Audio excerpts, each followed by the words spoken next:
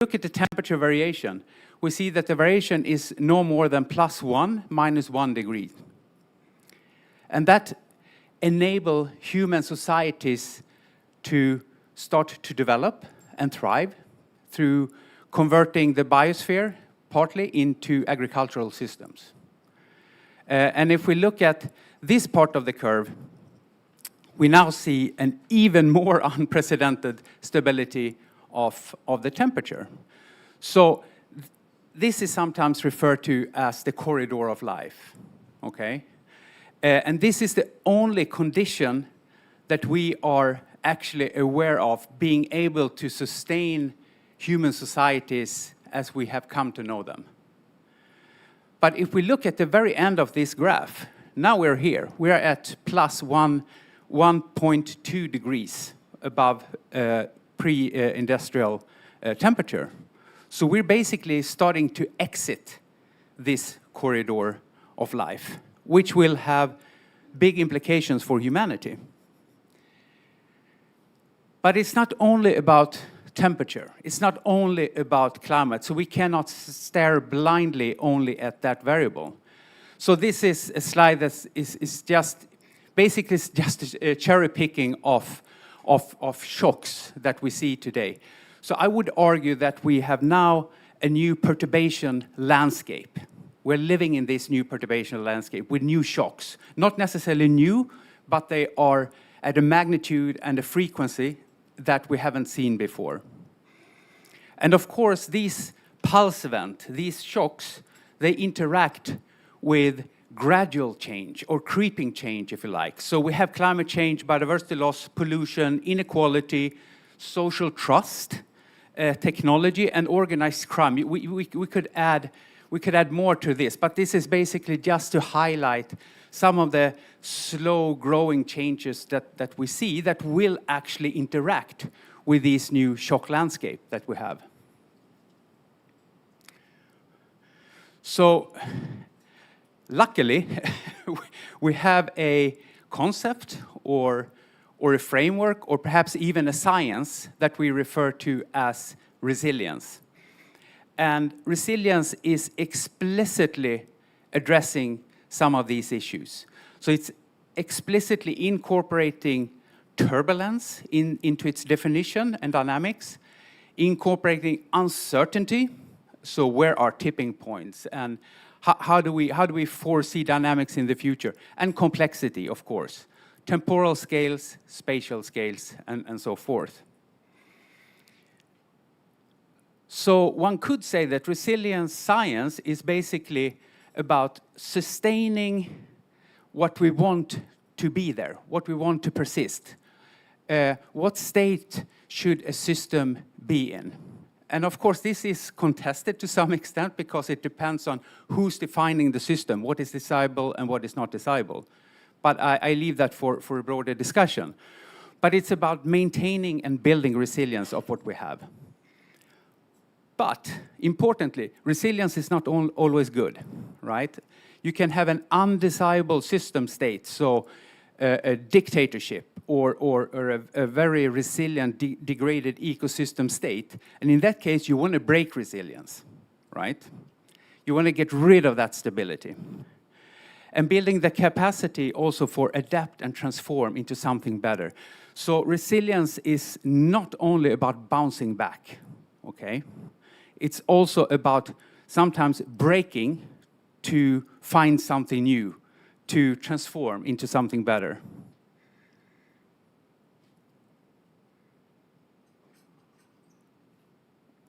But what happens if resilience fails? Well,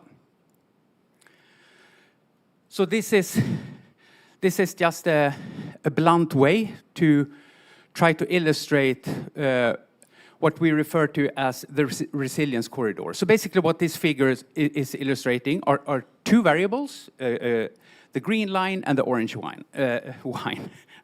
line.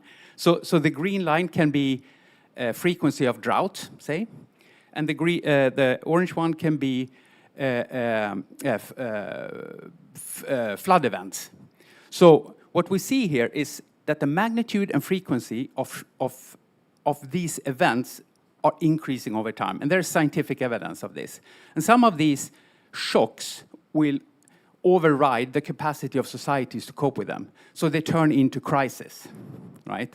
So as the magnitude and frequency of these events increase, you will start to see more crisis in the system. But that is working in parallel with losing resilience. So we start to see a contraction of this resilience corridor due to the creeping changes that I described previously.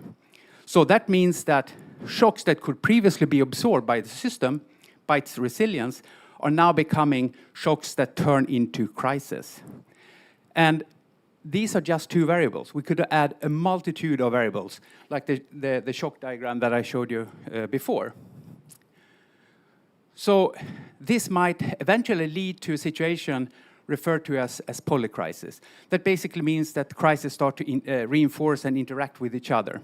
Okay? So loss of biodiversity leading to increased impact when there's drought could lead to increased food insecurity. That could lead to social conflicts, forced migration, and geopolitical tensions. So you see the cascading effect of these events. So they actually interact with each other. And this is something that you're all, many of you at least, are very familiar with. So we have this system of a global supply chain. This is just a supply chain for grains, passing different choke points, maritime choke points in the world. And there are three categories of choke points. So there are a couple of them that are critical. There's no other way around them. So the Turkish Strait and Strait of Hormuz, as we are very much aware of. And then there are others that are of high criticality and moderate criticality. And of course, what is interesting in this sort of shock cascading dynamic is the case when the ever-giving 400-meter container ship grounded in the Suez Canal. And that had repercussions 2 to 3 years after the actual event. So that illustrates a weakness in a very optimized system. So how can we build resilience then? I would argue, from my perspective, you can do it in many different ways. And I encourage you to actually read through the Resilient Science Must-Knows, that report. But for time reasons, I will stress one critical component, and that is diversity. Diversity, diversity, diversity. And that can be diversity of species or genes within species, different types of practices, assets, trading partners, and as I showed you before, alternative, a multitude of transportation routes. So diversity is important for systems to persist because it provides a portfolio of responses that can be summoned upon when needed. And we sometimes refer to that as response diversity. But there's also, of course, complementarity in this diversity. Many of you would probably call it redundancy. But, as I said before, of critical importance is that diversity provides the raw material for innovation and novelty and capacity for transformation, right? So keep that, that's a take-home message. Maintain or increase diversity. Just a couple of words about caution. So one is the scale paradox, right? You may increase diversity at a local scale, but by doing that, if you copy that strategy, you may increase homogeneity at a global scale. So one example here is from before the financial crisis, for instance, when banks started to use a similar risk management strategy. It turned out that many of the banks used the same strategy, so that cultivated homogeneity within the sector at a global scale. But it was a strategic decision among banks to diversify, right, at a local scale. And the same is true for food. We see increased, and you see that when you go to supermarket, that the diversity of items that you can buy has increased exponentially. But at a global scale, we see a homogeneity and basically a reduction of diversity. So that's a scale paradox. Keep that in mind when you do analysis of resilience, or when you think about resilience. The second one, and the final one, is about displacement. So when you build resilience at a local scale, you cannot do that if it is at expense of resilience loss somewhere else. That is fundamentally important. So that's why I think it's correct that resilience is a systemic way of looking at things, right? You have to be able to move across scale in a fairly comfortable way. So for instance, if you stop deforestation in one country, but you start to import forest products from another, that's a displacement effect. And it goes for pollution as well. And of course, also trade with virtual trade. So, resources that are embedded in certain commodities, such as water, for instance. And also, think about that you can actually have a state that is in a forced state. So you have a system that will require more and more and more input in order to maintain as it is. So it's an artificial system state. So as it doesn't build on the dynamics that are necessary to keep the system in its place. It's totally dependent on what you put into the system from a human perspective. And that's pretty much it. Thank you. 10 minutes. Yeah.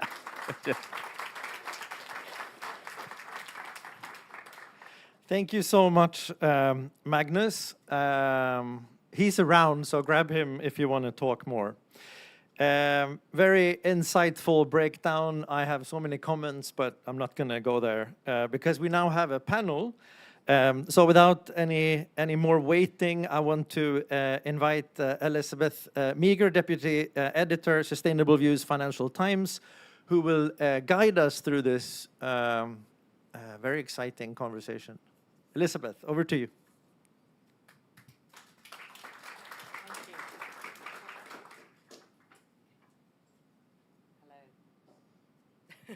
Thank you. Thank you so much to everyone so far. It's great to be here. I would like to invite the panelists to the stage as well, please. Yeah. Yeah.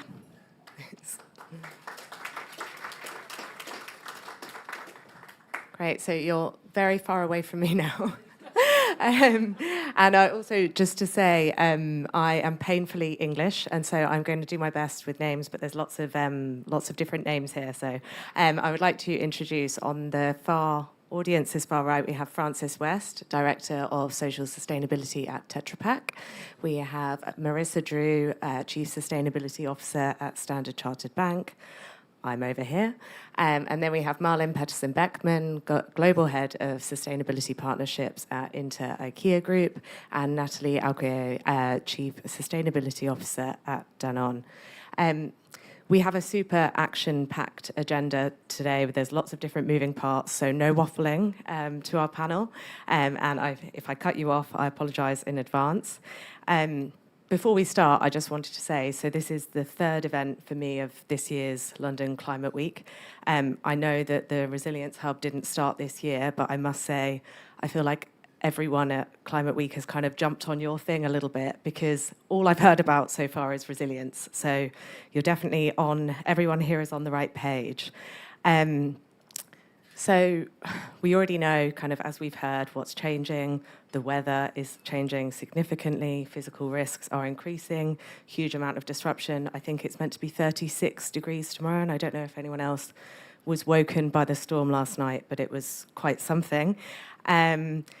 What decisions are changing? Businesses are adapting. I think particularly the businesses represented by the panel here, I hear an awful lot about kind of what they are doing, what lots of other businesses are doing as well. We also know that it's not enough.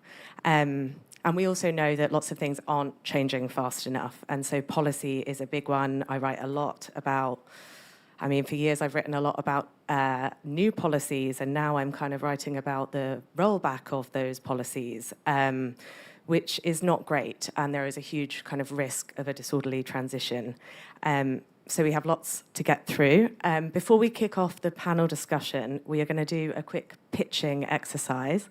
So hopefully all the speakers have prepared their very short pitches. I do have a timer. You have 2 minutes each, just to make sure we can get it. And so the idea here is that you, as the audience, are from the early 2000s. We've got a time machine, and each of our speakers is going to tell you what you need to know about resilience, specifically climate resilience, and the benefits of kind of getting ahead of it now.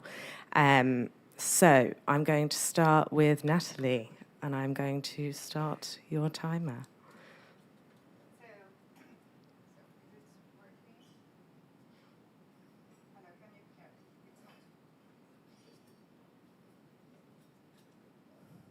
I will not start your timer. Okay.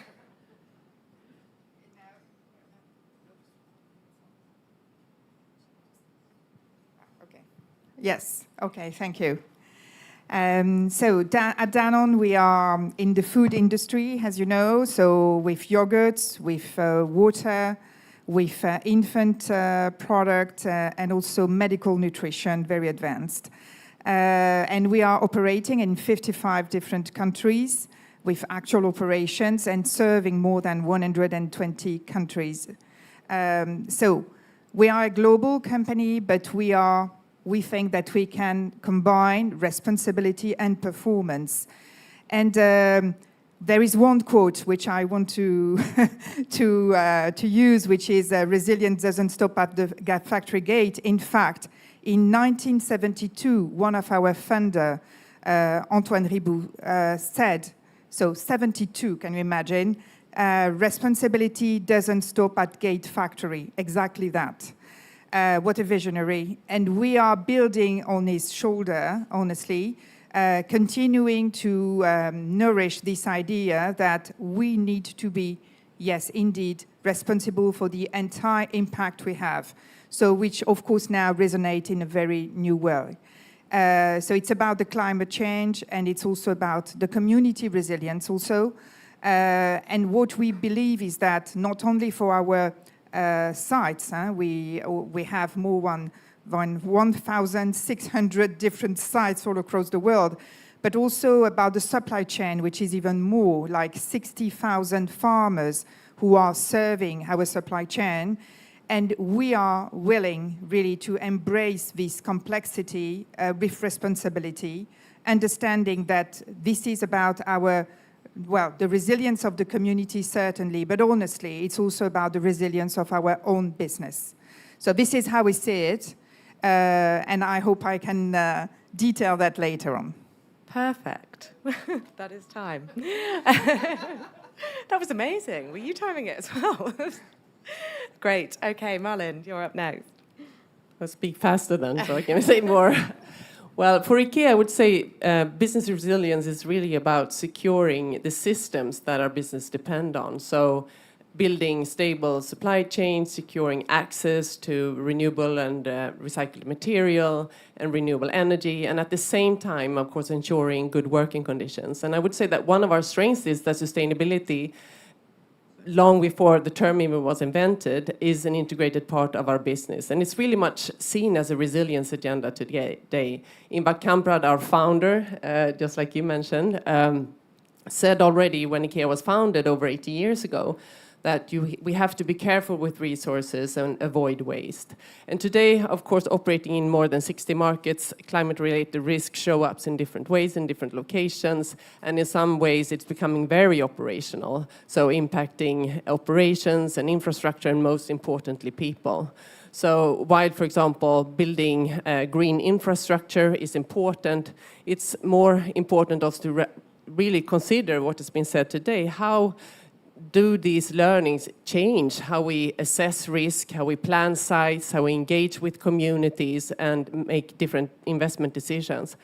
And of course, raw materials, wood and cotton are our biggest materials, are also highly exposed to climate impacts. And here we are adopting our forest management practices. We have a pilot in Latvia together with the European Forest Institute to explore closer to nature forestry and see what we can learn to scale up these practices. And for cotton, we're working with WWF, for example. We have been part of training more than 400,000 farmers in Pakistan and India in more climate resilience agricultural practices on water and soil health and so on. And I would say maybe if looking back 10 years also that stress even more important that it starts with design, circular design. So we need to build it in from the beginning. So I'll stop there. Thank you. Marissa, over to you. Wonderful. Well, thank you. Delighted to be here. Speaking of resilience, this is my third event already this morning, not just in Climate Week. So there's resilience for you. We are a global bank, globally systemic bank that operates in 52 footprint markets, very, very focused on the global south, the developing world, Asia, Africa, and the Middle East. And there is nowhere more on the front lines of the effects of the climate equation than in our markets. The homework assignment was in the early 2000s, what didn't you do that you would do today, I think. And back then, we had banks for time immemorial have had very defined risk types: market risk, credit risk, political risk, currency risk. But what was the one risk that did not appear anywhere in the 2000s? Climate risk, exposure to climate effects. And I have to say, very big, bold thinking, and I'll give all due credit to the now Prime Minister of Canada, Mark Carney, when he put on the table the idea that climate risk was systemic risk. As the governor of the Bank of our very England, he was challenged big time, particularly in the media community, saying, well, who is this guy banging on about, isn't he supposed to be worrying about financial stability? He said, financial stability, systemic risk is associated with climate, and if we don't tackle this, if we don't create resilience, if we don't adapt, then we all are going to have a very serious problem in financial markets, and obviously from an asset valuation point of view. So at Standard Chartered, we have gone so far and we believe so deeply that this topic needs to be understood and embraced in financial terms, and we need private capital to invest in this space, that in my organizational structure, I created an innovation hub that is entitled Adaptation and Resilience Innovation Hub, where the day job of my team in that hub is to think about novel ways to pilot financial structures that can invest in adaptation and resilience and make a return case, an investable case, which 2 years ago, if I talked to the private sector about this topic, got a very blank stare. It was a government's problem, not a bank's problem. So that's Thank you so much. Amazing. Okay, Francis, over to you. Thanks very much. So for those of you back in the year 2000, Tetra Pak actually continues to do what we did then, which is to make food safe and available everywhere. But achieving that is getting more difficult, in part because of the impacts of climate and nature and socioeconomic inequality that we've seen over the last decades. So look, to better prepare ourselves, last year we undertook a climate and nature impact risk and opportunity analysis. And we used kind of forward-looking scenario-based assessments to identify what were the key IROs across our business and value chain. Now, the prioritized risks really mainly stem from our upstream value chain, so disruption of supply chains due to extreme weather events, collapse of renewable materials due to heat and pests, but also kind of transition risks like regulation on forestry and land use.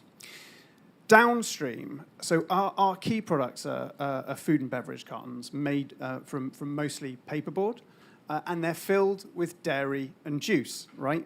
So our customers' value chains also kind of are highly kind of dependent on agriculture that again can be disrupted by weather events, heat, loss of biodiversity, pests, etc. So what we're doing with that analysis is now kind of developing actions mainly within our supply chain to increase resilience.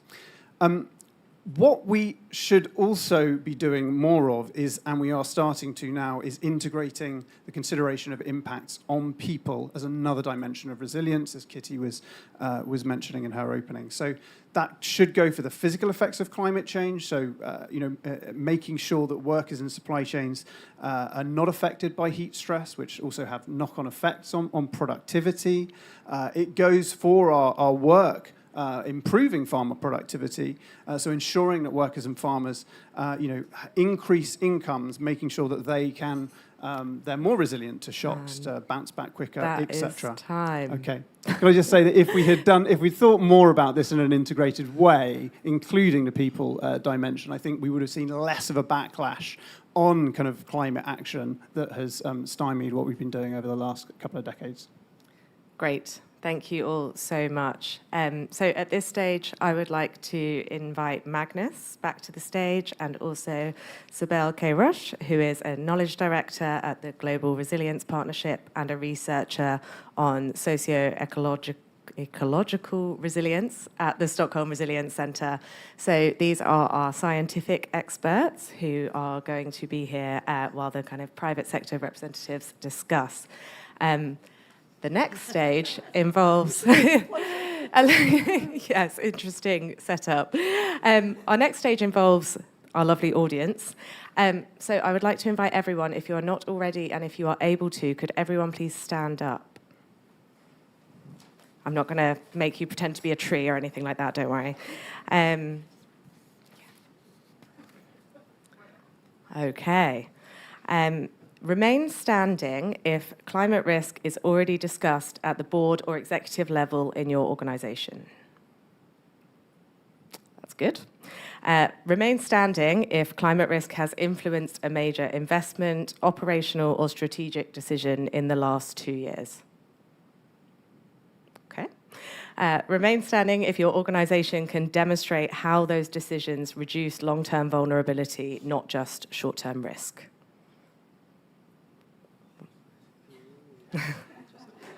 Okay. Remain standing if your organisation explicitly considers the resilience of communities, workers, or ecosystems that your business depends on when making decisions. This is going pretty well. And remain standing if your organisation can quantify the value of those wider resilience benefits when it allocates capital.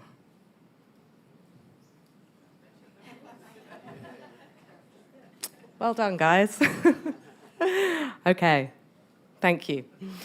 Any surprises there? Anything interesting? Sibel, would you like to kick off? No, I think that this is, it probably, or I mean, I would say that it was probably overly, surprisingly positive, I think, like in at least in the beginning, but then it's interesting also how difficult it is then to quantify these things long term. Yeah. Okay, and we are now going to move on to a kind of slightly less formal and definitely less demanding of the audience panel discussion. Before we do, I just wanted to hand over to our private sector representatives who now feel even further away. Any surprises there? Where would you have sat down at that point? Francis? I wonder how many businesses we've got in the audience, because I think they seem to perhaps be doing a little bit better than most of the private sector.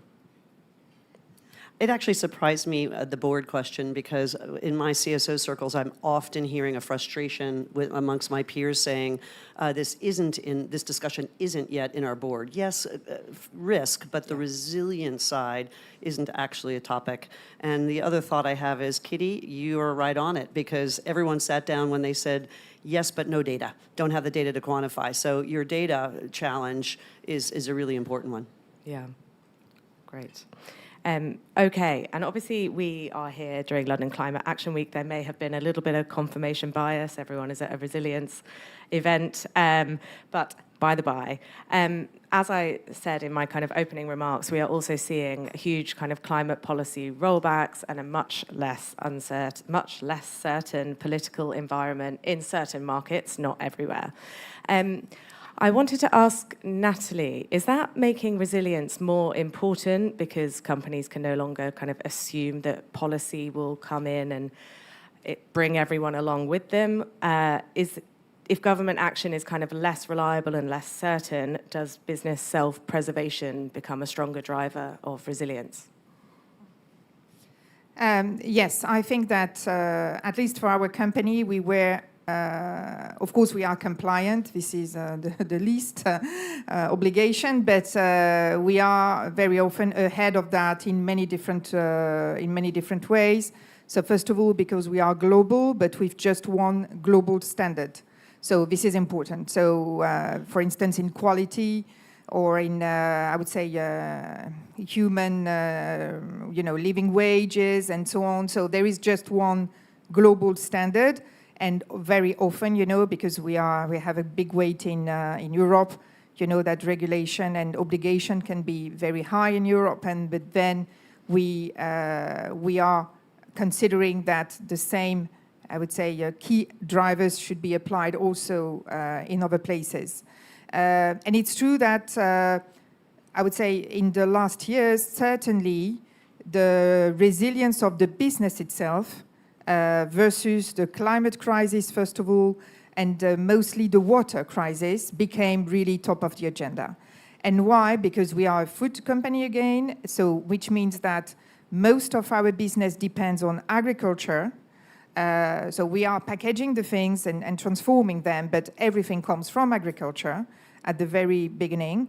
And we faced in different parts of the world very severe heat because of the changes. So for instance, I was living during almost 5 years in Morocco. We were having year after year the, I would say, exceptional drought, except that it was 5 years on the row. For that, you had a massive impact on communities, especially smallholder farmers. At one point in time, they decided that it's better to kill the cows and to, change lives, So where you see that type of things, of course, you understand that now it's your business which is at risk. And in many other places, maybe a bit less dramatic, we could see, for instance, reduction in yield just because of heat, for instance, or just because of some changes on a variety of climate. So we could see actual impact indeed, So from that point, of course, everybody has to understand, is it just an exceptional event or is it becoming a system which is coming, we have to go into phase? And we conducted a massive risk analysis with, I would say, science-based, with some experts on modeling indeed throughout entire supply chain, all the climate risk and the water risk we might face, and even also the affected communities risk that would be involved in it. So this is because we sit in France and we were the lucky one to apply the CSRD, the famous disclosure thing, maybe ahead of the pack.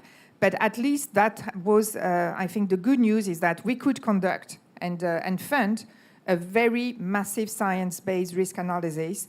And based on that, indeed, we impacted the procurement, first of all, and the operations strategy. Yeah. So indeed, it's something very real and tangible now. Yeah, okay, that's great to hear. Malin, would you want to add anything there? I think Sweden is not, I mean, what I hear from Swedish businesses is that the rollback has been not as severe as in lots of other markets, but how are you kind of addressing, obviously, a global presence? I think it's, does it work? Yeah. Well, I mean, as mentioned before, IKEA has been working with sustainability since before the term was invented. I really think that is a big strength. So it's really ingrained in our values, and we've always had a long-term perspective, and we're quite an entrepreneurial company as well. So to some extent, I would say that our practices have always been very much bottom-up, and we see examples of that for what I mentioned in our cotton production, for example, and this long-standing relationship with WWF, where we have, together with local communities, engaged in how we can test and pilot, but improve regenerative cotton production, and then build on those learnings and scale it up. But of course, IKEA is all about scale and all about affordability, and increase prices, volatility, difficult to sort of operate the global supply chain, impacts costs a lot. So for us, it's very much about securing stability and scale, and these small pilots need to be, in the end, very practical and scalable. And I don't think we see any other way forward than securing resilience of our main materials, wood, cotton, but in a way that secures the affordable IKEA home furnishing range and food as well going forward. So we need policy. It should be harmonized. It should be stable, predictable, and but the movement is already there, and the business case, you could say, which also I think has been a word used a lot here, is there as well. Yeah. Okay. Protect the meatballs. Thank you. And Marissa, you know, we've talked a lot in general, kind of these circles, about that companies need to be resilient to remain investable, and they need to be able to demonstrate that resilience. From where you sit at Standard Chartered, do you see investors actually rewarding that resilience yet through kind of cost of capital or valuations, or are companies still kind of being asked to absorb those costs themselves? Because that's what I hear a lot, you know, the first mover advantage isn't really there in some markets. As ever, you can imagine, it's quite a mixed answer, and it's very situation specific. But I can tell you, as a company biased to lend, if you think about this whole concept of resiliency, meaning that there's going to be less business interruption, almost by definition, if you're acting and doing something to make yourself more resilient, if you're adapting, then you're going to be a better underlying credit for me to lend to. So I would just put that out as a theoretical matter, that if you're not taking action, there will come a day when the equation is you won't have access to capital because you will be viewed to be so at risk that any lender or insurer is going to struggle to fund you. Where we do see probably the biggest, and so I would say the large corporations are moving. I mean, we're hearing it from leaders like these two wonderful panelists here, but I'm also seeing fascinating things happen. If I can take you really quickly to places that aren't so obvious. In the Gulf of Mexico with an energy project, I was just down visiting a multi-billion-dollar project that is effectively, you know, most of Louisiana and Texas, where a lot of energy infrastructure is being built, is below the water table. Now, this billion-dollar infra project has a gigantic wall, about half of the size of the height of this building, built around it. This huge, huge wall. And you ask, what's that about? And they will tell you that code tells them they have to build to a 100-year storm.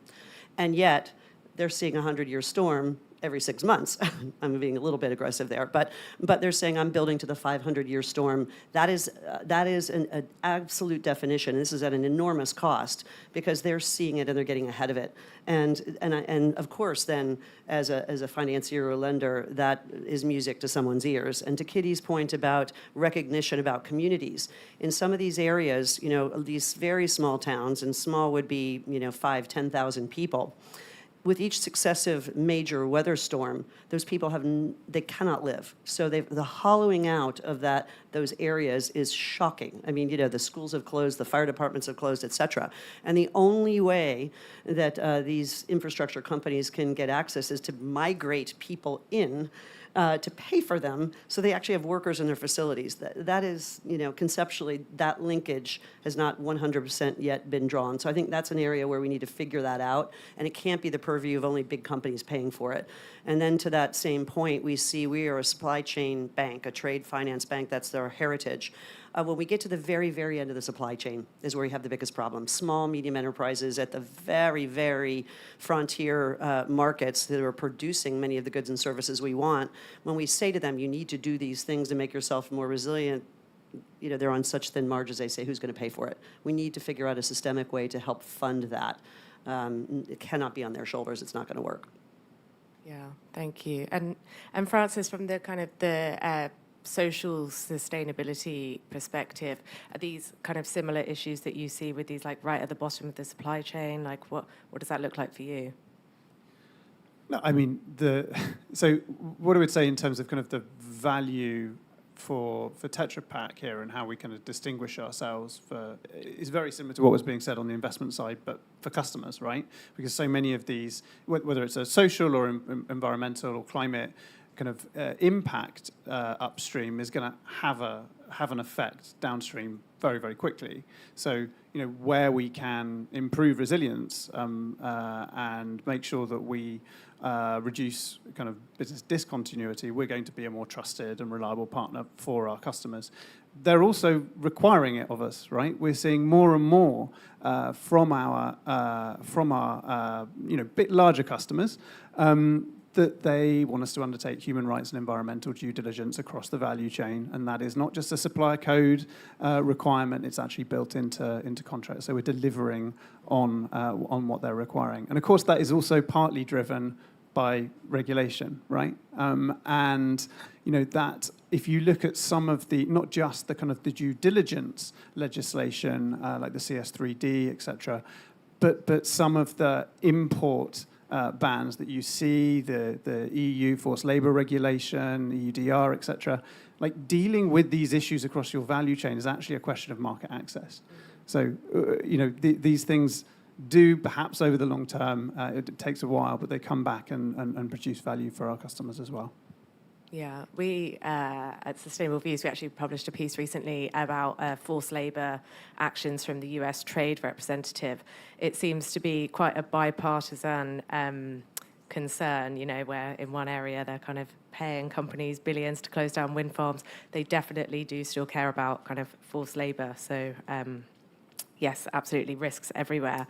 And from the kind of corporate perspective, what Marissa was saying about maybe not every investor or financier is recognizing the benefits of resilience right now, but from the corporate side, kind of securing investment, do you see the investors that you speak to, is there kind of the expectation of resilience measures? Is there pressure from investors? And open it up to anyone.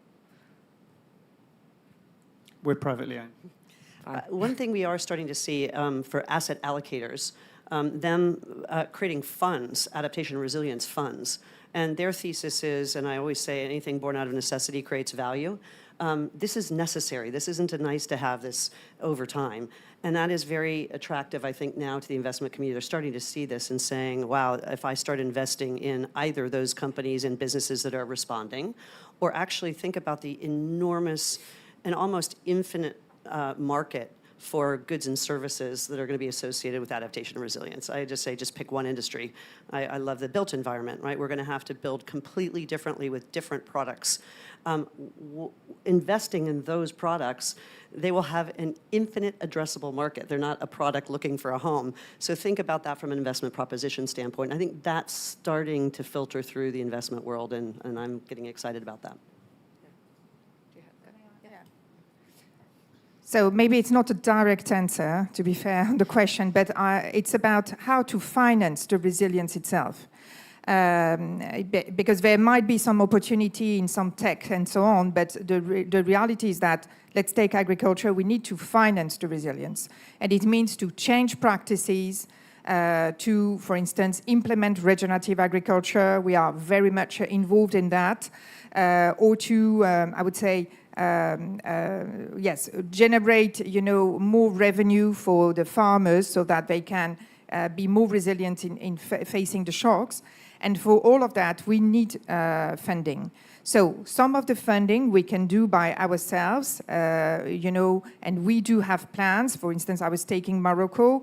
We created a Libladi plan where we address thousands of farmers, and we teach them, we train them on how to change practices so that their revenue can improve and the system can work with some, I would say, kind of grants that we provide on top. But honestly, we also need some other instruments for that. And I want to quote that also carbon credit can sometimes be a very valid source of revenue to finance the transition. So I know that sometimes it's accused of greenwashing, but the reality is that it can also be an instrument for that. And I think we need to promote, of course, with high integrity, that type of things. We experienced that through an investment fund where we participate, because when you scale up the idea of financing the resilience, of course you need the coalition. So, for instance, we have the fund Livelihood, where we are more than 10 different corporate investing in it. And those ones are based on the carbon credit that will finance the whole system, helping the communities to be more resilient facing the shock. For instance, in let's take Sumatra in Indonesia, where there is quite a case. And those things can be financed also through that. But we need more and more creativity and instruments for that, because indeed, there is a big case in the transition and a risk associated to changing for something to face and to create the resilience. So this is more, I would say, a call for, yes, we need also those, I would say, movement to find the investment for that. Yeah. Thank you. Magnus and Sibel, I wanted to come to you kind of based on what you've heard so far, and maybe sticking with the kind of financial markets and investment space. I mean, Magnus, your opening remarks were pretty sobering. Do you get the sense that markets are kind of accurately pricing in exactly what you were talking about? What's going on either? Okay. Thank you. Well, sorry for being so sober, but I'm a very positive person by nature, so I'm sort of just giving the picture here of the new reality, and I think there's so many exciting things happening, and I'm so positive to hear about all your comments. To me, it's really about. It's not only investing in business, to be honest. To me, it's all about investing in the biosphere, right? Because a dead planet is really bad for business. I think we no one can deny that. And also because if the biosphere will fail on us, that will also lead to, stranded resources, stranded assets, and all that. I think that.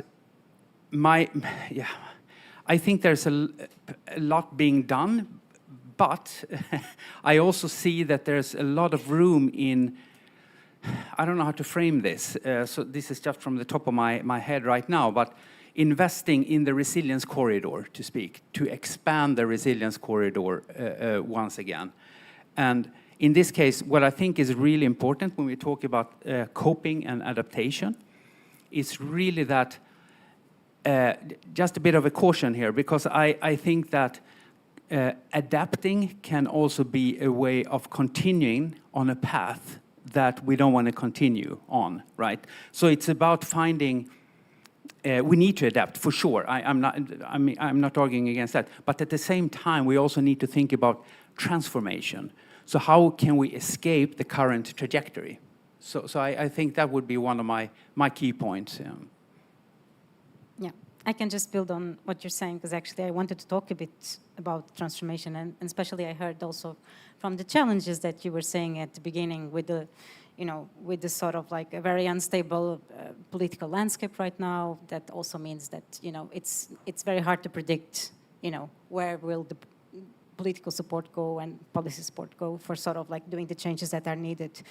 And it is true that sort of like, so what Magnus described this morning with this new risk landscape, we can't just keep doing things as we have been doing, right? So like, events that, as you mentioned, that they were like, it was 1 in 100 years. Well, now it's not 1 in 100 years anymore. They are happening, with more and more, they are becoming more and more frequent, and also happening with a level of magnitude and intensity that has been, escalating really quickly.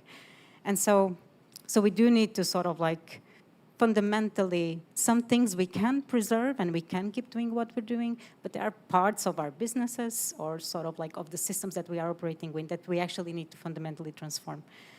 But I think it's important because it's, when we're talking about transformation, then sort of like innovation is key, right? So sort of like we need to test. We need to try new things, and these things are not just about technology. They are also about new ways of doing, new ways of organizing, new ways of thinking, new streams of knowledge. So, it's many innovation. It's not just about technology. I want to be very clear about that. So it's also about social innovation. It's about other forms of innovation. But for doing that, we do need sort of like a safe space to try and error and a safe space to fail. And that's where I think that sort of like, policy has a fundamental role of creating those safe spaces where people can actually dare to do something differently, because if they do fail, or if there will be a cost, they know that they are protected. And this goes from like, very individual level as sort of like, one farmer trying to do something different in their farm to sort of like, small businesses, bigger businesses. So it goes through all levels, right? To also like different sort of like policy scales, like from a city, a municipality, etc. So I think like, when we're talking about resilience investment, it's really key, the investment in sort of like, how can we create spaces for that, for testing those innovations, for those innovations to sort of like to develop and to evolve, because they will be sort of the sources of the new pathways. They will be the sources of the transformations that we want to see. So regulations, yes, they are needed to stop the bad trends, but then you also need the incentives to actually like do the things that will create the new change. Great, thank you. So we are getting closer to the end now. I did just want to ask, when I kind of first came up here, I mentioned that resilience seems to be like the name of the game this week. Do you think that there's a danger, and I'll open this up to any of the panelists, do you think there is a danger that resilience just becomes another one of those kind of buzzwords that people throw around that maybe sounds good to investors, but maybe isn't kind of deeply understood? Anyone want to take that? You're nodding aggressively. Well, I think for IKEA, we've always tried to keep a very simple, easy to understand language, and I think people are almost proud of not speaking Swinglish almost internally. So I think I do see a bit of resistance. I mean, for sure, resilience is something that we talk about and that we take strong action on, and is integrated and part of our strategy. At the same time, I think it is important that we continuously bring it to life through concrete examples on what we mean, and make it very implementable and actionable to people who are supposed to work with this. And I think that's very important. So striking a good balance between bringing in science, making sure we don't oversimplify, but at the same time translate it into something that's actually actionable. I would also argue that in order, certainly from the capital markets point of view, you do need common definitions. So unless you have a term of art that is adopted by the markets, very, very hard to attract capital and get it to scale. So, we don't want this to be a buzzword. We want it to be something that people can relate to. So one of the projects that we worked on was actually to try to create a common definition of adaptation and resilience, and we worked with KPMG and UN and World Economic Forum and 27 financial institutions on a paper that was the Guide to Adaptation and Resilience. But it wasn't just about the definition. It was trying to identify 100 use cases just to light a spark to say this is what we mean, but also, to Magnus's point, identifying places where you would have maladaption. So this lock-in concept, instead of getting at root cause, what is the problem, so we don't lock in and keep doing the same thing in the name of, extending the life of something that's not great, just so that we can beat, the effect of climate change. So these are complex subjects, but I think the more we can simplify, but the more we can create that common language, we're going to do ourselves a good service. So, yes. So I think it's a good thing that we have a buzzword, to be provocative. So I think sustainability and just, I would say, loving the world and the planet, I think this is over, certainly. So I think we need to appreciate that there is a word which can make the bridge between, this long-term thing and the business also. So why not this resilience topic? Because it's pretty much, I would say, ringing a bell to a lot of the corporate. But of course, there is a need for making sure that it's the appropriate one, which is not only maladaptation, but also transformation, in deep and transformation. But indeed, I think we should celebrate that there is something where everybody can relate to, and now it's up to us to dig into that and to make it tangible and move it in the right direction. Yeah, thank you. And Francis? Thanks. I actually wanted to comment on the point on transformation and innovation, so separate to this discussion. So it's just a kind of a plea not to forget the social in those transformations and innovations as well, really, and that will go for transitioning away from non-renewable materials and sourcing locations and the impacts on people and job loss, etc. That could potentially create a whole host of new problems, but also thinking about renewable materials, etc. And maybe that's going into biorenewable materials and agricultural supply chains again, and then having to heighten your kind of human rights due diligence on that side as well. So just a plea to integrate that at every stage. Totally. Sibel, do you want to wrap things up? Yeah, so just a very short comment on that, but on sort of like transformative processes. A colleague of ours at the Stockholm Resilience Center, he often says that sort of like transformations are really both about being a midwife, like helping the new things, born, and, work at the asylum. So like helping the things that are actually being phasing out, and with all the social consequences that actually come to it, because there will always be people that will lose with the changes that we're trying to do. So that's really part of the resilience work, is to have that social responsibility for everything that is being left behind. And I mean, I don't know if Magnus agrees with me about the buzzword question, but like, yes, resilience is becoming a buzzword. It has been a long time, and it's confusing. But at the same time, words matter when they are at the table. So it is good to actually have resilience at the table. And I think that for us, it's also that in the end of the day, resilience is about accepting change and accepting that we can live and develop with change. So we don't need to be rigid. We can actually have that flexibility, have that sort of like resilience that, whatever shocks we will face, we will actually be able to adapt and to transform and to continue to develop in the face of that change. Any final words? Final, super short. No, but I really like what you both were talking about when it comes to some of the social aspects, right? Because it will. I'm painting this sort of gloom picture for sure, but that's also part of putting some of our perceptions and ideas in hospice in a way. Well, I mean, seriously, you have to say goodbye to a few things to start to realize the new reality and move into that new space with dignity. Right, and honor to a large extent. So that's an important point. The second one is about the buzzword. I think it is becoming a buzzword, and of course it depends on how sincere you are about using it. You can always use it in different ways, right? But I actually think that if tension can actually be good in many ways, because it really has you, it must force you to sharpen your argument, provide examples, be very clear to people in different communities. But it's about the fundamentals that are important. It's not about bouncing back, it's about coping, adapting, and transforming all together, right? Yeah, final words. And next time we will be together and not separated, because that is part of the change. Okay, that is all we have time for this segment. So thank you so much to our panel. Can we give them a round of applause?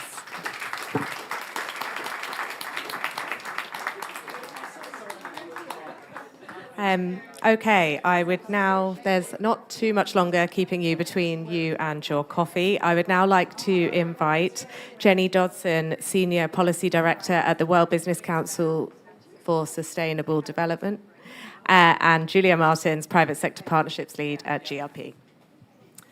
Fantastic. Fantastic. Thank you so much. And I think this is a great follow-up from the discussion that we just heard there, because I'm going to, it's brilliant to see so many of our members sharing great stories and examples of the work they're doing. But I want to back that up with further evidence from a broader breadth of businesses. And it's delightful to be here today with the Global Resilience Partnership. I was last with them launching the Business Resilience Awards at COP30. Some people talked about the space we were in the Blue Zone as Mordor. It was very hot, very humid, very dark, but we had an amazing moment and really inspiring examples. I didn't think we would have Mordor here in London, but there you go. I think we're also going to have lots of inspiration as well.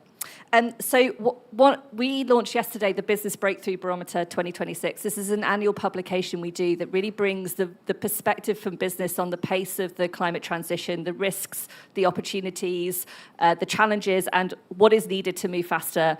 And this is 500 business leaders from around the world surveyed, 70 in-depth interviews across lots of different value chains and sectors. And I think just to put a point on what you heard there and kind of expand that out and give you some of the data points. So I think one really positive message is that 92% say that they see their sustainability strategy as a source of competitive advantage over the next decade. But what's coming through is that is the key things around that, and what's driving that is compliance is a key thing. Growth opportunity is a key thing, but super interesting this year, resilience was one of the top things that was coming out across the businesses. 50% of businesses said that was a key driver of their strategy. But I think what's really interesting, I think, for what you've heard is that driver of resilience is really expanding. So climate risk is absolutely there. 47% of businesses said they'd seen increased costs over the past year from physical climate impacts. So supply chain shocks, insurance increases, cost increases, disruption to infrastructure that are absolutely there and more expected to increase next year. But it's a lot broader than that as well. It's about energy security, it's resource security, it's thinking through resilience of the people that businesses are working through, and a number of different solutions are coming through then as areas that businesses are investing in that I think you heard here today. So circularity came up a lot more in terms of a priority for businesses in terms of thinking about resilience and security going forward. Regenerative agriculture, we heard there, in terms of both the opportunity for mitigation, the opportunity for resilience against climate impacts, but also for farmers, as a route for farmers to see an opportunity for their future generations to pass on farms. So I think we've got a lot of examples there. I think a real concerning point is around the concerns around disorderly transition. So 68% of businesses said they think that disorderly transition is now more likely. 98% of businesses said they think that's a risk to their business. 40% a critical risk. Only 15% feel fully prepared.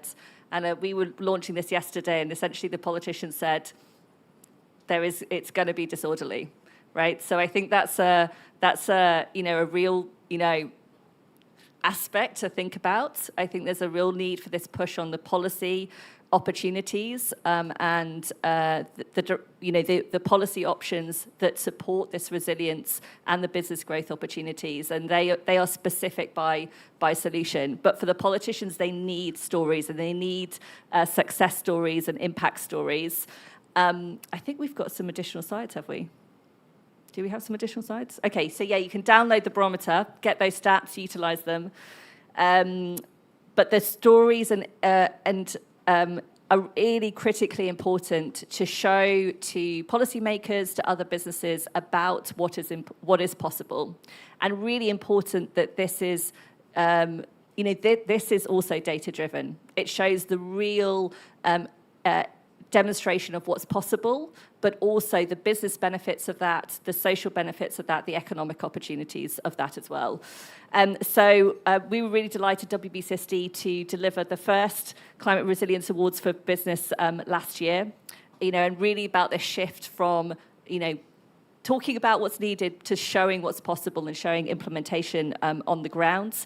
There's four different areas of focus for this around infrastructure, around agriculture and food systems, water stewardship, and protecting and putting people first.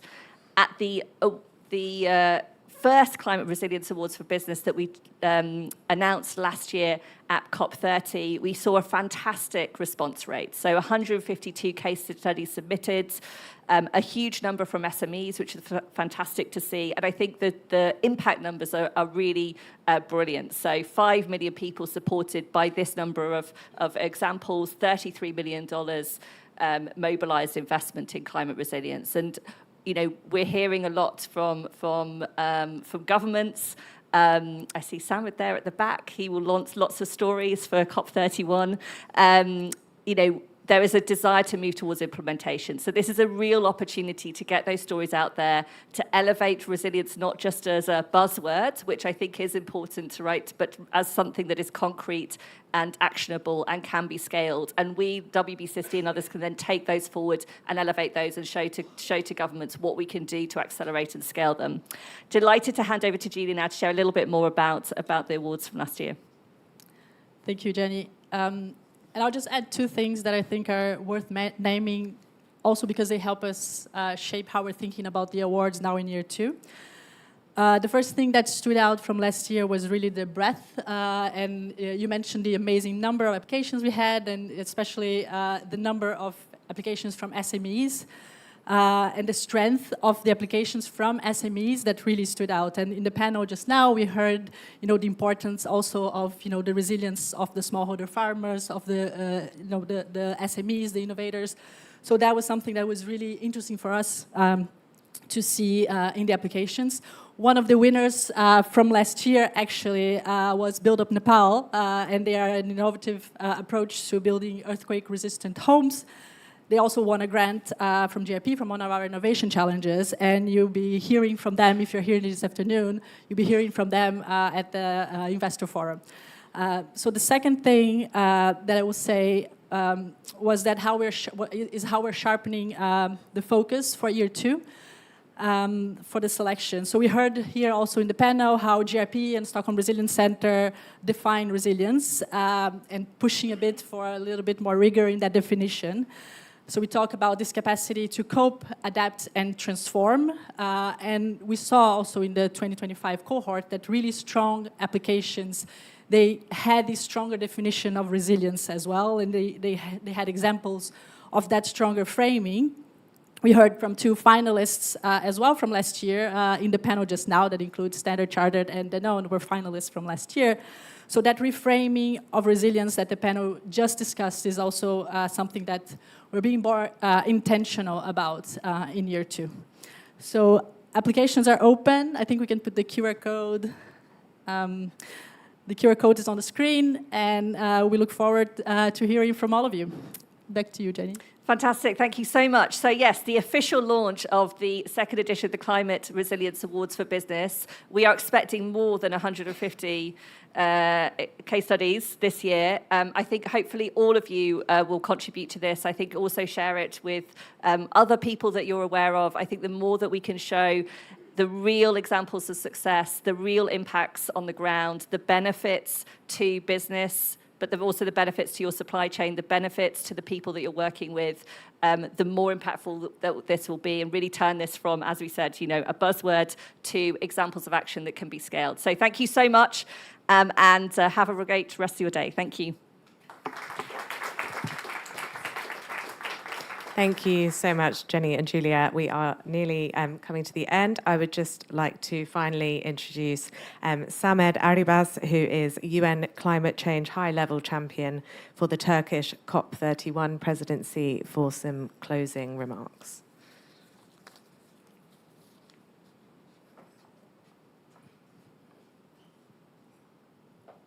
Thank you. Good morning, everyone. It is a pleasure to be with you today. We are very excited. We will host COP31 in Antalya, 9 to 20 November. Also, thank you to Global Resilience Partnership, the Atlantic Council, and all partners for bringing us together. As Turkey prepares to host COP31, I would like to focus on the one word: implementation.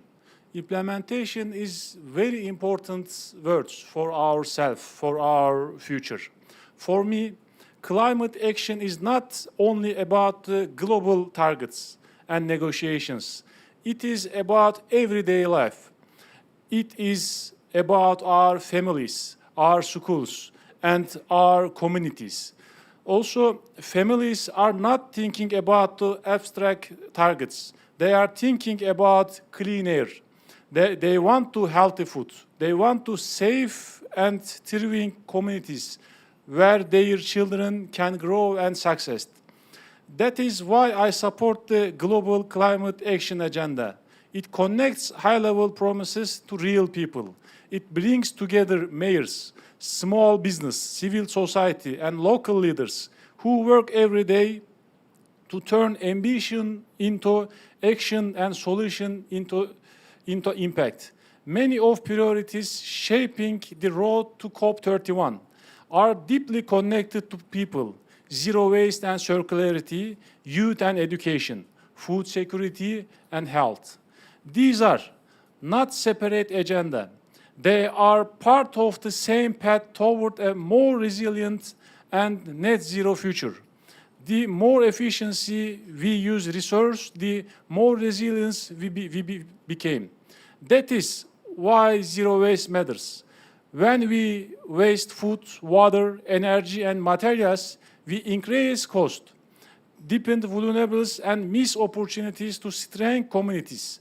When we prevent waste, we reduce emission, improve resource efficiency, and create more resilient societies. As high-level climate champion for COP31, I want to focus heavily on what unlock progress. By removing barriers on the ground, we can accelerate innovation, encourage responsible consumption, support business, and protect livelihoods. As we head to COP31, let's keep our focus on solutions that deliver visible benefit to people's daily life. We need to truly global effort. We need to everyone to take responsibility for their communities. I believe if we can work together for our future, for better world, we can create very strong communities.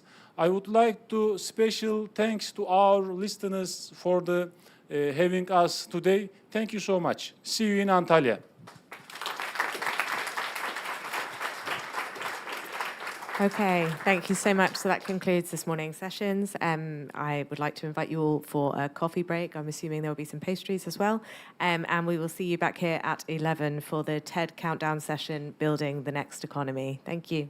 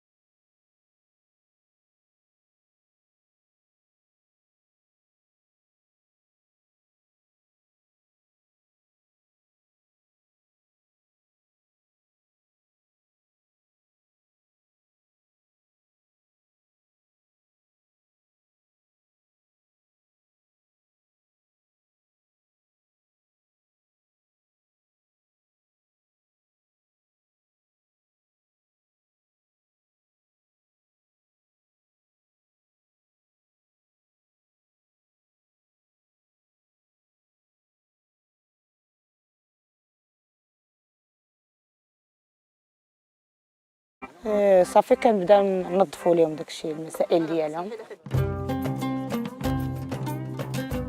الهدف ديال مشروع حليب بلادي هو انه يأطر مجموعه من الضيعات، وهذه نموذج من الضيعات اللي بطبيعه الحال خدم معها المشروع من اجل تحسين المردوديه والانتاجيه الدخل في الضيعات ديالهم، وبطبيعه الحال من اجل تحسين كذلك الدخل اليومي ديالهم، مع اخذ بعين الاعتبار بطبيعه الحال الشق البيئي والاجتماعي من غير الشق الاقتصادي.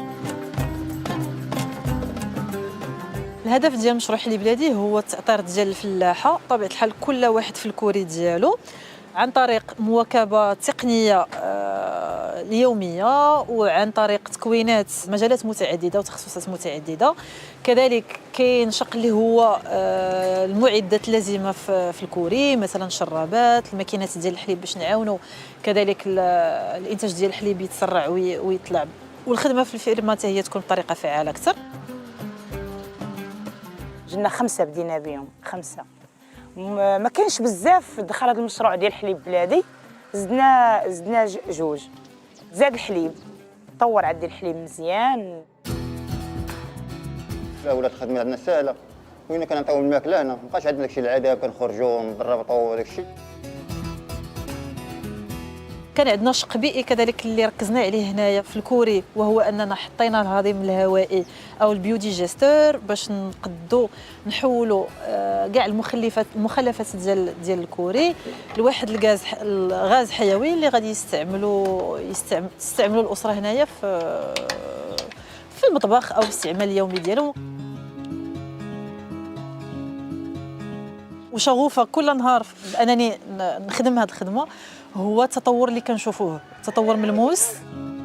درتي لي كاملين هذا. اكثر حاجه تتعجبني في هذه الكستافه وخصوصا الكوب اللي شفنا هذا النهار هي الشجاعه ديالهم اولا في انهم ينطلقوا في هذه التجربه اللي هي عامره بالتحديات، خصوصا على حسب الوضع التالي للفلاحه في المغرب، والالتزام ديالهم في انهم يطوروا الفلاحه ديالهم لواحد الفلاحه اللي هي خضراء صديقه للبيئه ومستدامه. صراحة الله أنا عندي واحد الطموح جميل في القلب ديالي، وعندي واحد المراد وكنخدم عليه وغادي نحققه واحد الوقت. باغا نحسن الوضعية ديال الحليب ديالي مزيان باش يولي عندي فيه المنتوج، ونخدم على الجودة ديال الماكلة عندي حتى هي يولي فيها المنتوج، ونقاد هاد الفيرما مزيان بالشجر بالزيتون بكل شيء. صراحة الله أنا هاد المراد ديالي عندي في القلب ديالي.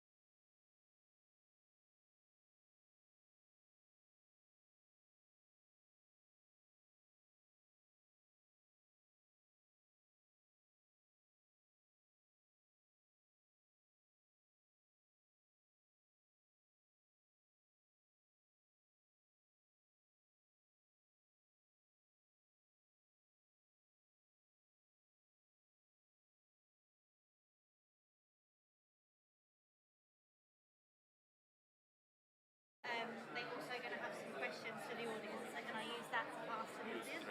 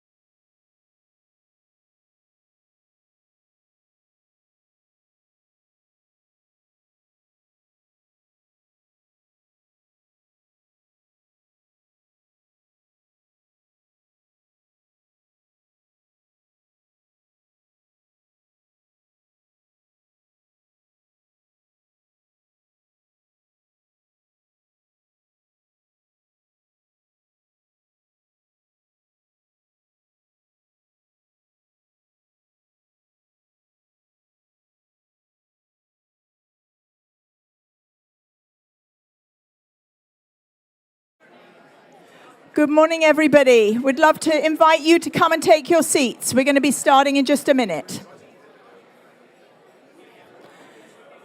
Please come and take your seats. We're going to be starting in just a moment.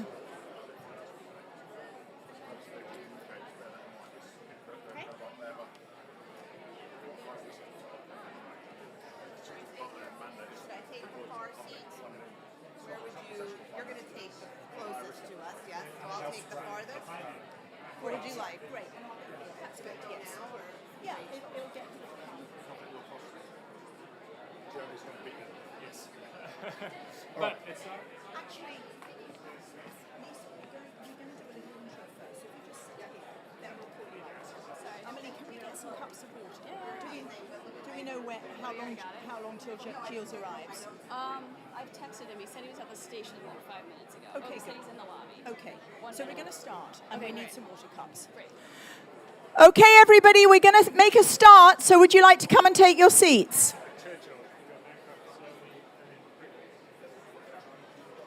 Is that right?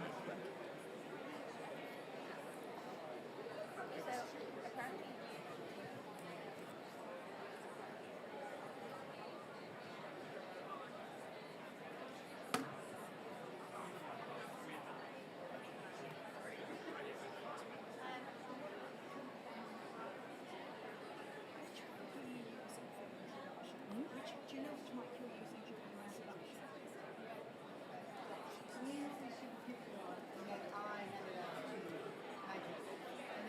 Both Julie and I need mics in the first section. Yeah, exactly. So that's hers, So is it? Julie uses this one, and then Julie passes to Nigel. Danny, would you? Emily, need it back and ask people to take their seats. Yeah. And if you want to take a seat, do you need a spare mic?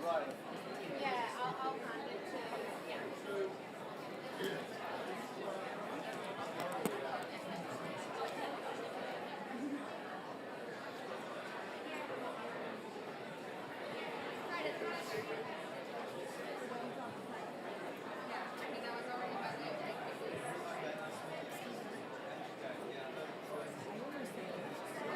We'll do the intro, and when you do the first panel, I'll check with Timothée.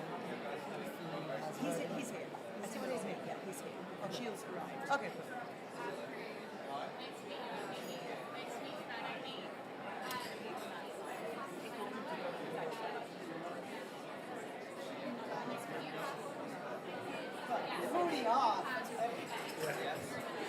If you're joining the session, can we invite you to come and take a seat, please?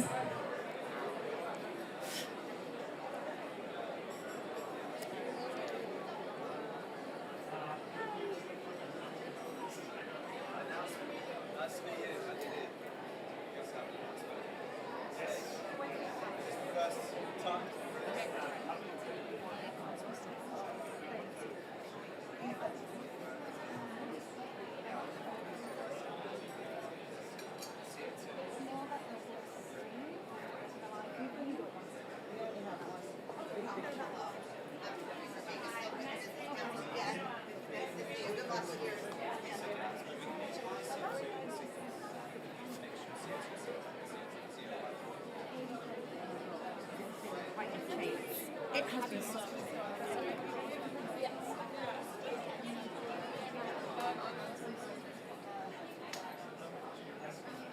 Is your advice that we just... I think it's nearly 1:05. Start. Okay.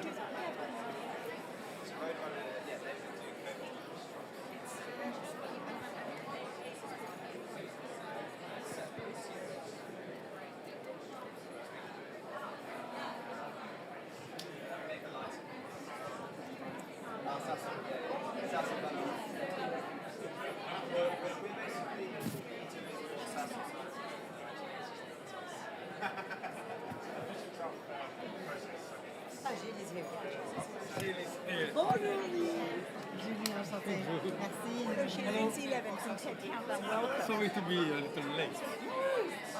Grab a seat in the front. Yes. Oh, la, la. I think because we're running late, we can absolutely do that. Okay, yes, yes, yes. We're going to get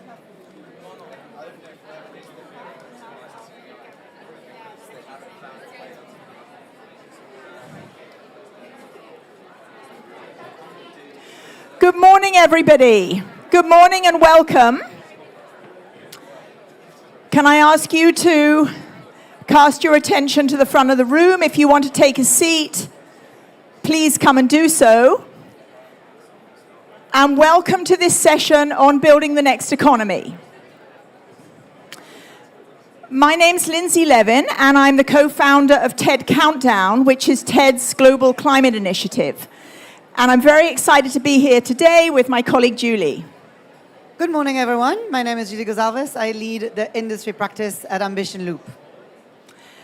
So I want to just say a little bit about the intention of this session and why we're here. And let me start by just describing TED Countdown. So in 2020, TED decided to launch an initiative on the climate crisis. And we've got 3 goals. We've been working hard at this for the last 6 years with 3 goals. One is to change the story about what's possible and what we're all building. The second is to accelerate solutions. We take important stories, we amplify those and share them with the world with a view to accelerating our progress. And the third is that we deeply believe that we need really bold, radical collaboration, including between people who may think that they don't see eye to eye. So that's what we're doing with Countdown. And over these 2 years, 2026 and 2027, we've really turned our attention to what does it take to build the economy, the new green sustainable economy that we can all kind of see just over the horizon. The thinking is that many of the technologies are here, so much is possible, and in many ways what we need to do is get out of our own way and get on with building. So that's the spirit of this session. Julie, just tell us a little bit about what you're up to in Ambition Loop. Thank you, Lindsay. So Ambition Loop was co-founded a couple of years ago, working to drive radical collaboration and ambition across nature, climate, and finance. And more recently, we're bringing this track record to industry and the sectors that are the hardest to decarbonize, but also that the world cannot live without. Steel, cement, transportation, energy storage.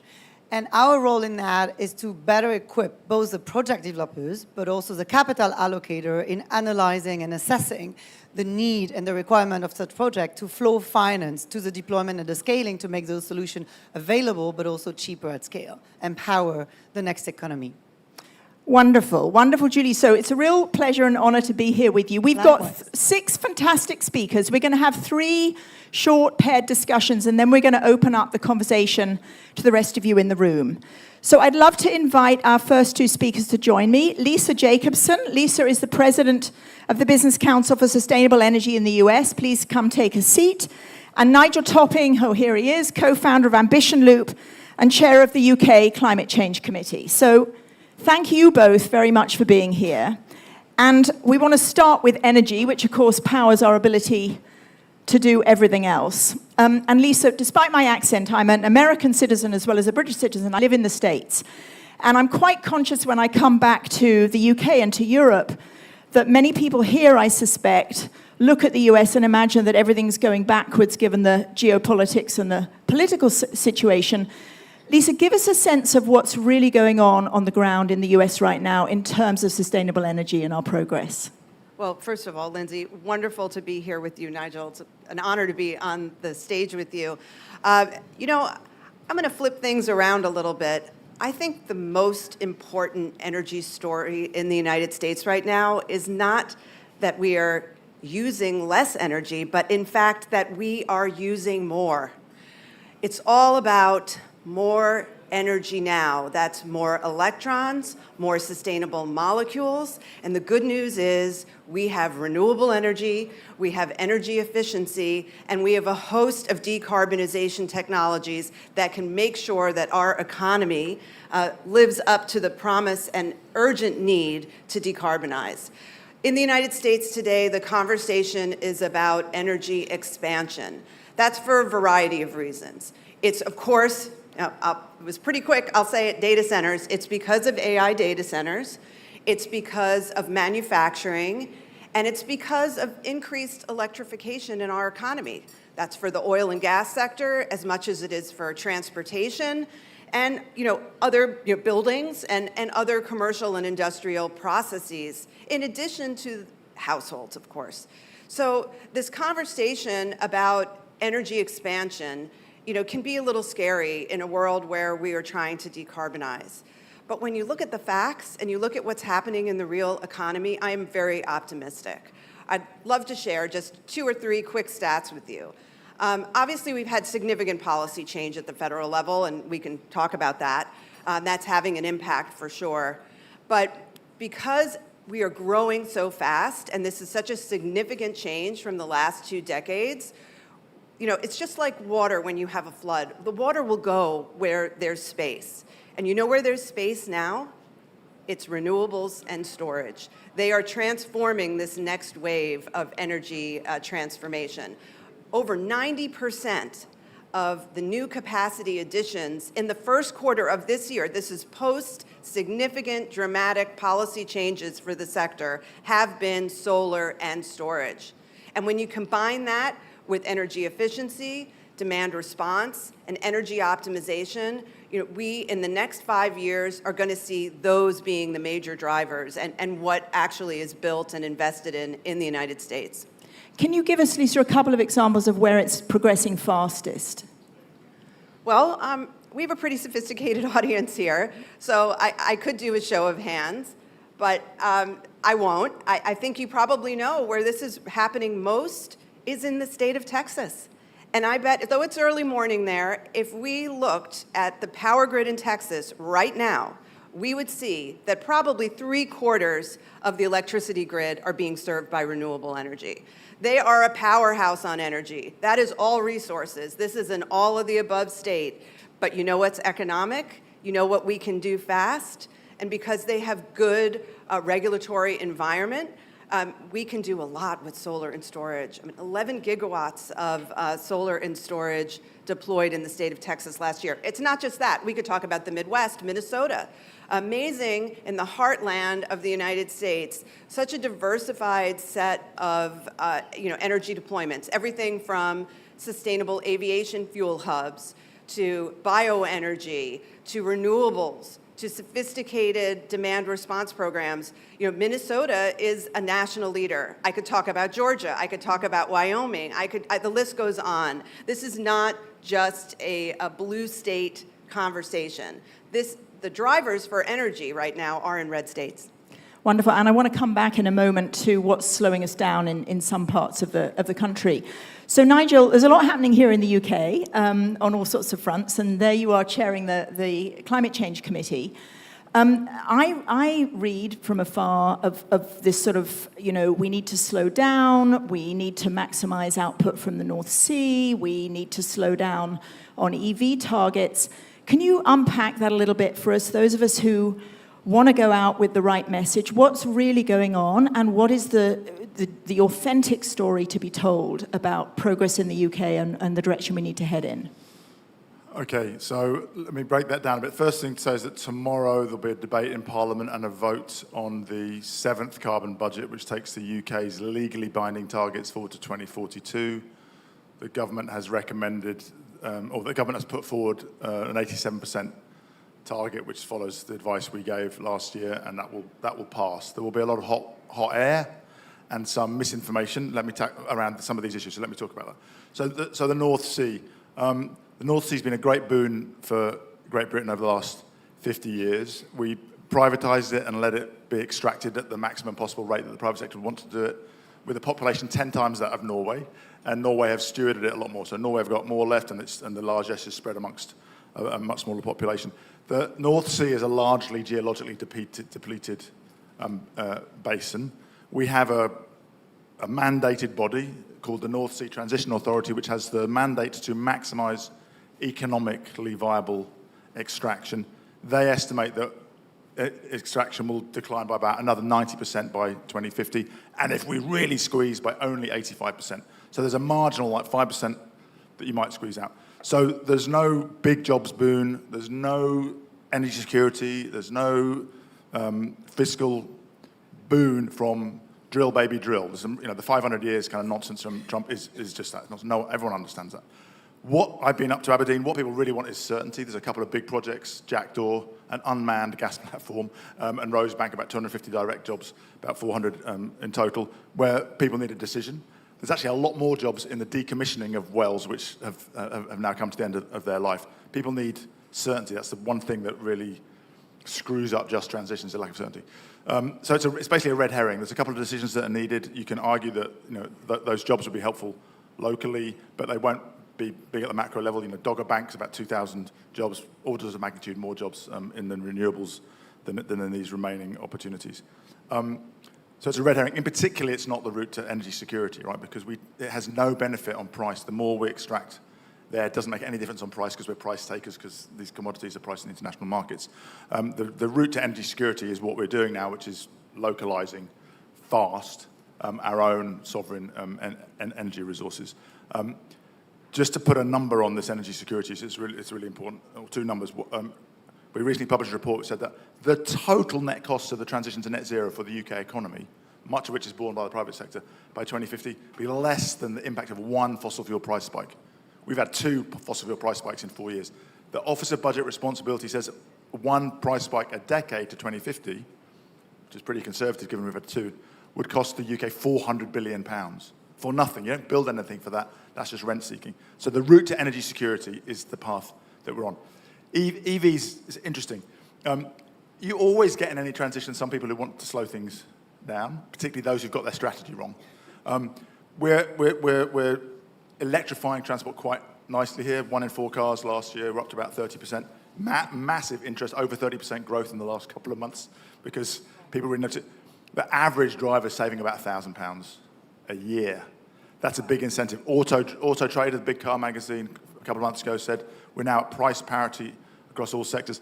That's largely because we've got an incentive, but the gap is coming down fast, and we've estimated for quite a while that within 2 years, for every segment of the automotive fleet, the sticker price for an electric vehicle will be cheaper. So it'll be cheaper to buy, cheaper to run, last longer, cheaper to maintain. So that transition's happening, the cat's out of the bag. Anybody trying to slow it down is sending a signal that you can't rely on the policy framework here. And I was talking to Jenny about that WBCSD report. 85% of businesses saying they want more clarity, strengthened policy signals. So anything that weakens that sends investment elsewhere. People have been investing a lot of money in charging in the UK. You think they'll keep investing if the government starts to dilute it?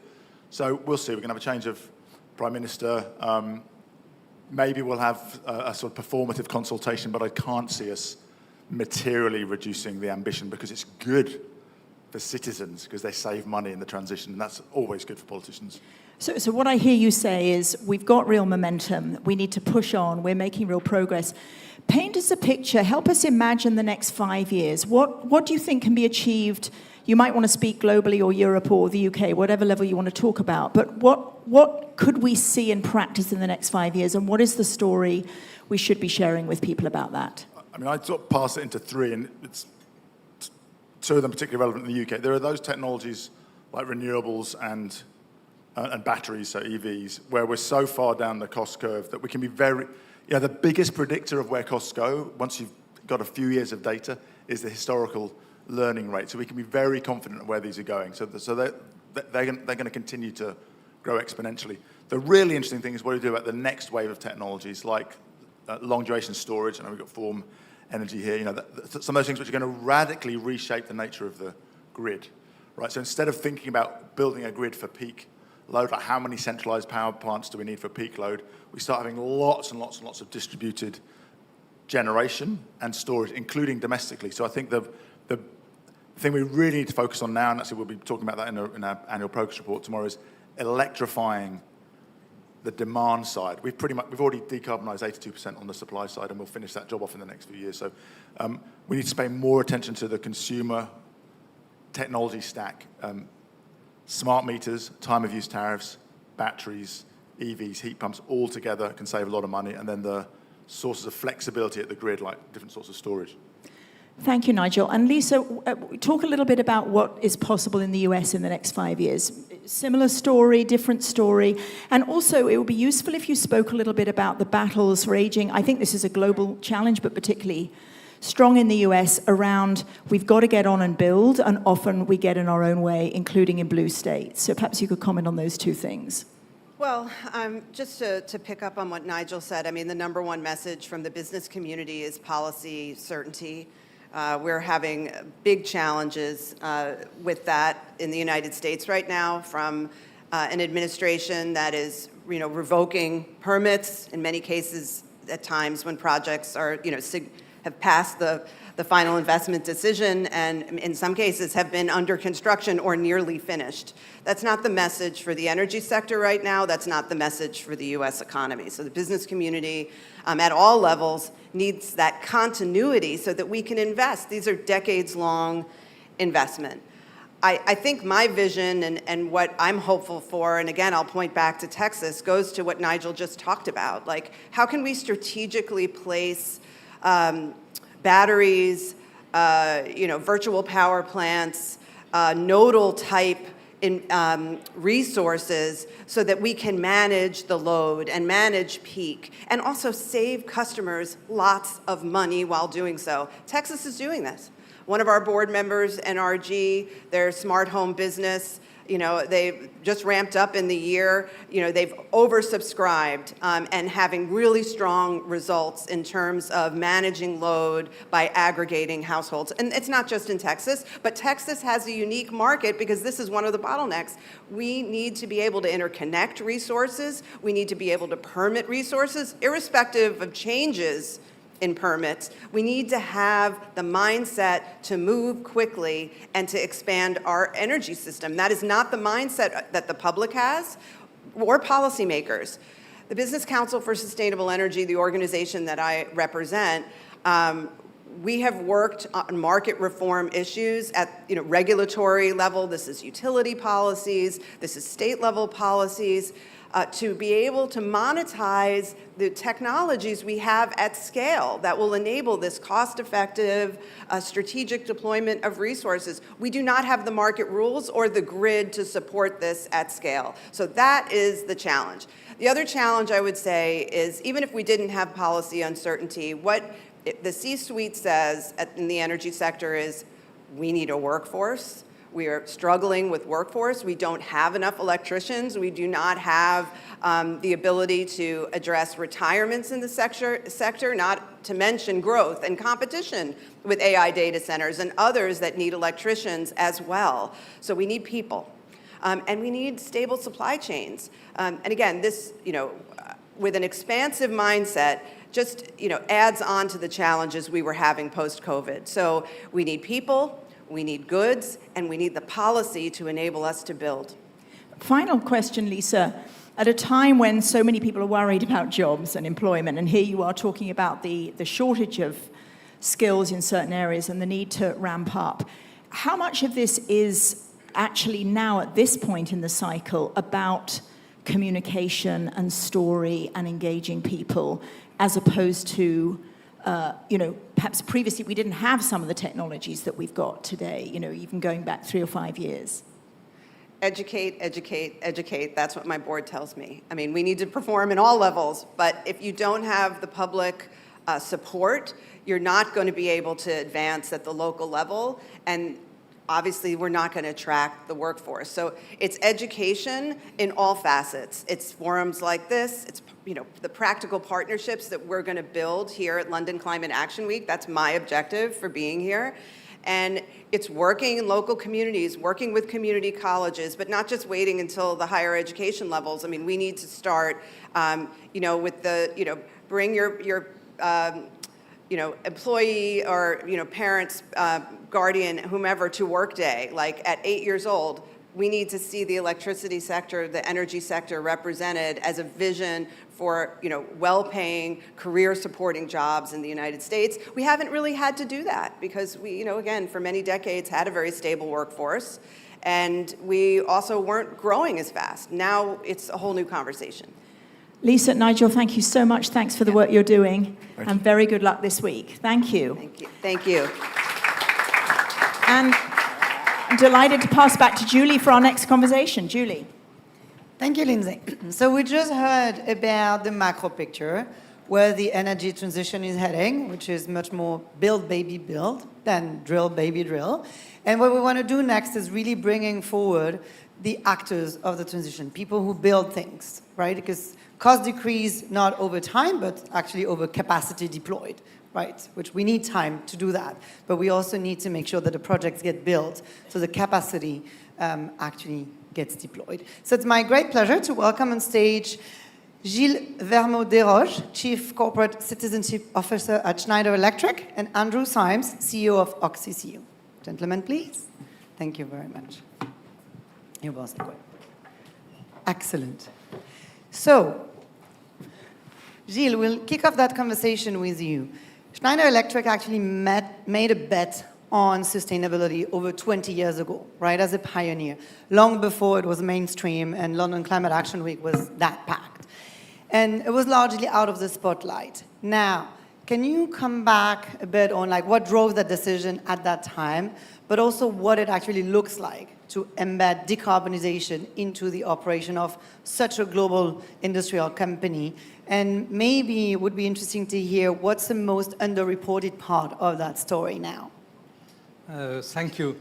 I don't know if I can answer very quickly to the question, but perhaps some strengths. Yes. Schneider is a French company with a very good German name, but it's good when we are speaking about industry. It's good to have a German name. But at the beginning, the job of Schneider Electric is producing steel, and very far from where we are now to put artificial intelligence in the grid and to electrify the world. And it's very interesting because when we see this 190 years, many times we can see a revolution in Schneider Electric to go from one job to another job. And it's true that 25 years ago, in Schneider Electric, we were dedicated to electricity. Okay, it's a common business for many, many companies.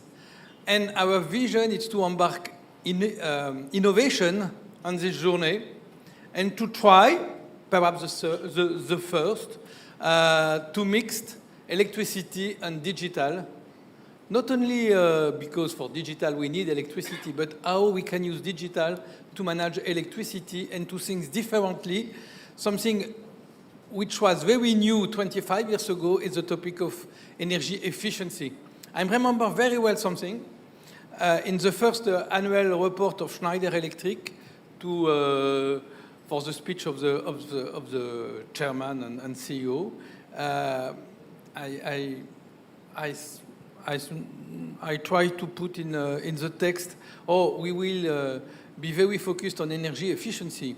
And at this stage, the guy in charge of marketing in Schneider Electric said, no, it's not possible. The baseline of Schneider Electric is energy everywhere, at every time, for everybody.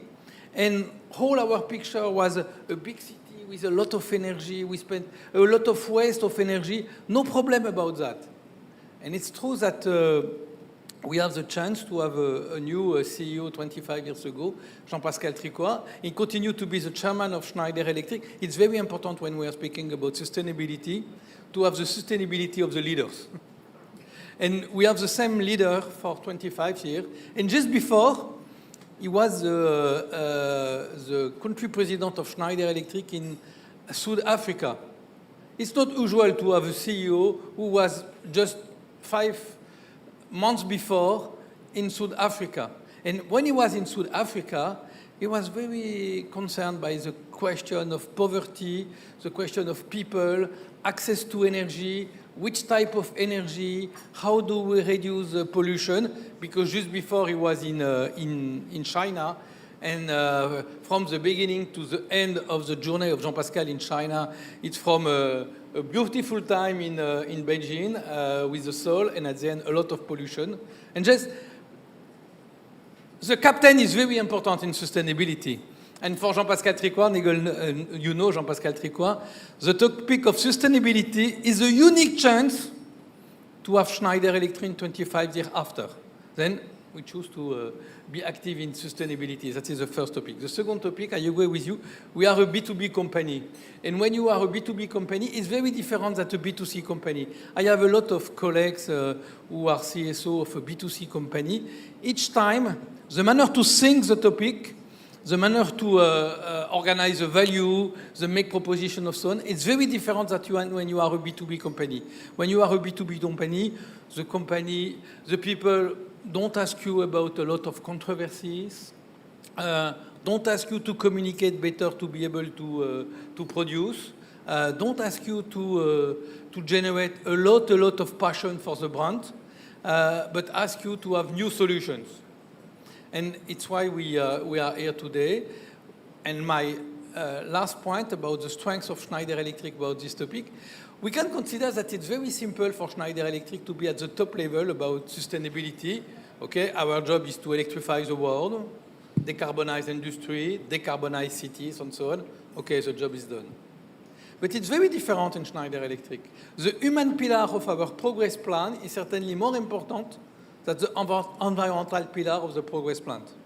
If you measure the 20 indicators that we have for 5 years, each 5 years, from 2020 to now, 2000 to now, each time we have more components linked to how do we increase the skills of the people, how do we increase a very good diversity between men or women, especially in the leadership, how do we increase the ethic in our models and so on. And certainly, because we take care in the same manner about innovation, decarbonization, and all the things linked to our business, and how in our value chain we take care to the human contribution of the progress, because sometimes we would like to accelerate. We don't embark people. And if never we embark people, never the innovation will make the job that we put in this innovation to produce decarbonization, for example. It's why to be committed to embark the society, to embark our own employees, to embark the employees of our value chain, it's key to progress. Thank you, Gilles. Very inspiring story, and still a lot ahead. Andrew, first, please, can you tell us in simple terms, right? Not everyone is familiar with SAF, what the company does, what's exciting, and what are the industries that will get impacted by your technology? Yeah. Thank you very much. My name's Andrew Symes. I'm the CEO and co-founder of OxCCU. So we're a spin-out from Oxford University focused on the other side of the equation, which is really, in our minds, how do we access carbon atoms? We still need carbon for aviation fuel, chemicals, plastics, and also for shipping fuel. And the question is, where do we get that from? And we've got to really think about getting it from sustainable sources and not essentially making the problem worse by degrading other things like land. What we have is a technology that radically gets the cost down of the waste-based fuels, chemicals and plastics. And that's really important because ultimately at the moment people are talking about using crops again. We need to stop that and we need to use the actual waste materials that we have available to us, and we need to scale them up rapidly because we still will want to fly. We still want to transport things on ships. We still need chemicals. We still need plastics. You cannot electrify any of those sectors. You must think about how we get those carbon atoms for those sectors and how we convert the genuine waste products efficiently into the products that we need. That's what our technology does. It was a radical rethink of the refinery. It's not completely different to a refinery. It's got inputs and it's got outputs. But the difference is we've got waste in, so CO2, biogas, solid carbon waste, and coming out we've got jet fuel, aviation fuel, as well as chemicals, plastics. And that's really what we need to focus on. And ultimately, innovation is key to getting the cost down. Thank you, Andrew. Doubling down on that, maybe, Lisa was speaking earlier about how even renewables still need a conducive narrative and education of all players to be deployed fast enough for the decarbonization challenge. In your case, for the molecule side of it, what is the kind of size of the innovation challenge that's ahead, and what are the key bottlenecks to be removed? Can you talk more about that? The first is to demystify the fact that all the technologies are already there. They're not. We need to start now, and we need to start innovating. We need to prove these processes work at good scale. It's not done. We are not, in 2026, all the technologies are already there. That's not true, especially when we think about something like sustainable aviation fuel, we're at 1 or 2%. Then the next thing is we need to focus on where we scale those and actually get them to the scales that they need to demonstrate the technologies are proven. And then we need to think about geopolitics as well. And it's very, very, very important for molecules because molecules move. It's not like electricity where you have to have your power grid in your country. The molecules can be made anywhere. So Europe needs to have a think, and US and Asia as well, as to what it wants to do. Currently, Europe has great innovation, so we've got to continue doing that. The next question, though, for Europe is, does it want any of its own production, or is it comfortable with China and Asia producing all the molecules it needs, as it does for batteries, as it does for EVs, etc.? And that's a big question that Europe needs to answer. Yeah, and that's a perfect transition. So one of the example, in Europe that has been built recently, the Kasso e-methanol plant in Denmark that Schneider Electric is powering. Gilles, can you take us through kind of what does that mean, for such a project to be powered by Schneider Electric beyond the equipment side of things? That means that we can electrify everything. And such type of plant too. I will explain why after. But just, we are in a time where the consideration is we can electrify, we can go to some other new energy and so on. I think we have to change the mindset. We have to decide that we can electrify all the usage.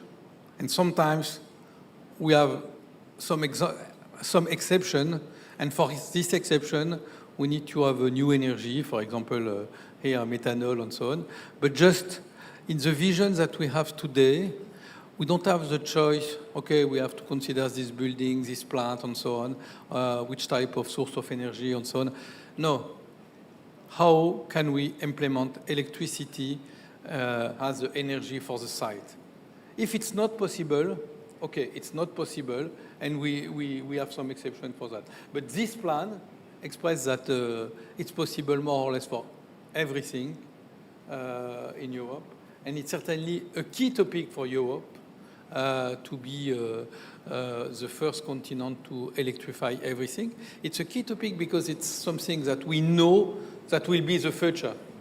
If each of you are here to design a city in 2050, sure, the city will be full electric, only electricity. The question is the transition between now and this time. And in this transition, again, it's very important to win the battle of the smart manner to think of the people. And the battle is to put in the mind of all the people, first, we need to think how we can electrify. And if it's possible, we electrify. If not, we have some exception. It's why for the other energy, we need to decarbonize the other energy, the gas, for example, the methanol and so on. But just in general, we have to have this message for everybody. Great, thank you.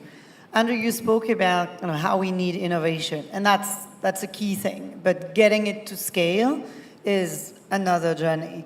So you've gone from lab to demonstration plant in just a few years, and one of your plants, OX2, is launching next year.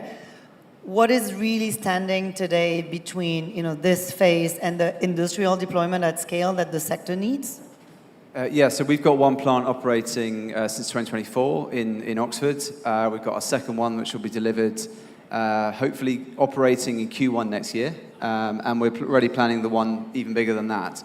I guess the challenges, though, in Europe in terms of building and demonstrating deep tech are huge, and it should not be underestimated. Europe can innovate, but Europe does not have a good track record of actually scaling the technologies and showing that the technologies are possible on European soil. And that's really the big question for us is the next plant. Do we do that in the UK or do we do that elsewhere? What we see is essentially that companies that are successful are going to Asia and getting it de-risked there. And that's the honest truth, because the capital cost is much lower, there's more skills, and ultimately, generally, you can get it done faster. Now, Europe needs to really seriously rethink that because it does lose a lot of the know-how associated with scaling that technology when that happens. And then Europe essentially will then take the technologies back because it will probably still want some technologies, but they've been de-risked elsewhere, so you lose a lot of the training, a lot of the skills. What we have in Europe in the petrochemical sector is a whole sector where people haven't got experience operating demonstration plants, pilot plants. That's not because they're not talented, it's because they've never been given the opportunity to do it. That's completely different if you go to countries like Malaysia, China, India now. They're coming up very fast in this area. And I do agree with your point, electrification is so important. But these other sectors are also going to be very valuable, and Europe has got to consider whether or not it's happy to give it all away to another continent. Yeah, definitely. And Jill, coming back also to your previous point, right? In the industry side, 78% of the industrial energy is still not electrified, right? And you just explained how kind of painting that clear vision of electrification is possible is required. But what else is needed? What are the other bottlenecks or the things that are needed to develop that? In my view, is to change the mindset of the people. The people continue to consider that electrification, it's a tomorrow reality, it's for a tomorrow technology. But we have the technology now. We have to implement the technology that we have now because we have to innovate for new technology. Sure, we are very far from what's happened 20 years ago when comes the question of electrification. But today, we have everything to electrify. We have all the solutions to electrify everything. And we have to change the mindset of people to say, oh, it's possible. And it's why it's very important to showcase the good practice. The second thing, we have to change the discussion about energy. When it comes to the question of energy, we speak only about the supply.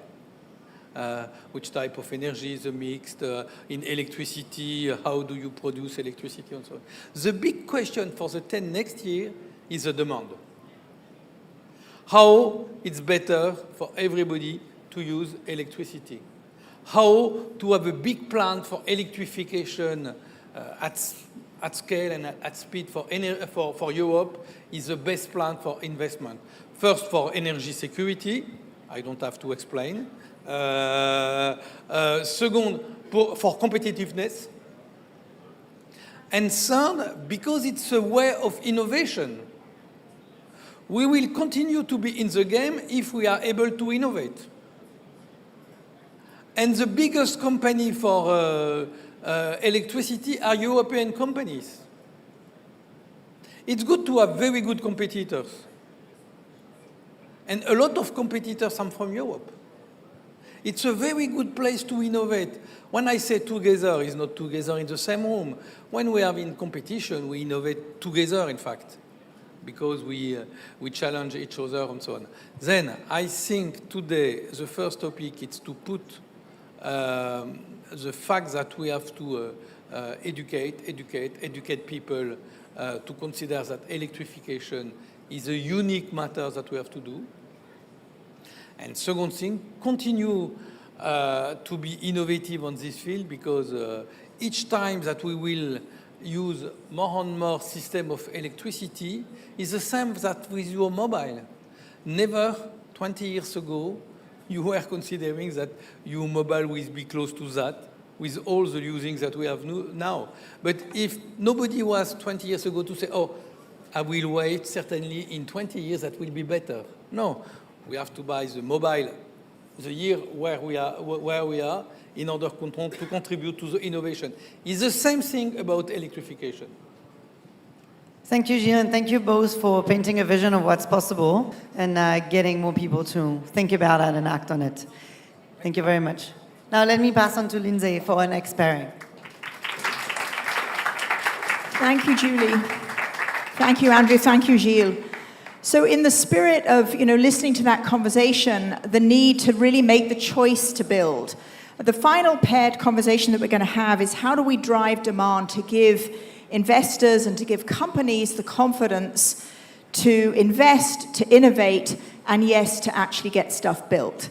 So in that spirit, I'm thrilled to invite Ainhoa Under, the head of energy commercial structuring for Google for EMEA, to join me, and Ben Potter, the Chief Strategy Officer of Energy Dome. Welcome, the two of you. Thank you. So I think everybody knows what Google does, but they may not know what Energy Dome does, although you're doing some very cool things, and perhaps your name is going to be much more widely known in the future. Just start us off, Ben, briefly with what you do at Energy Dome. Sure. So Energy Dome is a long-duration energy storage technology and infrastructure company. We use CO2 to store electricity in a closed-loop thermodynamic process. We've basically built at very large utility scale. Long-duration energy storage is important because energy is abundant in some moments and then it's scarce in others. So we can take abundant renewables, particularly solar, during the day, charge it, and then displace it to the evenings and dispatch it when it's most needed. In terms of the scale and stage of our development journey, we were founded in 2020 in Italy, so a European legacy company. We've taken the company from basically a startup in the lab to full-blown commercial scaling in less than 6 years. So we've proven our technology. I think Emily may have a slide which we could bring up to show what it looks like. This is in the middle of Sardinia in Italy. That's what 20 megawatts of power looks like when you can store it for 10 hours. So the technology is de-risked, and we've actually achieved product market fit as well. We've sold various different contracts with revenue contracted in the hundreds of millions of dollars of order of magnitude now. And where we find ourselves today is in full-blown commercial scaling with key partners such as Ainoa at Google. Wonderful. Very, very exciting to hear about. And we're going to talk about that partnership again in a moment. But I know maybe just to kick us off, we spoke earlier, we've touched on data centers. We know the role that Google plays. You're very big consumers of energy. Talk to us a little bit about your goals as a company and how you're going about that strategy. We also hear stories about progress slowing and so forth. Just give us a sense of where the company's commitment is at and the progress you're making. Sure. First of all, thank you very much for having me. It's a pleasure to be here in London today. I'd like to share a bit of Google's ambition. So in 2020, Google set a big moonshot to get to 24/7 carbon-free energy in every grid where we operate, which means to match our consumption by equivalent carbon-free energy every hour of the year, again, in each of the grids where we are operating, with the ambition to decarbonize these grids. I have to share good news. We have reached 66% on average globally of carbon-free energy in all of our data center footprint. And in Europe, our average is above 80% carbon-free energy. This is 2024 information, which is our latest environmental report published. But we are progressing fast, and we are excited about all the progress that we have set.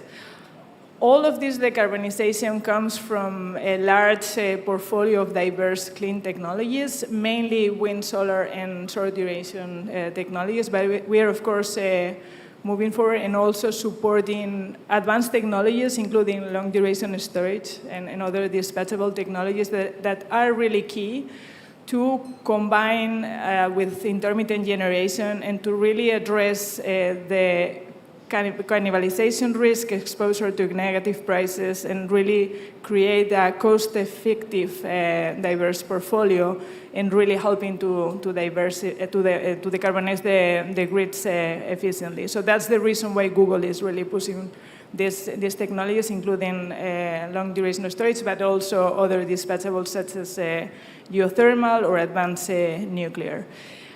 In terms on what we need from the market, maybe just to address this very quickly, we need the speed, and we've been hearing this earlier today. I was very glad. So we've been done a great progress to diversify mixes, but we really need to scale this much faster. We really need partnerships, and I think that Energy Dome and Google's partnership is a great example, but we need many more, not only from innovative technologies such as Energy Dome, but also TSOs, governments, utilities, even other off-takers, other corporate buyers. So we need to keep working and collaborating. And finally, we need the right market design. It has been also mentioned before, but I'd like to reiterate the need of the right policies and really to push forward this transition. Wonderful. So tell us, Ben, about the partnership with Google and why it's important to you. Well, as an early stage company which is now in full scale scaling, the most important thing is customers, and also customers who have a long-term vision beyond just a single transaction. With our partnership with Google, it's multi-pronged in nature. It includes an investment by Google into Energy Dome, as well as commercial partnerships with various different contracts, but also a vision to scaling into multiple continents and multiple contracts. The key message here is scale, right? So Google is obviously a very large company, very important to all of our daily lives. We're all using YouTube and Google Maps and other products. That needs a large amount of electricity. Our technology can deliver at whatever scale is required. We don't have bottlenecks in our supply chains. We use off-the-shelf components. As you saw from the plant, it is a large facility, but this is bulk, cheap electricity storage at a very high efficiency. So what this is translated into finally is a demand signal where we understand how much demand is coming from a large player like Google. And then Google can understand, on the other hand, where the costs and the price points are and how that can come down with scale over time, which is very similar to what Google and other players did 15 years ago with the original boom in solar and wind, which wasn't as cheap then as it is now today. But it's thanks to off-takes like that 15 years ago, which got us to where we are today. Right, wonderful. And you have a joint announcement today, big deal, many congratulations. Love to hear from both of you about that announcement and the significance for the company. Okay, so we made an announcement this morning of our first bilateral contract signed between Google and Energy Dome. It's for a project in Ireland, a 23 megawatt project, which can store electricity for 8 hours and then dispatch it back into the Irish grid. This has the benefits of strengthening the Irish grid, relieving congestion where the renewables are based by soaking them up when they're abundant and then moving them in time to when they're needed. And importantly, it's the first of many contracts which we're working on. We signed another contract recently together with a utility in Arizona called SRP, the largest utility in Phoenix, and there are many other projects to come. I know. Well, just to build on that, so very excited to make this public, and for us it's really exciting to see this global pipeline of projects. This is, as Ben said, our first commercial transaction, more to come, and this complements this earlier announcement in the US, and this will help us to really enable this technology. So as Ben was mentioning before, we really need to scale up these early stage technologies. And we saw the same trend with wind and solar. Google entered into our first PPA in 2010. And then we've been signing wind and solar contracts over the past few years. We have a portfolio of 22 gigawatts globally. Only in Europe is 4.5 gigawatts of contracted capacity. But as I said before, we really need to see other dispatchable technologies, and long duration storage is key. So storage is key for affordable, secure, and clean power everywhere, but in particular, this is key for the European energy transition. So we hope that by enabling these projects and will help to reach commercial stage, will reduce the cost. So the main challenge that we are seeing for these early stage technologies are risk and cost. So we look forward to doing the same by repetition, by enabling multiple projects. As Ben mentioned, this is a partnership for developing a diverse and large portfolio of contracts, and looking forward to continuing with the collaboration. And Ireland is a critical market, same as many markets in Europe for Google. So of course we have a data center footprint there, and then this is a very specific location in the Irish electricity grid, very congested area, and we hope that this project will help to reduce the costs associated to this congestion. And this is in the same node as the Dublin area where our data center is located. So looking forward to seeing the benefits for the whole community and the Irish grid. Give us a quick sense of the timeline of that. When was that location first spotted? How long has it taken? Sure. So we found the site 3 years ago, and now the project is effectively ready to build. So we've got planning consent, we have a grid connection, we've also got site control. We will break ground next year, and we'll have it up and running in 2028. Wonderful, wonderful. One of the things I've been doing a lot recently is spending time with clean tech companies in the US, and it's been heartening and exciting because there really is a very strong sense, as we're also hearing on the stage today, that so much innovation is in place, and we are ready to roll out many things that we didn't have 2, 3, 4, 5 years ago. And I've also been struck by, of course, you really need that demand pull in order to feel confident, to invest and be able to raise money. And the role of data centers in that. So one of the things that I heard strongly in Silicon Valley when I was there a few weeks back is how a number of clean tech companies are really advancing quickly and going down the cost curve because of the pull from data centers. And of course, we know that there's a lot of controversy and concern about AI in general and how it gets rolled out and what the rules of the game are and the impact on people, and also about data centers. I'd love to hear from both of you how you think about and how you would encourage us to think about the safeguards, the structures, the way we as societies go forward as we see this confluence between AI and technology and all of that going on with the need to build a sustainable future.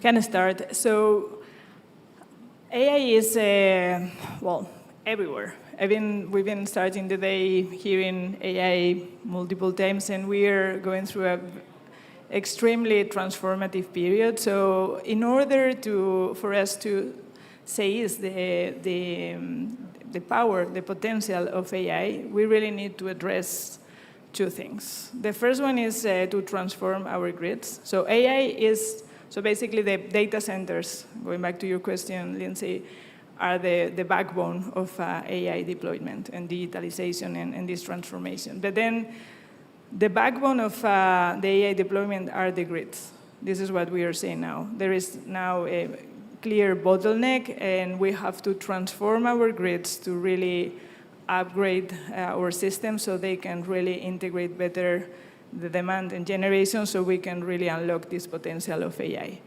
And for that, I think that we need to address planning and address the big problems that we have on access to connection queues and really scaling that much faster. And that's something that I'd like to see in the next few years, and again, alluding to the need of the right policies and regulation for that. We should also use them more efficiently. So I think that grid-enhancing technologies, but also critical and innovative technologies such as energy dome, other long-duration storage are critical for addressing the congestion and the constraints that we have in our grids, and this will help us to use them more efficiently.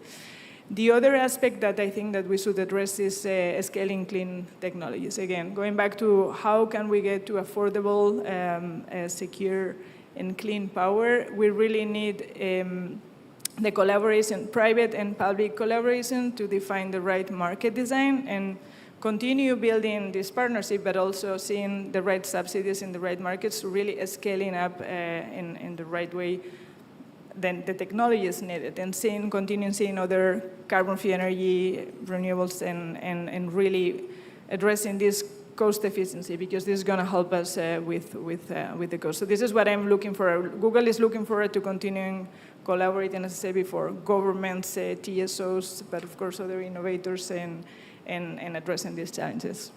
Thank you. And you, Ben? Well, we're here in London, and I couldn't think of a better place to actually frame this discussion, because this is the home of the Industrial Revolution. And I think we have a lot to learn when we look in history from the experience of the Luddites in the UK, which has now become a popular term in the English language. We need to look at what happened there with a major disruption and what's happening now, because it will be a disruption, to look at what the good things were and also how we can mitigate the bad things so people are not left behind. Kind of two kind of manifestations of that, I think, in the modern world are affordability on the one hand. I think to build trust, right, it's not just policies in the Whitehall or the White House. We need to go all the way down to kitchen tables. And where people get very upset is when energy, they actually need to think about energy. People don't want to think about energy. They want to think about their daily lives, right? And for that, we need it to be affordable. For it to be affordable, we need to be able to build, right, as cheap as possible. And to be able to build, it comes to my second point, which is permitting. We need to get the balance right between the NIMBY, not in my backyard phenomenon on the one hand, which the West is a bit of a disease we have in the West. We're not letting things get built. But on the other hand, the cavalier approach of just no permitting, no engagement of communities, which is leading to huge blowback. So it's a balancing act. Yeah, I'm really struck by the amount of work needed in terms of actually building authentic trust and having society feel that they are truly participating, that people are truly able to participate in the benefits that we unroll. And I'm really struck by how significant that is for those of us now working on climate and on decarbonisation. So we've heard from 6 wonderful speakers, and we have a few minutes now when we can open the conversation up. The other speakers are here with us in the front row. We've got, I believe, 1 or 2 microphones, Niamh. And so we would love to welcome hearing any comments from the audience or questions from the audience. So please join in, wave your hand in the air. We're keen to hear from you. And please don't be shy.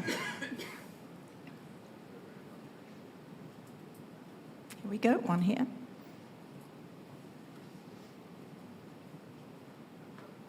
And just introduce yourself as you ask. Yes, I'm Paul. Paul from Smart Cities World. Thanks for great topics. Every one of you has talked about electrification. I was intrigued that I didn't hear hydrogen being mentioned by anybody. And I wondered whether you'd like to comment on, isn't hydrogen a big key for us all? So who's going to volunteer for the hydrogen question? I can see everybody looking at, here we go. Mike, have we got the mic? Yeah, thank you. Good question. I think hydrogen's having a tough time right now. I think hydrogen needs to be thought of as the input rather than the fuel itself. So hydrogen is a key input for steel, for chemicals, for sustainable aviation fuel potentially as well, marine fuels. So it's an input into those processes rather than an end state in itself. What's interesting though is just as Europe's now got a huge turnaround against hydrogen and everyone's gone anti-hydrogen, what's Asia and what's China doing? Just doubling down on it. So if Europe does want to continue with hydrogen, it does need to keep thinking about it and not just completely go back the other way and just go, oh, everything to do with hydrogen is ridiculous, because then you'll end up basically losing another whole industry to China.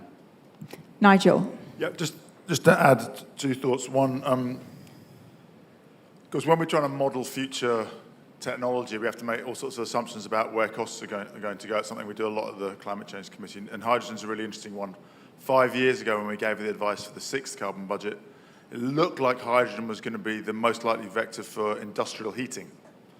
So green hydrogen burnt for industrial heating.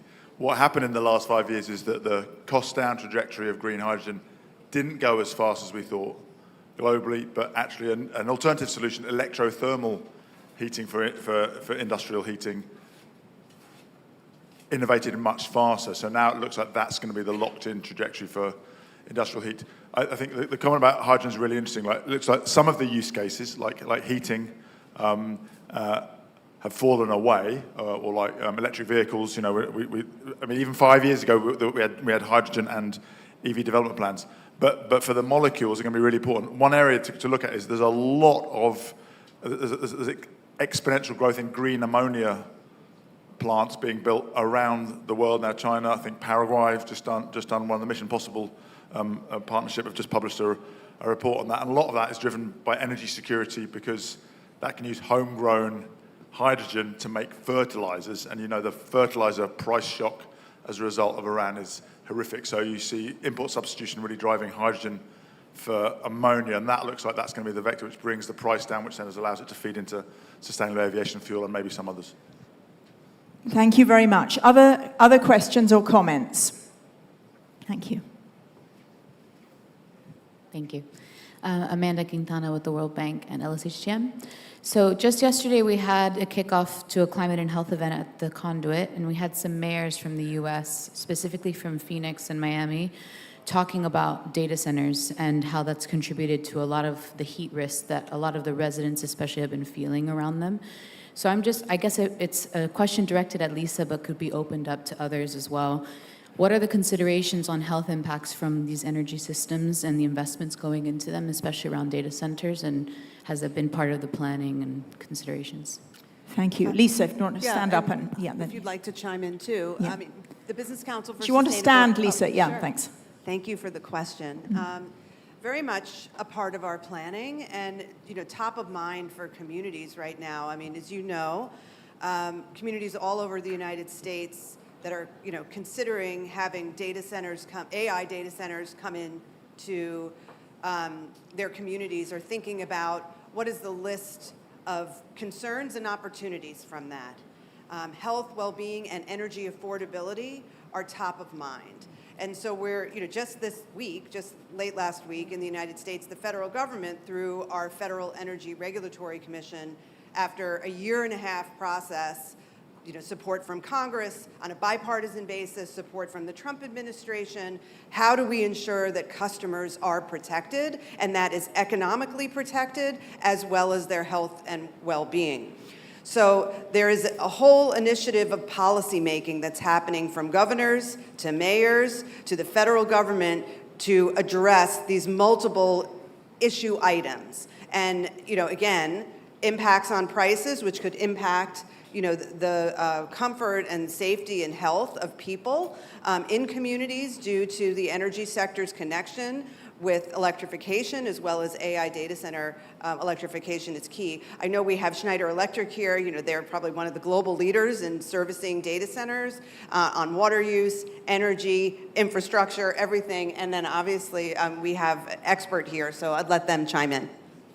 Sure. Just building on that, from Google's perspective, the approach is market by market. So we're really addressing these concerns, and again, affordability, security of supply, and clean power, but ultimately is these grids and the communities that are in these areas.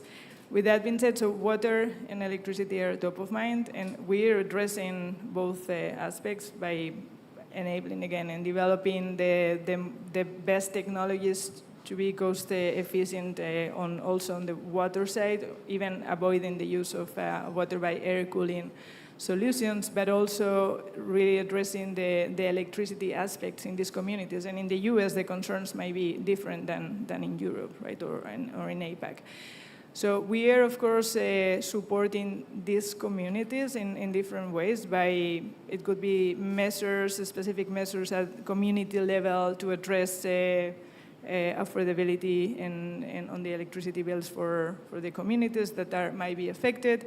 We're bringing our own generation into this system, so this is also part of our contribution, but really addressing the big challenges that these grids have and really doing that responsibly. So from Google's perspective, that's at the top, at the forefront of our strategy, deciding what is the right location, and then how we address these concerns even before starting to deploy any data center. So absolutely. So we look forward to seeing other hyperscalers and other data center developers doing the same, because that's the only way to build AI responsibly.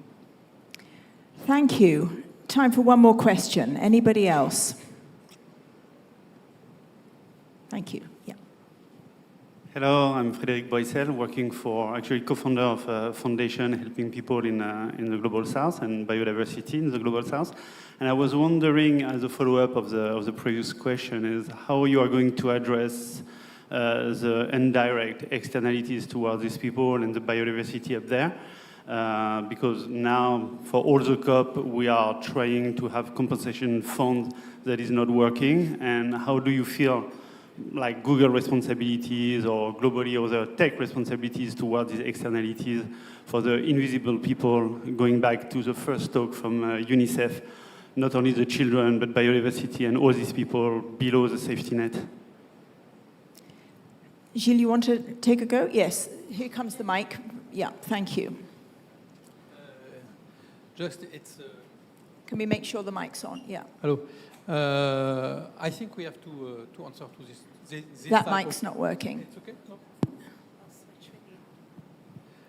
It's a key question for the future. But just before, I would like to say something about climate change, about nature and everything. I don't know if we can solve the problems that we face, but I know something. Without technology, we cannot find the new solutions for the future. We need that, but we need to take care to externality in the same time, to organize a discussion with the community, and in the program where we are involved, we are very often the B2B company, but we are close to our clients to discuss with some of our partners for this topic. But just we need to know why we do the things and how. I know that we don't use all the new technology, certainly in the right manner, to solve the problems. But it's our responsibility to use this technology to find the solution to reduce climate change, to take care to biodiversity. When it comes to the question of artificial intelligence, we can see the risk, but we see a lot of opportunities in order to manage climate. For agriculture, for example, when you discuss with agriculture to take care of the weather, the different things, how do we cultivate today, what is the best solution, then we need to face the risk, but we need to have a clear vision of the opportunity of all the new technology that we put on the table, on the market, to be more innovative for the future. And it's true, in the same time, we have to discuss with the community, but sure, I have some example, but it's more your example that I give you the floor about the discussions that you have with the people. Yes, so just a chance for one or two final comments from any of our speakers who want to make a final remark. Anyway, do you want to?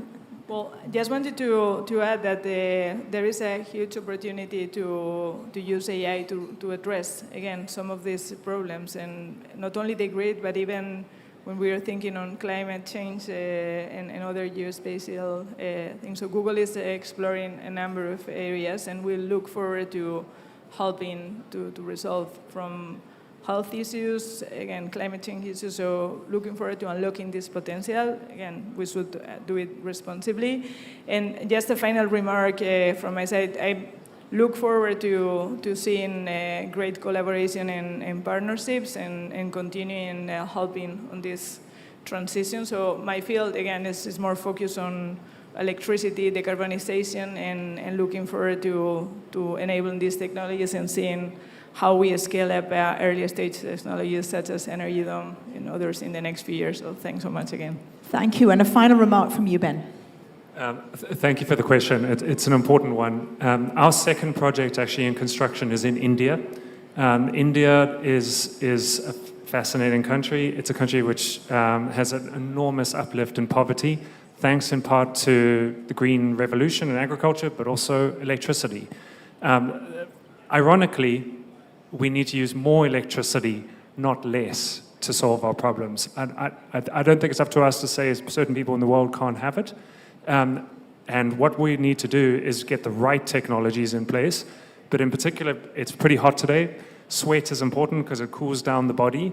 But when temperatures get to a certain degree, the human body can no longer sweat and it can no longer cool down. And the area of India, Bangladesh, Pakistan, etc., is particularly a threat.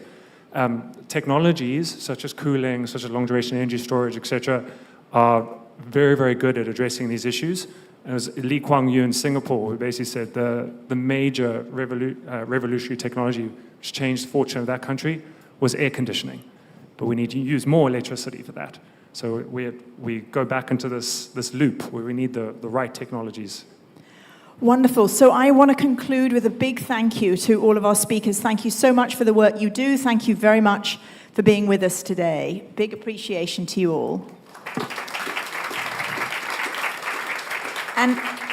And just a final message from myself and Julie. For those of you who are interested, feel free to follow TED Countdown. Feel free to be in touch with us. I've got colleagues here. We've made a ton of great TED Talks, podcasts, and other kinds of stuff, all focused on solutions. And keep in mind that right now we're really focused on this question of how do we build the future that we need and we want, that is equitable and inclusive and exciting for everybody. Julie, just a final word from you on what Ambition Loop is up to. Thank you, Lindsay. Thank you, all of you, for sharing great examples on the macro perspective, but also on what gets built.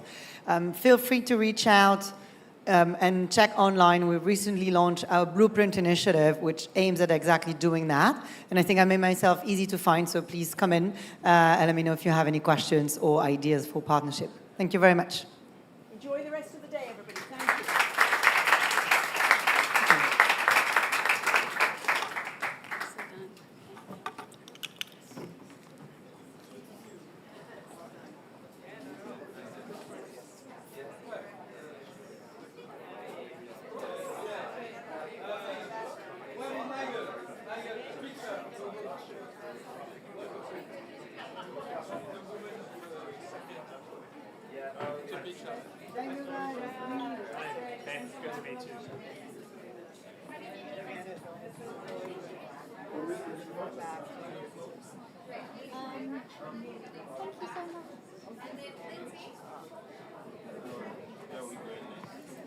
So next is the 12:15 one in the folder. Yes. Is anyone introducing what's going to happen next? Elizabeth. There you are. Yes, but it's You are. Elizabeth that is sharing. Sorry? She will be the one introducing. Okay. Or, Yeah. or is there anyone else introducing before No, I Elizabeth? think it's Elizabeth. Okay, so it's As far you. as I'm aware. So this one here? Yep. 12:15 to 12. It's only 15 minutes. Yeah.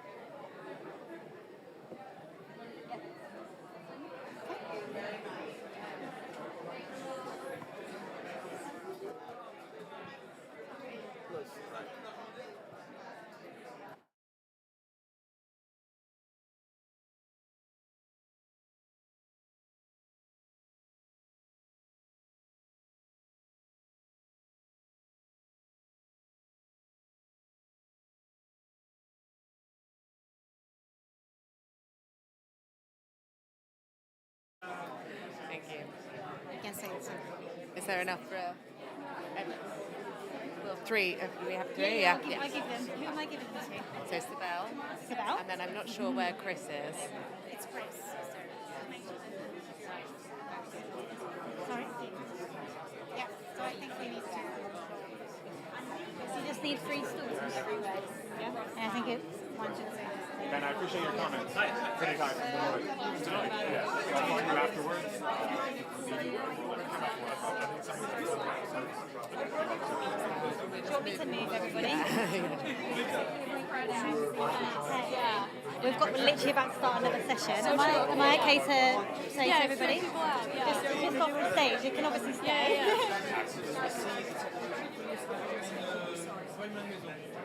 I'm so sorry, we're literally about to start another session. So sorry. You could be here, but just off the stage. Thank you so much. Another mic? Do you want another one here?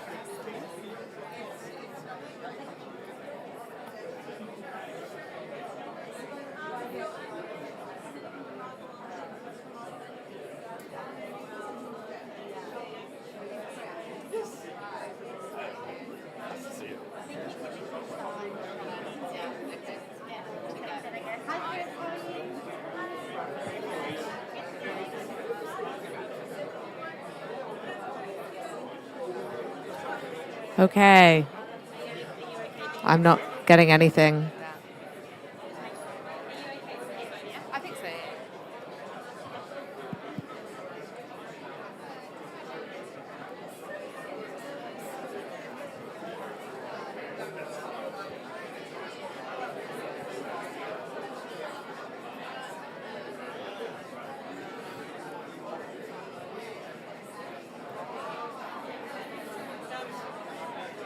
This says, oh, yes.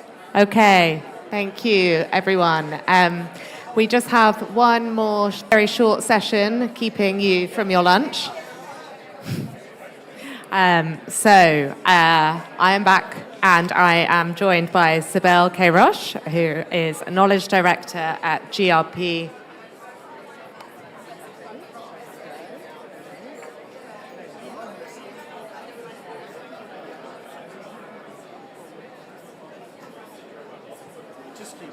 Just keep going. Okay. Knowledge Director at GRP and Senior Researcher at the Stockholm Resilience Centre. And I also have Chris Bradshaw, Chief Sustainability and Education Officer at Bentley Systems. So throughout this morning, we've heard a recurring theme that resilience is not just a nice to have, but translating that resilience from, the concept, the buzzword that we've talked about into day-to-day decisions is still a big challenge. So we're going to spend a very short few minutes looking at one attempt to bridge that gap in the infrastructure sector. Today marks the launch of Bentley's new educational module learning plan, developed in collaboration with the Global Resilience Partnership, translating the resilience science must-knows that we talked about this morning into engineering practice. So, Sibel, can you kick us off, please? What exactly is the learning plan and why should infrastructure professionals care about it? How about this one? Thank you, Chris. Yes, so this is an online self-paced learning experience that, as you said, is sort of like based on the resilience science must-knows that we talk a little bit about this morning. And just like to remind you, or to repeat a bit, but sort of the resilience science must-knows is a global initiative that has been sort of at the interface between policy, science, and practice. That was co-led by the Stockholm Resilience Centre, the Global Resilience Partnership, and Future Earth. And basically what we did is that we sort of like gather hundreds of resilience experts to distill sort of like decades of resilience science, not only climate resilience, so across like 19 different fields across resilience research, into sort of like 9 actionable insights. And basically, this learning plan translates these core 9 insights from the resilience science into sort of like the challenges and the realities of the infrastructure sector.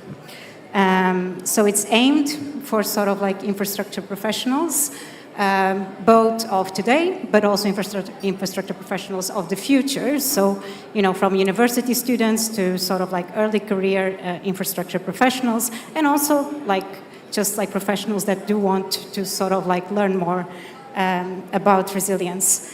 And it consists of 4 different models. The first 2 are very much about sort of like, why resilience is necessary and what is resilience about. So a lot going deeper into this new risk landscape and also learning about what resilience is and what it isn't, which is as important. And the other 2 are more sort of like on the building blocks of resilience. So sort of like what builds resilience, so they are more hands-on on sort of like what are the core principles that sort of like will build resilience in infrastructure, in the infrastructure context. So that's basically it. Yeah, sounds great. And Chris, obviously people working in infrastructure are thinking about risk and uncertainty every day. These are not new concepts. But obviously the need for this learning plan has kind of identified a bit of a blind spot when it comes to resilience. What is that? What's missing? Now you need it.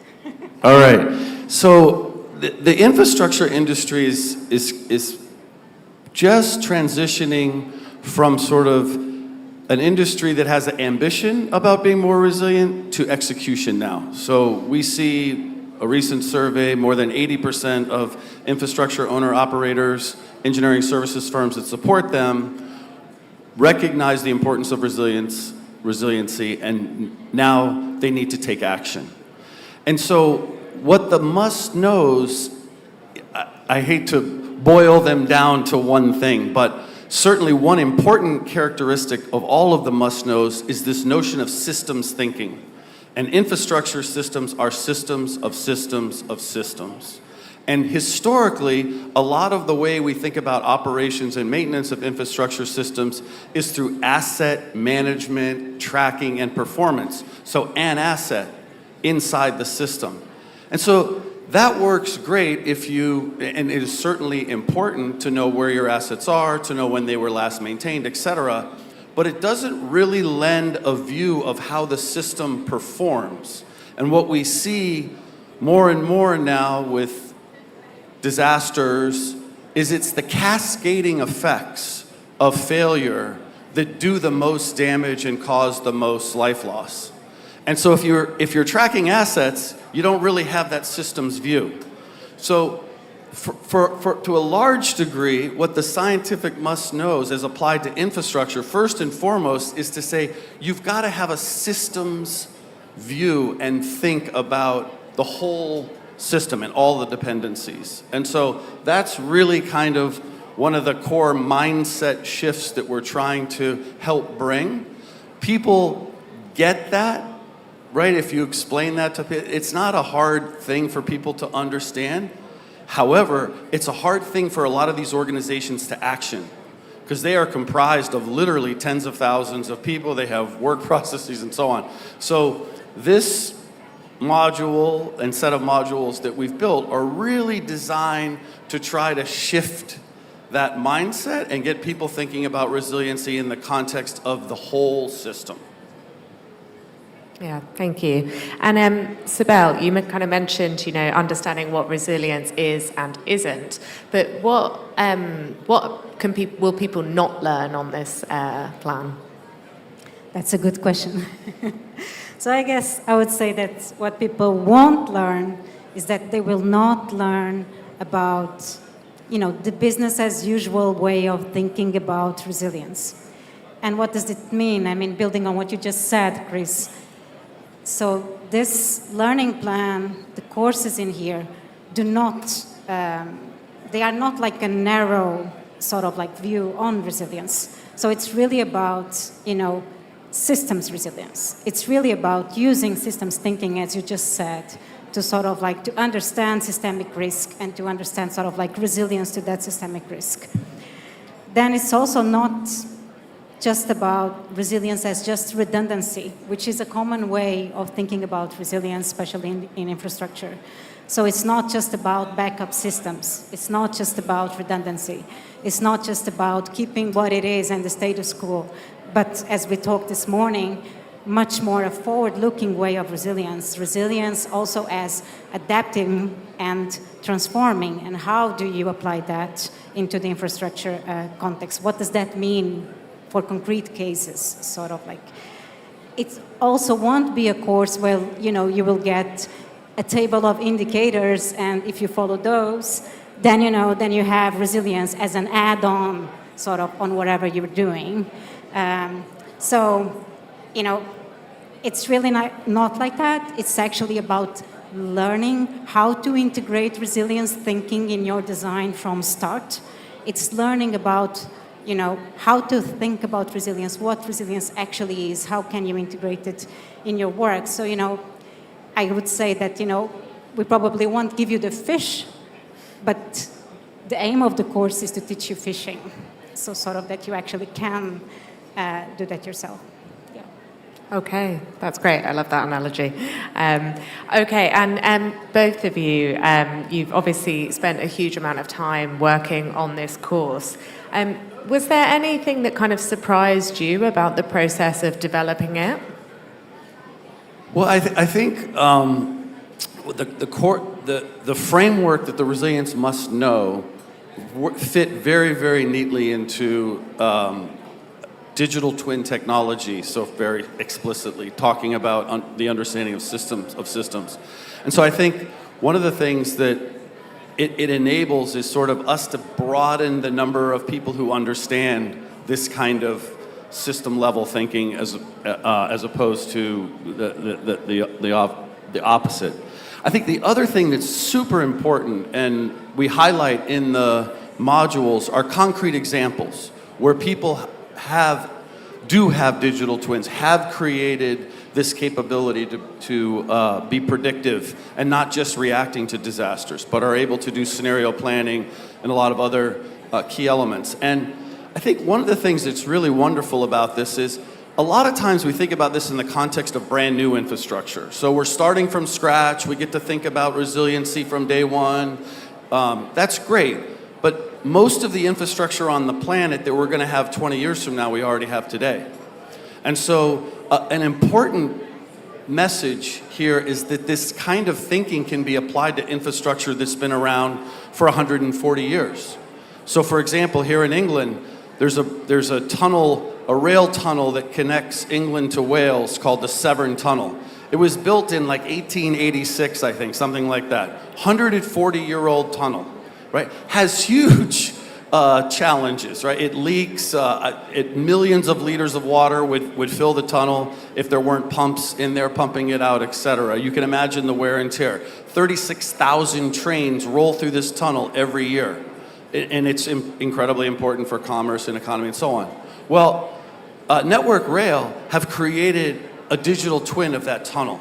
So they're now able to monitor with sensors and using, without getting into all the tech, but they basically can digitally understand how that tunnel is performing. It provides all kinds of benefits in terms of maintenance and operations, et cetera. So, and it allows for them to do scenario planning and to do what if kinds of things when what happens if the energy goes down and the pumps can't operate, for example, whatever the disaster might be that could befall them. So I think it's really important to recognize that these must-knows shouldn't only be applied to new things.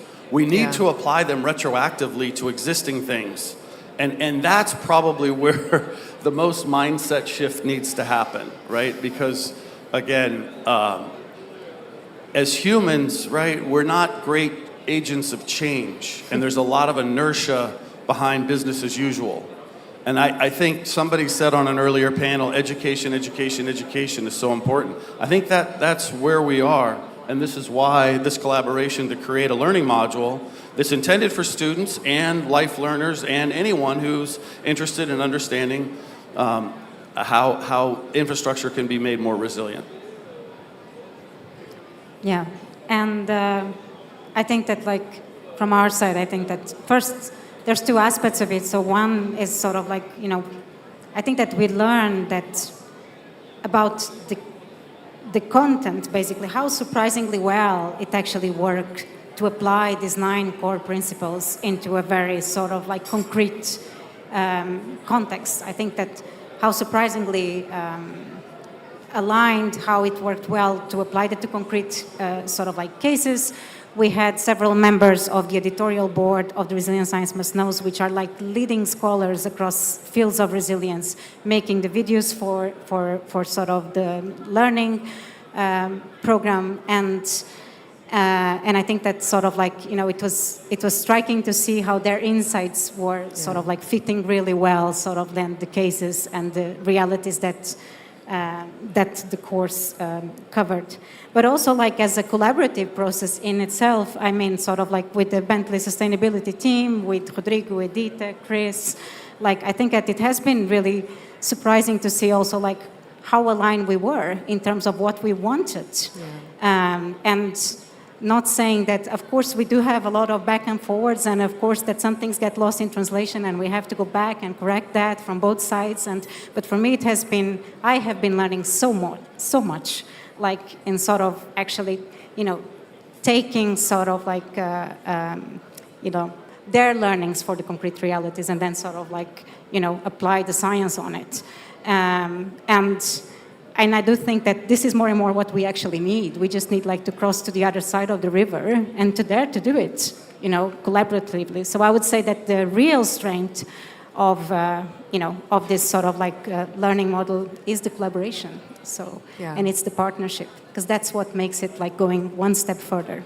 Yeah. Thank you. Chris, just what you were saying just then, it just made me think of something someone I was interviewing said to me yesterday, which was, we think when we talk about climate change, we think the controversial term in that is climate. Actually, it's change. We don't cope well with change or the concept of change. Thank you, everyone. It's been quite a long morning, and it is now time for lunch. I believe it is at the end of the hall, although, yes, it is at the end of the hall. Please enjoy, and we will see you afterwards for more sessions. Thank you.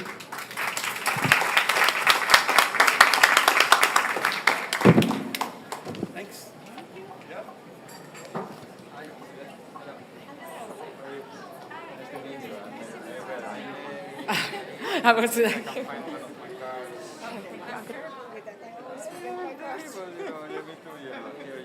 work for a big fashion company. I'm trying to develop now a new initiative.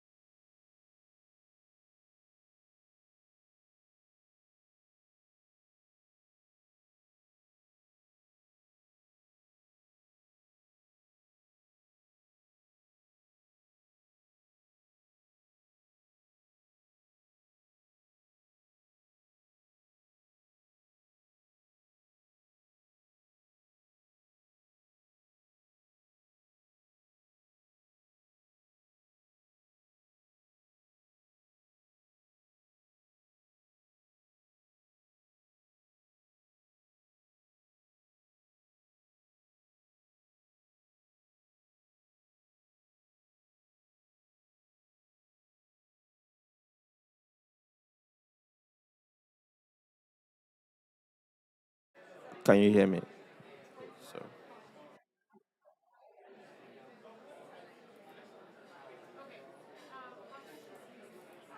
can you hear me? You can hear me? Yeah? Okay. Thank you. Just a second. I'm trying to recrop. Just a second.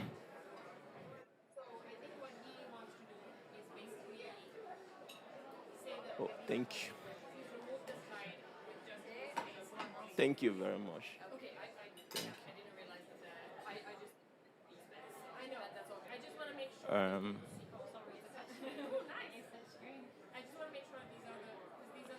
Just a second. I'm trying to set the screen.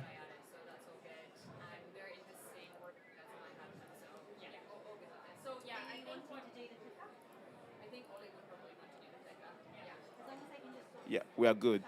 Thank you. Just a one more.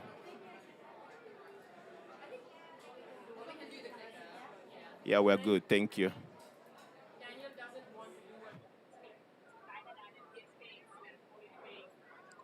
Um, I'm really sorry. I cannot hear you if you're saying something because I mute myself. If you, yeah, can you type on the chat, please? Thank you.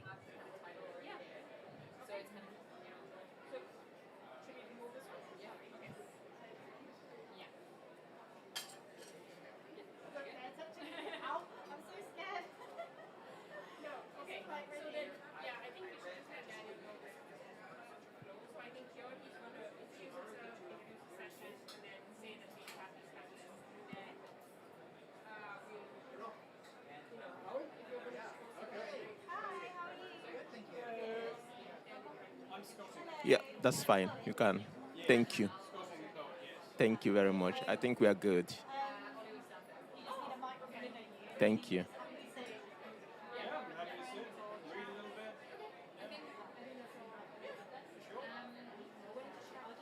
You- yeah, if you want to log off, you can.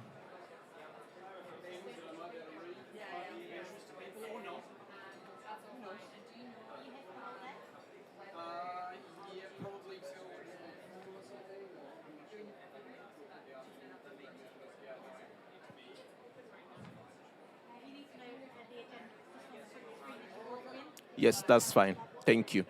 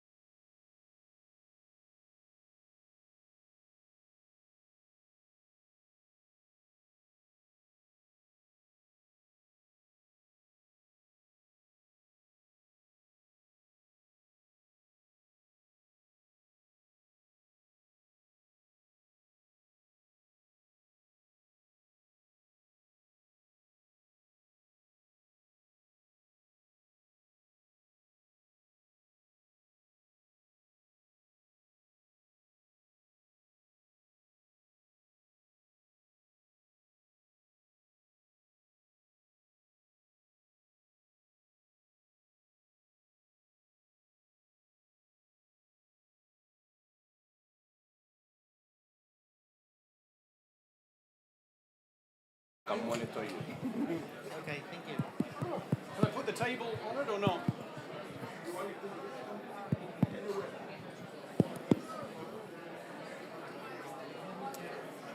want to stand there or? Yeah, I'll just sit here. Okay. Oh. Hello. Welcome. Good afternoon, everyone. I'm Mark Harvey, and I'm here to introduce someone very special. Imagine if you rolled into one person Dylan Thomas. Does everybody know who Dylan Thomas is? Put your hand up if you know who Dylan Thomas is. Kylian Jornet, second person. Put your hand up if you know who Kylian Jornet is, the amazing, world-beating ultra runner. And James Lovelock. Put your hand up if you know who James Lovelock is. Wow, you know it all. Right, yeah. The amazing Earth systems scientist and founder of the Gaia theory. Right. Now, Scott actually has fused together all those characteristics into his body, his being, and his poetry. And we're going to hear some of his poetry now.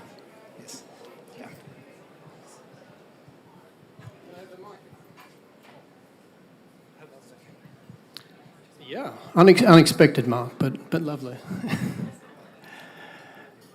Happy to be here today. Just firstly start by saying every single one of you has my love and my respect and my care. I've recently published a couple of books, which I think Mark was alluding to. And I wanted to read a couple of things, and maybe we can have a conversation. If you're bored, raise your hand and tell me to go away, that's fine too. Happy to go for a run, as Mark suggested. Okay. First is from a little piece I wrote called Thresholds Matter, Be Gentle. Be gentle. There are no more warnings. As unprecedented heat waves smother much of the northern hemisphere into uninhabitability, now is the time to move beyond the habitualized paralysis of being unable to receive the information being provided to all of us by the natural systems of our planet. Thresholds matter. Time to grasp what is really happening, what is really at stake, and that it is happening now, not in a far-off time. Then yes, whilst this is deliberately intended for those in positions of power and authority over other life, over other humans, it is now time for all humans to question the stories that we're being told and that have been rammed down our throats for too many, for too long. Infinite growth, commoditization and monetization of nature and other humans, separation and sovereignty, titles, status and social credentials, all hard programmed habits that you need to be released from. There are other stories, other ways of being in relationship with each other and with all life on Earth. Find a safe place, preferably with others who care for you, who you care for, and be with the interdependent reality that we are experiencing right now. Hold all that fear, all that anxiety, all that uncertainty, that worry, that panic, as it will be your liberation to let go of what you have been conditioned to know and be open to knowing what is there now to be known. It may be best to do this whilst walking, wandering, sitting, exploring in nature, rather than on the 43rd floor of a tower in the City of London. It will be demanding. Getting unstuck is tough, challenging your habits, your relationships with the world. This is not lo-fi brain work. So prepare yourself by eating well, getting a good night or two of sleep, and freeing your mind. I'm not saying this will be easy. I'm saying that there will be no more warnings.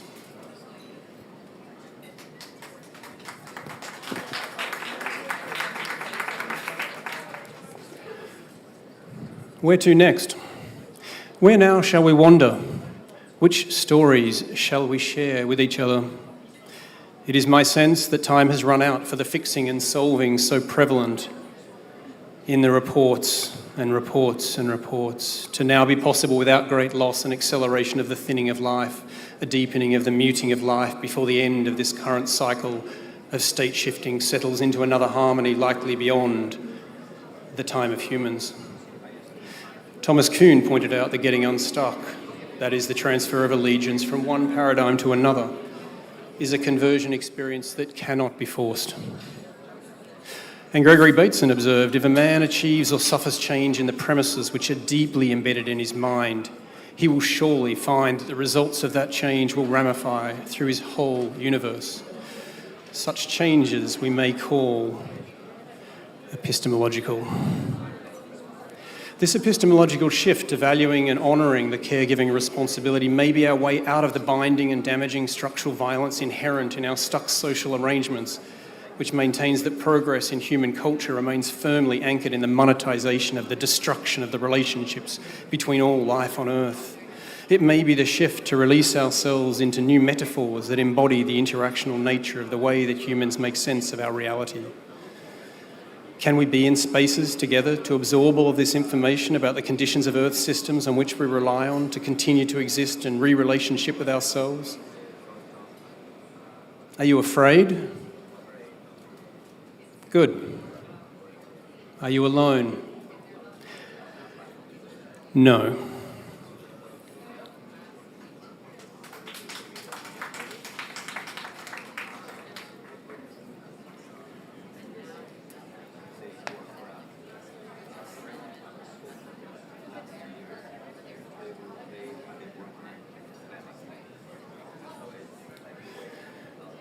Feedback loopings, humility and curiosity. Living systems feedback loopings are omnidirectional as they are within and across the decisions that humans make and the impact of humans on the environment and the impact of the environment on humans. This gives rise to the shifting conditions of the systems in which a human being is then called upon to make decisions. Continuing to try to make sense or understand or come to an objective decision point based on the elimination or exclusion of many of the contexts may feel like an appropriate way to navigate the complexity of the systemic nature of risk. For example, to quantify the risk and maximum loss of life or loss of economic activity due to an earthquake or a storm in a given urban setting.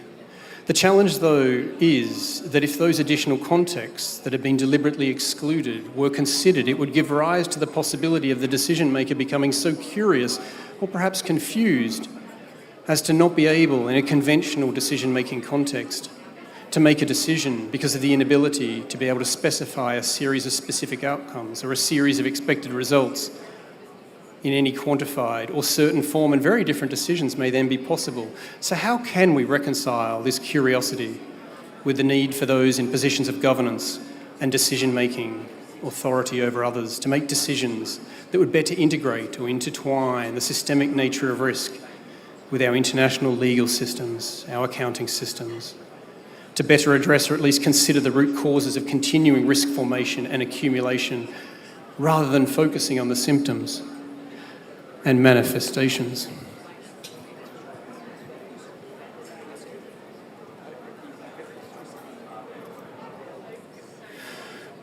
Structure suits best those whose talents lie in manipulation and have a taste for power in its purer forms.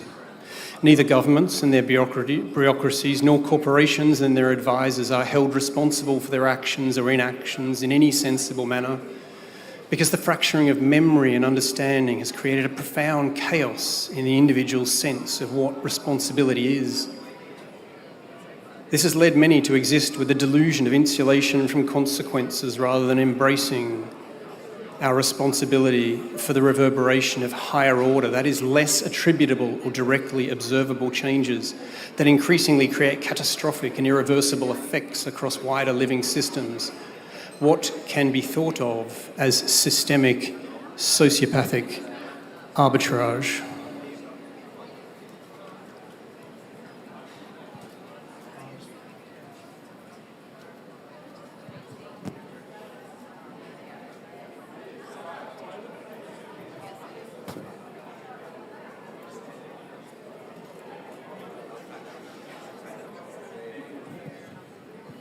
Abscond. One, where does it start? Where does it end? How can it be that so many continue to pretend as we hurtle knowingly on a path accelerating into our end, our saviour, our benevolator, forever just around the bend? Never pausing when the leaves begin to fall, never questioning or even seemingly noticing, nor heeding our own call. Staying stubbornly with eyes and hearts fixated on a single overinflated ball, serenading lunatics driven mad in the never-ending pursuit to have it all. Stomping absurdly in puddles, spraying mud on our cuddles, framing everything befuddles as we cower and stagger and huddle. Where next, my mind wonders, wherefore are the funders, rewarding only those who plunder, heeding not the cracking lightning, the booming thunder of life untethered from what we knew, of life untethered from once we grew, of life untethered so visibly askew. My tears rain down with every urban breakthrough.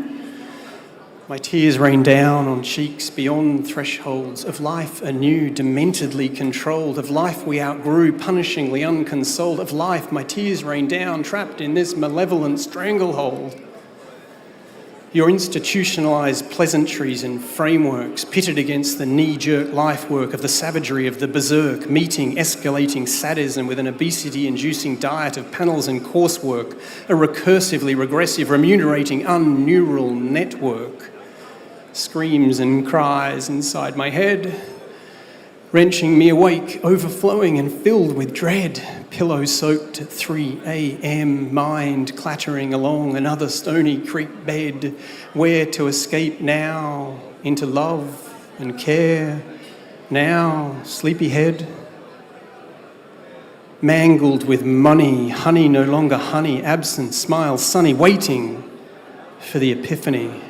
Waiting for the epiphany, and everything has its place, waiting for the epiphany, and everything everywhere in your face, waiting for the epiphany, and everything degraded at furious pace, waiting for the epiphany, waiting for where, waiting for you, waiting for me, waiting for what, waiting, awake at night, alone, empty, full, broken. We all are broken. We mostly just pretend that we are not. We mostly just pretend. We mostly just pretend. We mostly just pretend as our lives and livelihoods depend on it. Take flight with all your might. Take flight, a human kite, stretched thin, bound tight. Take flight, yes, shh. You know it's right. Take flight, don't fight, abscond. Be here, be gone, abscond. Be here in stone, dethroned, stoned, atoned, moan, groan, sown, unknown, flown. 2. And you are away with what you carry on a trail littered with the unsung canary, besmirched and belittled by the ever-contrary shadow-boxing the unhugged adversary. Why bother now to run? Stay put, giggle, life is fun. Trapped in the crosshairs of a Browning machine gun. Go on, keep celebrating Formula One. Amends now due. We always knew the morning dew, straight through. Sparkling, frightening, tightening, darkening the shadows of the song sheets from within the new life caves, colours of drowning in deceit, where now to behave? The spinning never stops. The spinning never stops, abscond. Your nest now is no more. Your nest now is no more, abscond.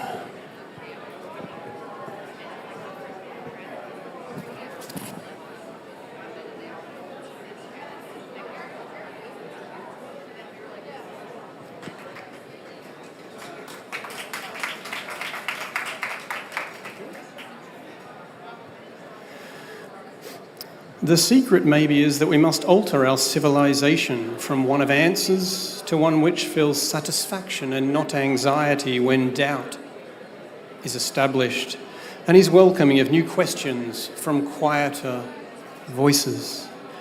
Can we be comfortable with panic when it is appropriate?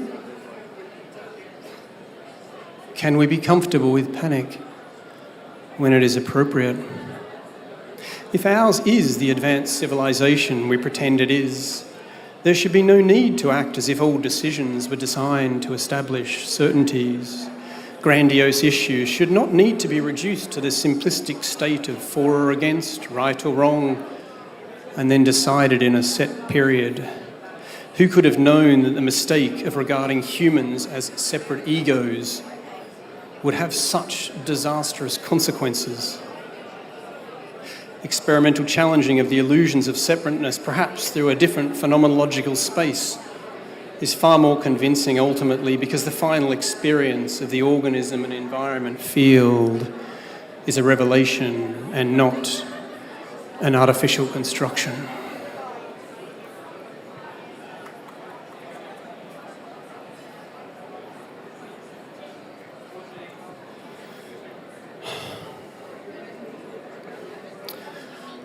C, number 475, 22 July 2025. 1. The nothing sea of sadness where you and I both swim, treading water with trepidation, knowing now our chances slim. Slicing cucumbers of abnormal size, sandcastle with illustrations, no longer seeking the unspeakable prize. The nothing sea of sadness, maps holding promise, only lies. Wherefore shall we suffer? With whom then should we die? You are, and I am too, amidst entangled, swallowed whole. Place your tickets not in your pocket, eagerly awaiting them, the final bowl, the nothing sea of sadness. Your fingers now no more. Whistles, warbles, calls and banter, silenced elsewhere, not as before. Wriggling, wrestling, whispering again, leaves and leaves, leave. Heightened conversation, meaning offering no reprieve. The nothing sea of sadness. Along this trail we go, colours flashing wildly, and we supposed to know. This isn't, no it's not, and yet got. Vanishing before our ears, fleeting those asparagus spears, the berries so sweet and ripe, laughter softly, muffled hype. Muffled hype. The nothing sea of sadness, deep beyond its years, severed from its dreams, flooded now with tears. The nothing sea of sadness, swim, swim those final strokes. The nothing sea of sadness, disappearing, contourless and soaked. 2. The dazzling sea of madness, sphinctered, splintered, fisted, smashed, baskets woven, holding dreams and hopes, utterly annihilated, dashed. The dazzling sea of madness, beware the tail swinging, barbed and convoluted, thrashing, throats torn, gouged, no longer singing, raised, flesh rinsed, seemingly bloodied fangs, drip, drip, fasten. The dazzling sea of madness, the dazzling sea of madness.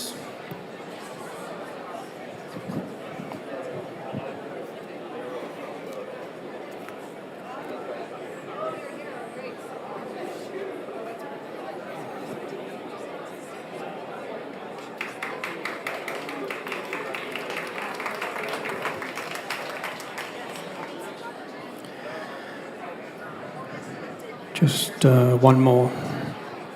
Thank you. Today I just feel like crying. Is that all right with you? Today I just feel like crying because I can't think of anything else to do. Today I just feel like crying. Today I just feel like crying. Today I just feel like crying, a colourful ghost amidst the noise. Today I just feel like crying, smothered by suits with performative poise. Today I just feel like crying. Today I just feel like crying. Today I just feel like crying, her face, hearing her tears. Today I just feel like crying, apologizing profusely No, not here. No, not here. Today, I just feel like crying. Today, I just feel like crying. Today, I just feel like crying. It has all been said before. Today, I just feel like crying, knowing what is in store. Today, I just feel like crying. Today, I cannot not help feel us dying.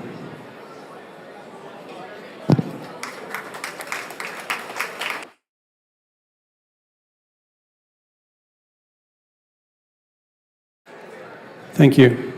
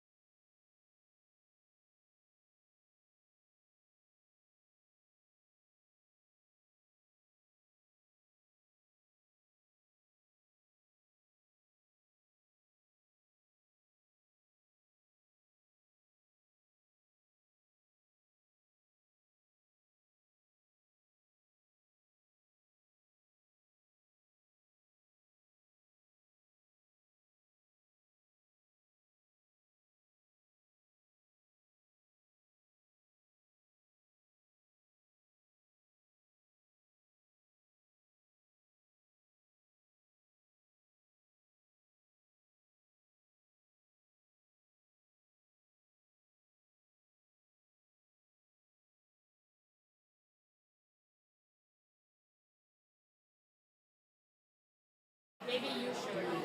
Oh no, I feel like he's got sick of seeing me being like, come here now.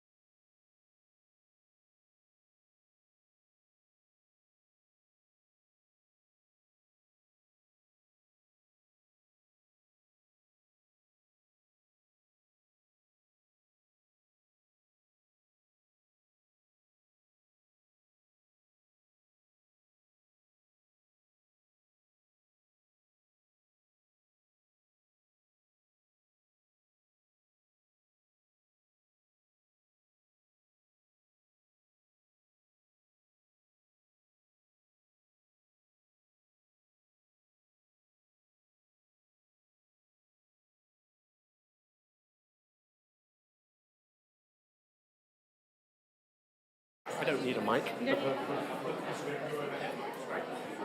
It's these. Joao. Hi, nice How to are meet you. Where's Anna Paulina? I'll go and say hi quickly.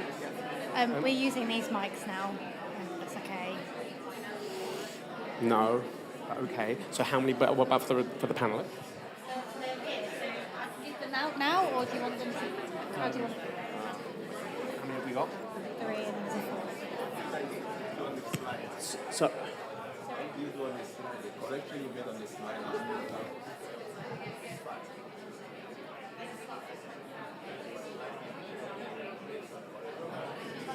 I haven't done anything. I will come back in 1 minute. Okay.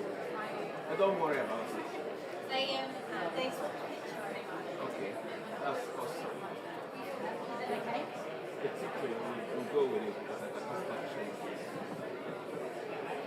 What happened? No, it has to just.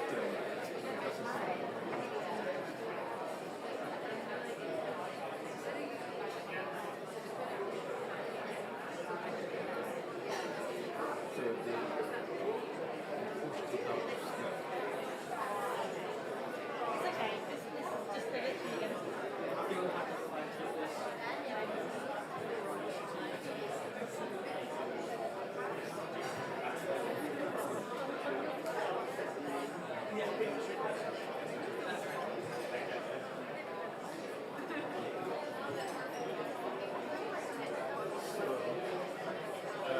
You have the clicker.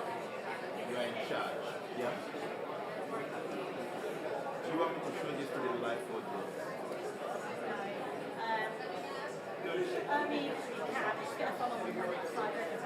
So we're ready to start. I can show the live audience.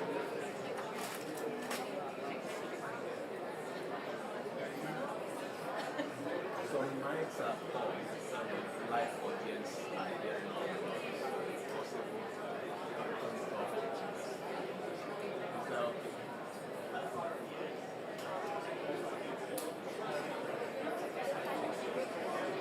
So, yeah,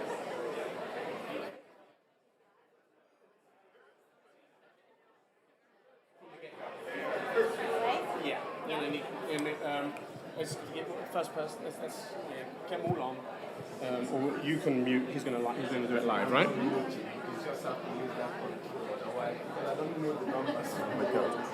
Do you use this one? Yeah. Let's give stuff for one. Oh, let's do that one actually. Thank you. And someone's sitting here. Yes, Phyllis, do I press something or is it automatically going to be done? On the live stream.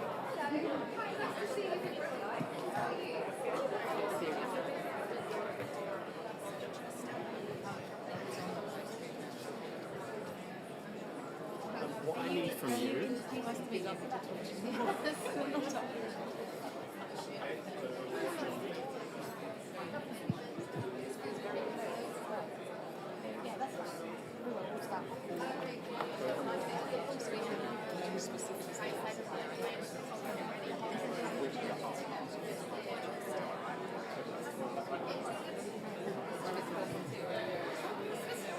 If I start speaking, then have you? Yep. Afternoon. Hey guys, a session is about to start. So if you're at the back having conversations, please take a seat. Hello. Mary, please come and sit down. You going to join us? Good. So I think we're slowly getting started. My name's Daniel Stander. That's not so very important. Apparently what is important is this QR code, which was from the session before. And for those who are interested in or were here for the Resilience Infrastructure Finance session, this QR code tells you everything you must know. So please click, scan, download, do what you need to do.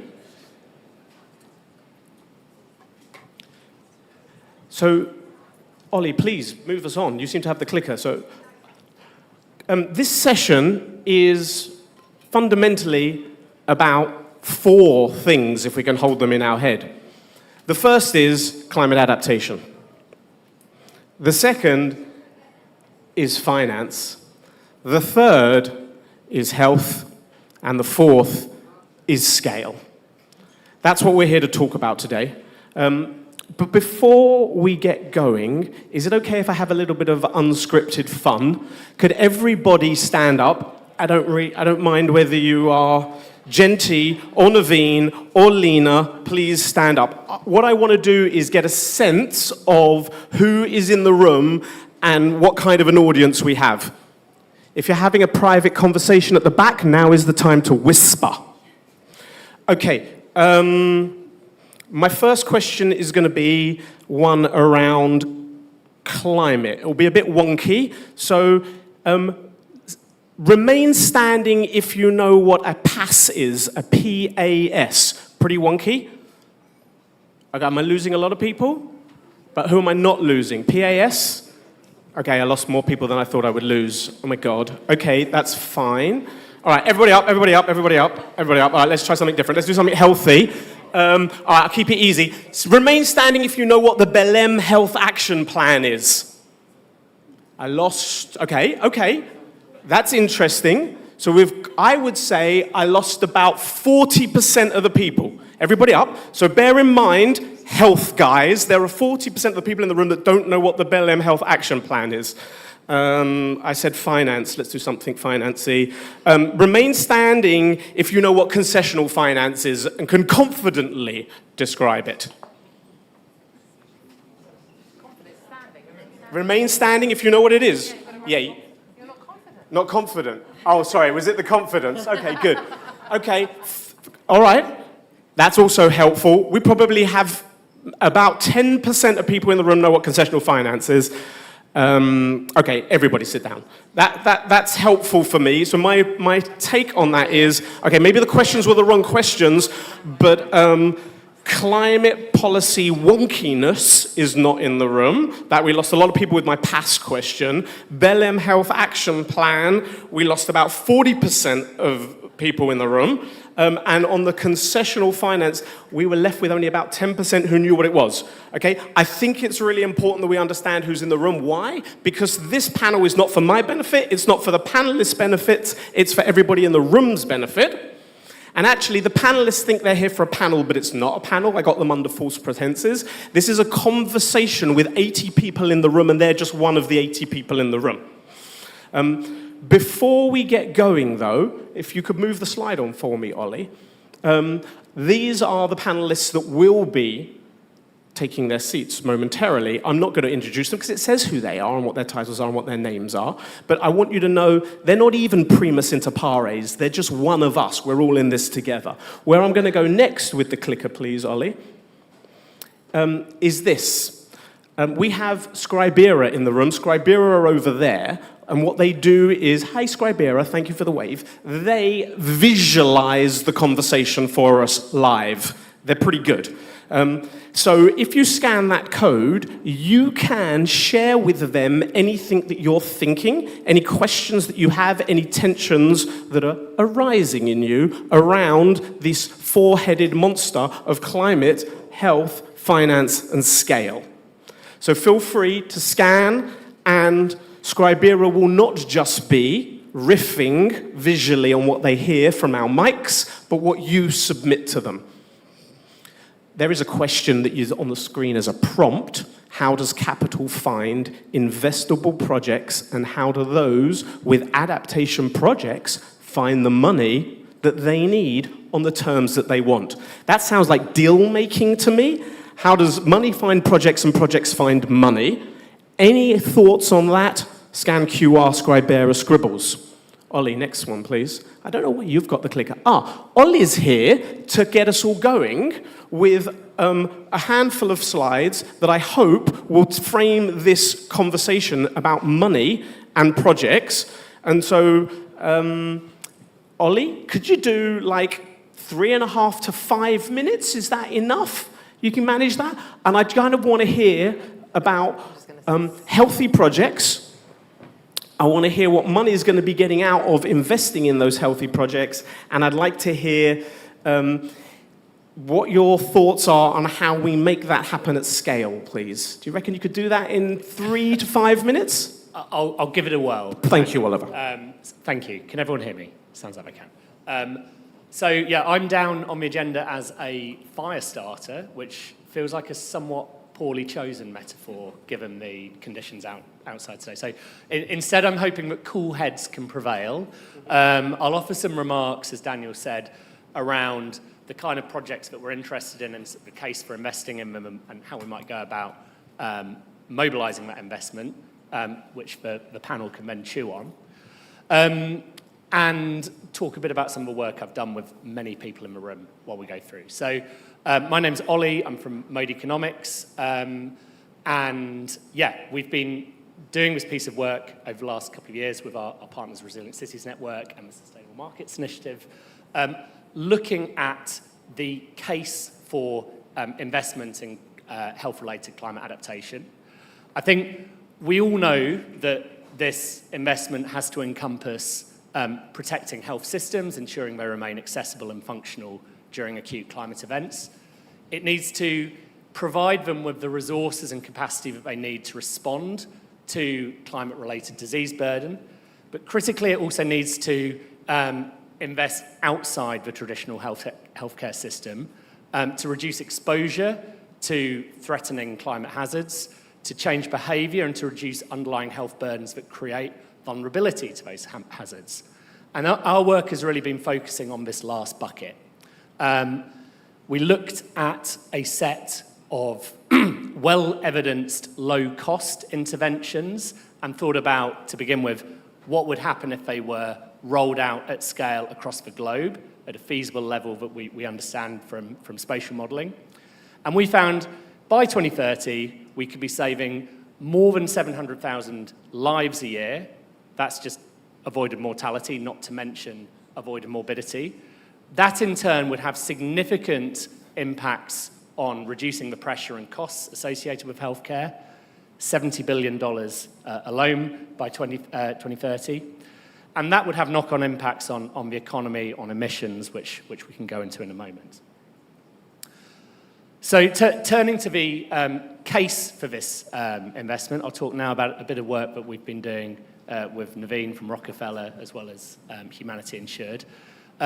This used data from the insurance sector to estimate the returns generated by some interventions in urban regeneration, in healthy workplaces, in resilient healthcare, and certain forms of insurance. We found that those opportunities themselves are representative of a very large investment opportunity of the order of $100 billion a year.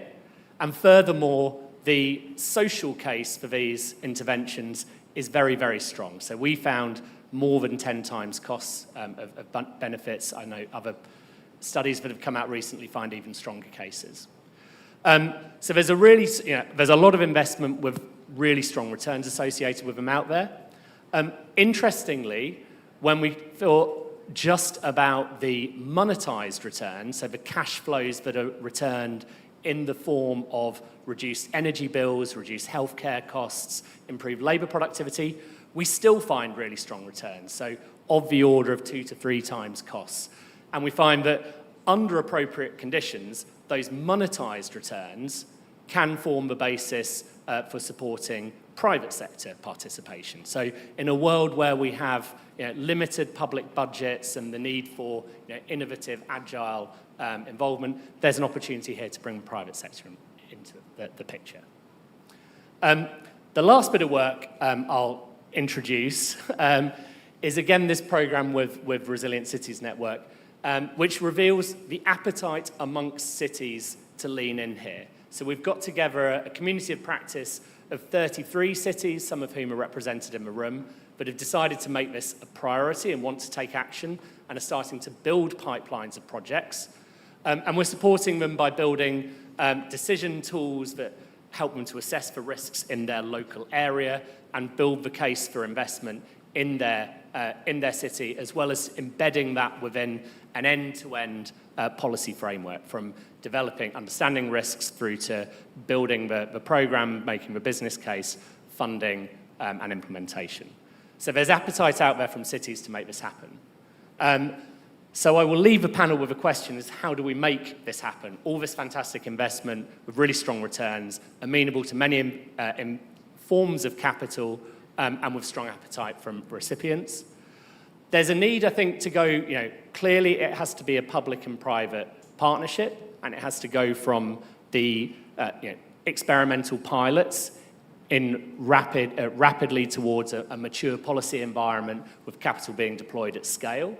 I think philanthropies and MDBs have an important role to play in taking public-private partnerships along this journey, in incentivizing investment, in de-risking these pilots, but also kind of at scale creating standards, building international pipelines. And the last thing I say then is I think for cities specifically here, there's a real opportunity through networks such as the one we have with Lena and colleagues to transcend national policy frameworks and to really engage with this picture, this ecosystem. And there's an opportunity, I think, for the private sector not only to take leadership in driving some of this investment, but also to be sources of innovation around things like new insurance, around self-care, all sorts of other wonderful things. So with that, I will hand over to the panel. Oh, no. Well, no, thanks for the handover. I think what I liked about that was you covered climate adaptation, finance, health, and scale. I was thinking from your presentation that maybe my fourth one should have been urban and cities as the route to scale. That was my reflection on what it was that you presented. What I'm going to suggest is let's thank Ollie. Take a seat, Ollie. Let's flip the slides and get the panel up on stage. If you could move your stools underneath your pictures, that would be great. I'm reliably informed that either Alice or one of her deputies will be joining us. But thank you. Did we match? Yeah. Lena, take a seat under your name. I'm not going to go to the panel next. You know how when panels talk at you for 50 minutes and then they say 10 minutes at the end for Q&A and what that's like for you? I'm going to reverse it. I'm going to start with questions. So based on what you've either heard so far or why you came to this room, what do you want to get out of this session? And I would like just name, affiliation, and no speechifying. Come on, guys. Anybody want to tell me why they're here or what they want to get out of it? Can we get a roving mic there and then to the back, please? Just give name, affiliation, and just really crisp. What do you want out of this? So I'm Kit England, I'm from Paul Watkis Associates, and I'm here to understand where is the role for the private sector versus where is the role for the public sector, and where do we really mean that rather than just talking good game. Thank you. Right at the back in the bar area. Interesting that the second question comes from the bar already. So public and private, what do we really mean? Good afternoon. My name is Muhammad Kabir Usman. I'm from Flow Taxis Africa, affiliated to CCI, that's Climate Care Initiative. So I'm here actually to hear more actionable points, what the forum could do for especially the vulnerable women in Africa. Thank you. Thank you very much. Let's foreground vulnerable women in Africa. Anything else that people want to get out of today? I'm going to give you my mic. Sure. You're catching? Yeah. So thank you so much. Yeah, very exciting, actually, this session. So, I'm Bhim Adhikari from IDRC Canada. So my interest would be how we can de-risk private capital from public finance. Yeah? What are the experiments looks like and how we really can go about it. Yeah. De-risking the capital. Okay. Any more for any more? One here. I'm going to go here first and then over there. Hi, everyone. I'm Federico from Buenos Aires City Government. We are facing climate risk driven by flooding and heat. We are updating our climate action plan. We are working hard. We have more than 100 climate shelters and green corridors among many other actions that we are taking. But we continue being, most of the projects are financed by MDB or philanthropy, by grants. So we want to know what would private sector and insurance need to see from cities like ours to begin a conversation, or if we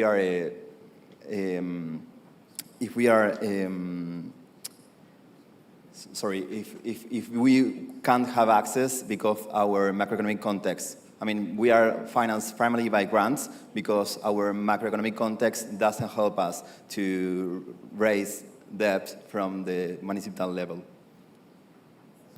Thanks, Federica. I think I'm going to unpack. I'm going to try and unpack. My unpack is, unfortunately, he's from Argentina and in municipal government. And at a municipal government level, his borrowing is wrecked by what his country is doing at a national level. This is being live streamed, and that affects their ability for credit worthiness at a local level. So how do we de-risk through credit so they can access finance municipally and bypass the situations at the macroeconomic level? Good. Was there one more? Hi, I'm Zibia. I'm here with Teal Productions, which is a documentary film company based out of New York. And my question is how you all see storytelling and journalism coming into these projects. Okay, good. Do you mind if I leave it there for now? We had public and private. We had vulnerable women in Africa. We had de-risking of a sort twice, and we had storytelling. I may have forgotten something else. Forgive me. Oh, really? Really? Thank you for noting. I stand corrected.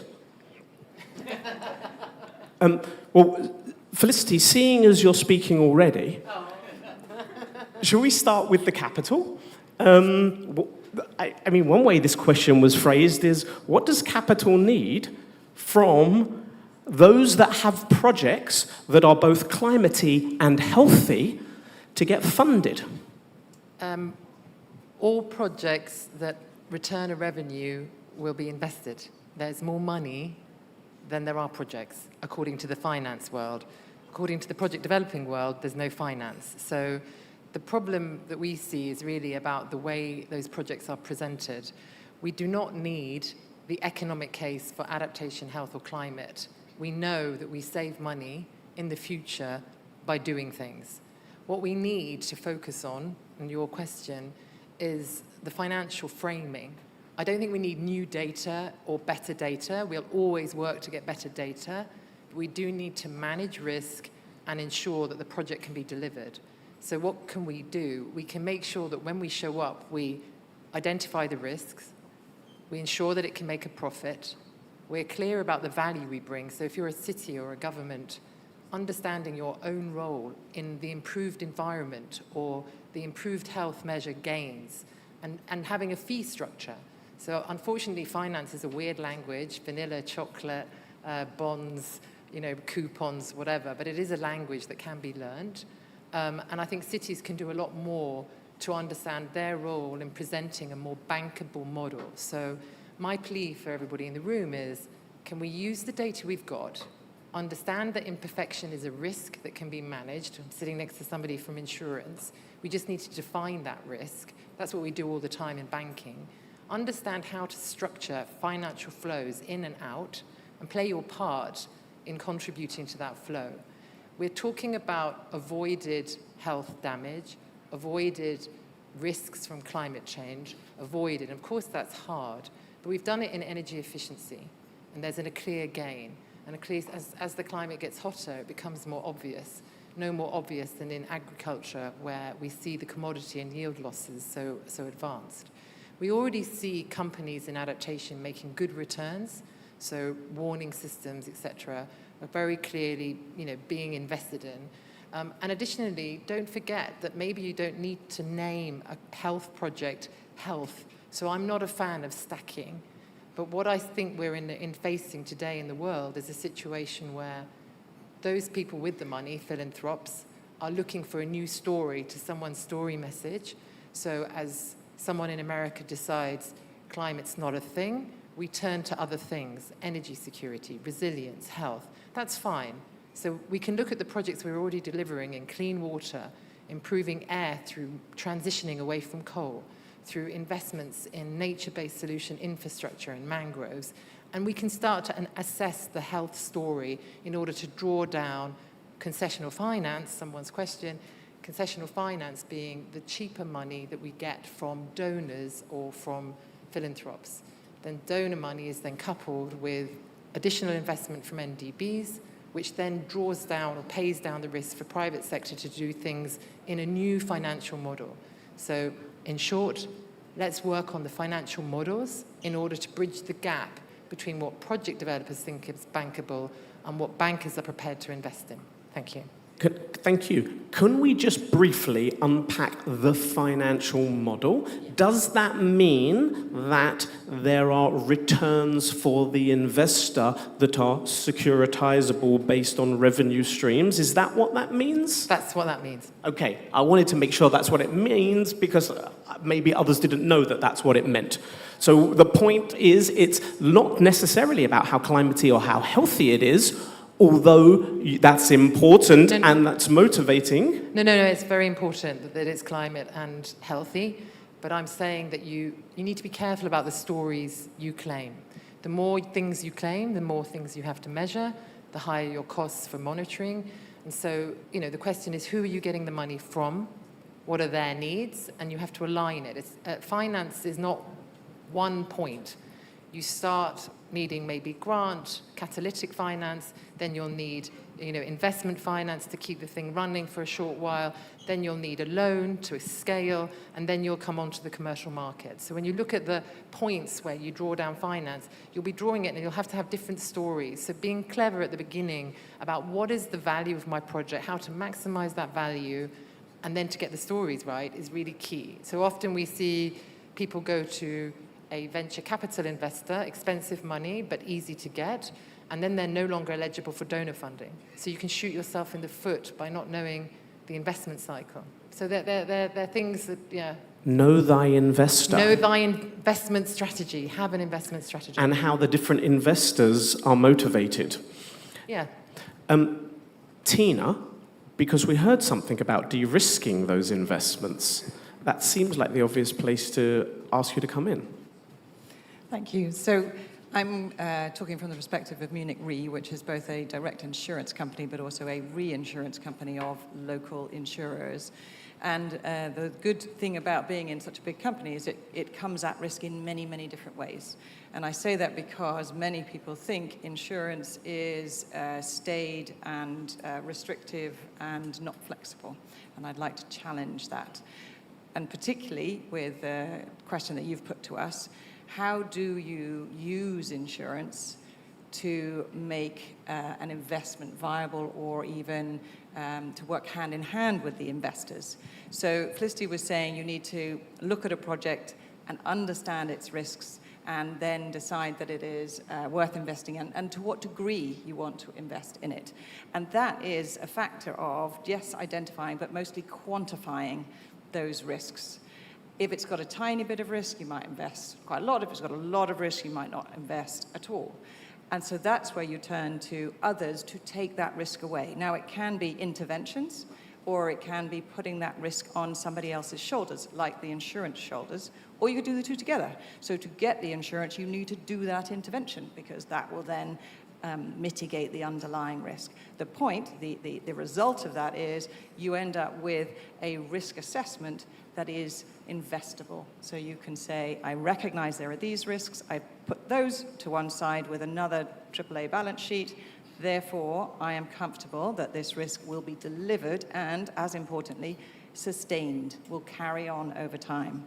And I think of the banking and the insurance world as layered.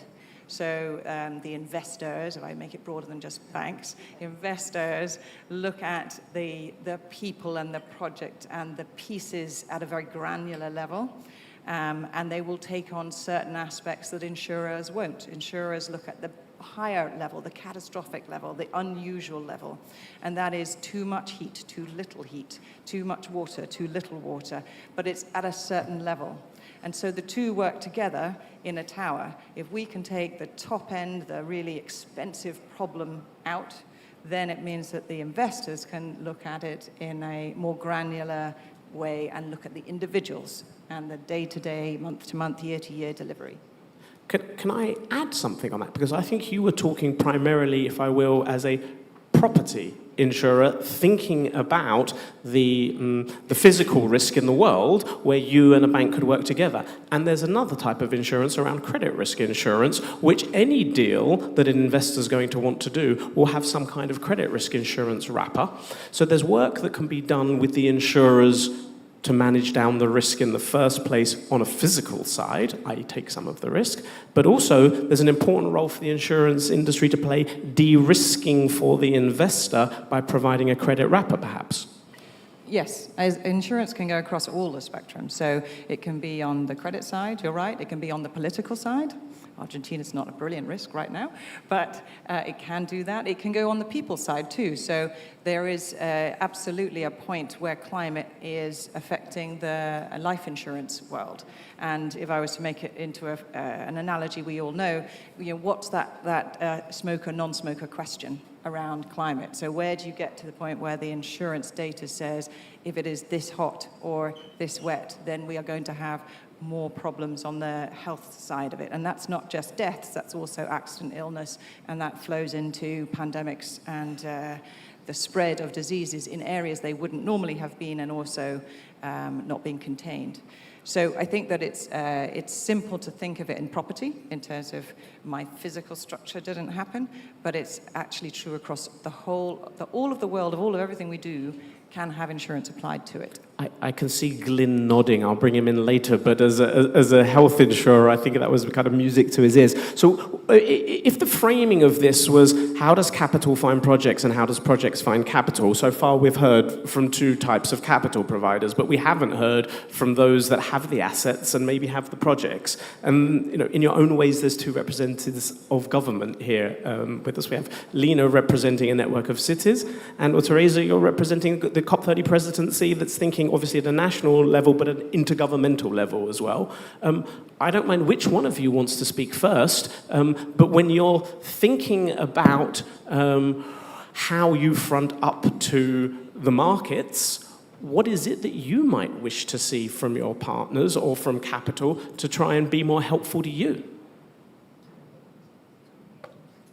Well, speaking from the COP30 presidency perspective, so we've been doing a lot of work on how to make sure that national adaptation plans and subnational adaptation plans become more investable, and to really bridge adaptation planning to finance in this sense. So one of the aspects that we've been working on and that was very relevant at COP30 was the Belém Health Action Plan. And the Belém Health Action Plan actually has a couple of key pillars. One of them is health information and surveillance systems, so making sure that early warning systems, climate data is informing the adaptation of health systems. The other one is capacity and capability of health systems, so training the workforce and making sure there are protocols for extreme heat, infectious diseases, and a bunch of health hazards that are made worse by climate impacts. And then also innovation, research, and making sure that we are able to pilot, test, and then exchange information and knowledge across different countries about what is working to make sure that we can effectively scale these solutions. So I think what would we expect from the private sector and from private capital and insurance, philanthropy, all of these different sources of capital that have to be bridged together to make sure that health systems are more adaptable, is that these institutions are really looking into these different plans and regulatory frameworks that are in place so that we can promote an alignment of interests and priorities and make sure that investment is being channeled towards projects that are really being prioritized at the national, subnational level, and to make sure that we have the multi-level governance frameworks in place to advance this. So, of course, the Belém Health Action Plan is a multilateral framework that has to be implemented in different countries according to their own domestic realities. But it's an important framework to make sure that the discussion about how private capital and other sources of capital is funding the resilience of health systems, to make sure that there is standardization and sharing of good practices in this sense. I think there's a really helpful distinction that you made towards the end there about the financing of the resilience of the health system itself versus, or in addition to, financing the resilience of society to climate and health shocks and stresses. Two different things, but interrelated, because obviously the resilience of the health system is even more stressed when we have less healthier populations. Worth distinguishing, but clear interplay between the two. Lena, you speak with cities around the world every day. I'm interested in your perspectives on what they're telling you they need. And exactly where you finished is what cities can do. So we work with 102 cities from across the world. We have a dedicated community of practice of 33 cities that is led by the cities of Rio, Lagos, Manchester. And cities have different levels of maturity and starting points on how they think the nexus of, I would say, urban risk and health, and specifically climate risk and health. We have cases such as Greater Manchester and Singapore, that they are building place-based preventative solutions on the ground. They are rethinking their design guidelines on how they can really create places and spaces that can actually improve the health of their communities, whether you are a 5-year-old or you are an 80-year-old. But you have also very interesting cases, such as the one in Broward County, which is in Florida, or Cape Town, where the city is integrating resilience and is adding this kind of health considerations within how they build their portfolio of projects, within their capital plans, within their investment plans. So how every single investment they are doing is able to create and maximize the benefits for the communities. Now, what is important here to understand is the scale. And that is related to finance.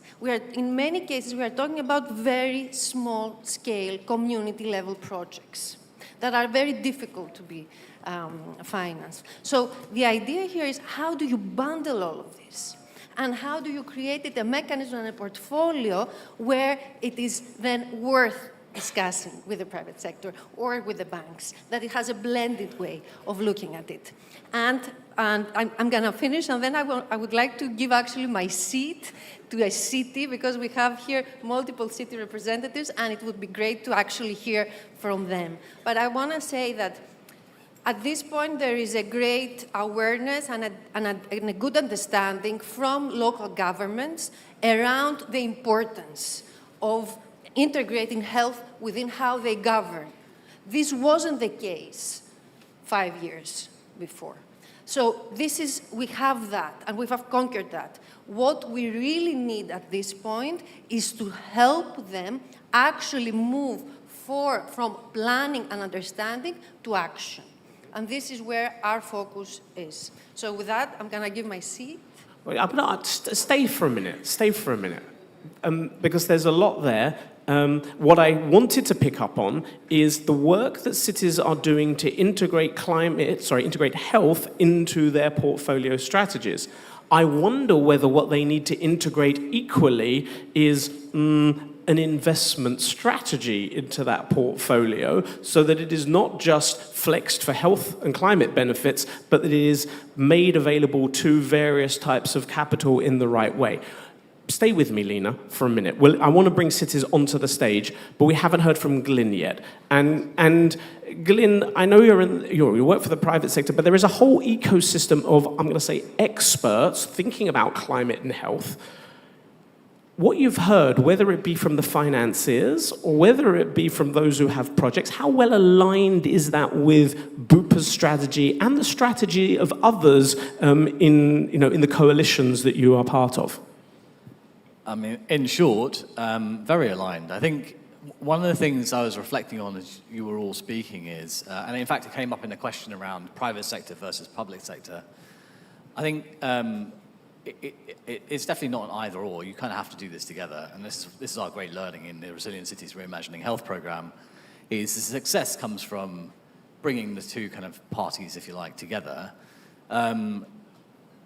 from a Bupa standpoint, this started from a recognition, and I should say Bupa is a company, we're a private sector company. We look after about almost 70 million customers globally, employ about 100,000 people. But we're not a shareholder business, so we are actually very, very purpose-driven, and it is the way that we kind of get things done. We're a healthcare company, so I mean, without looking after people's health, we're just not doing our job, and frankly, we will not be a successful business. And what we've done, that's allowed us to do is be quite expansive in our thinking around how we deliver better health to our customers and our would-be customers, i.e. the communities. So I think one of the things we were thinking about this is as we get better and better at delivering better quality care in our facilities, to our customers, we also, and providing health insurance that meets their needs, one of the things is also thinking about how do we effectively deliver prevention. So prevention is a function of where you live, amongst other things.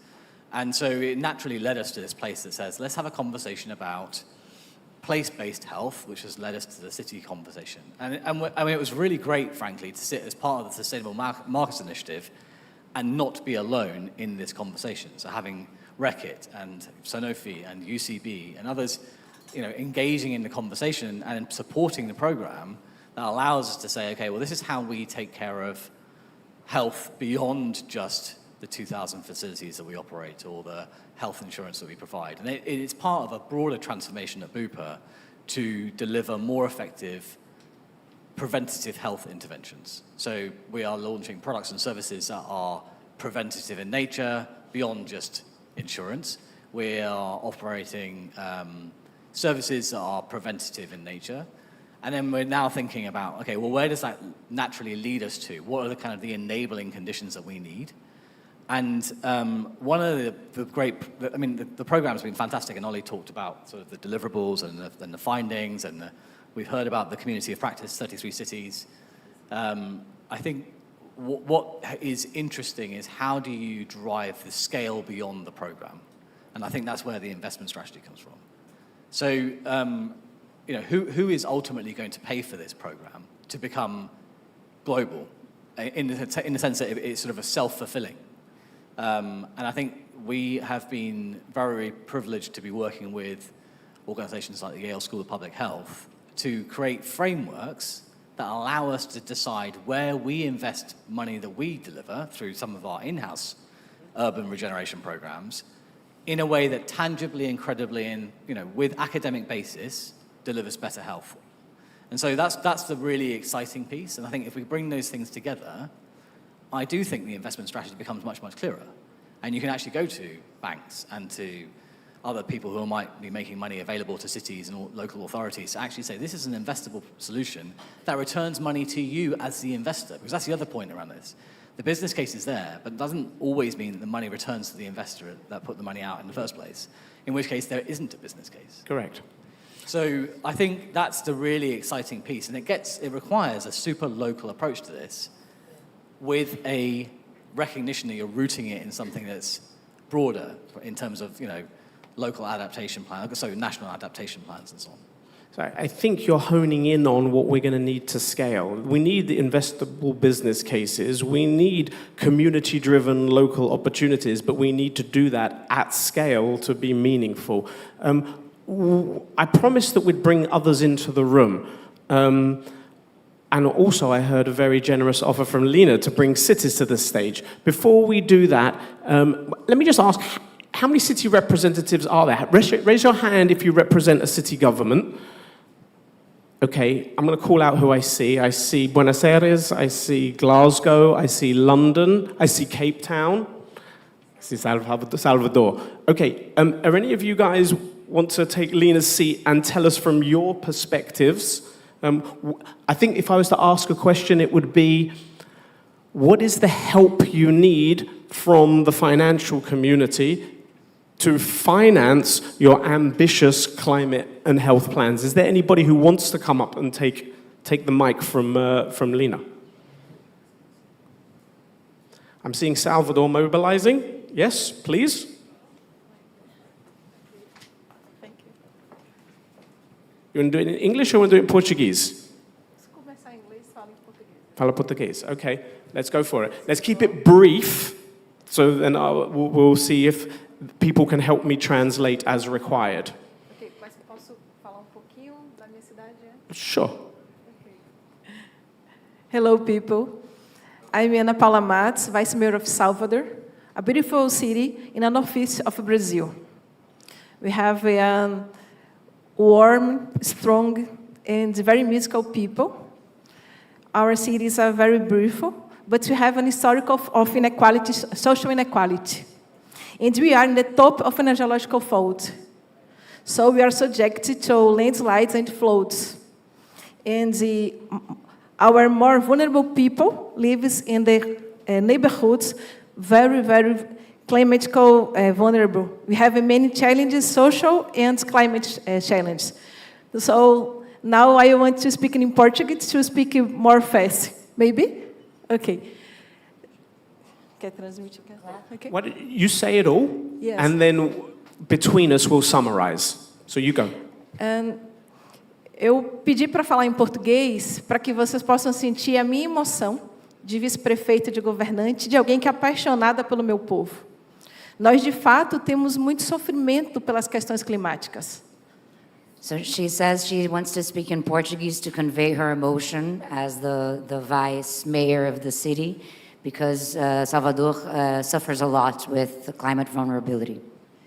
Nós, se tirarmos uma foto agora, nós ainda temos muitos problemas climáticos, muitos desafios, mas nós temos conseguido superar alguns deles por apoios e por redes multiníveis, por participação de redes como a de Cidades Resilientes, com apoio de filântropos e com um trabalho e um esforço muito próprio de financiamento com recurso internacional.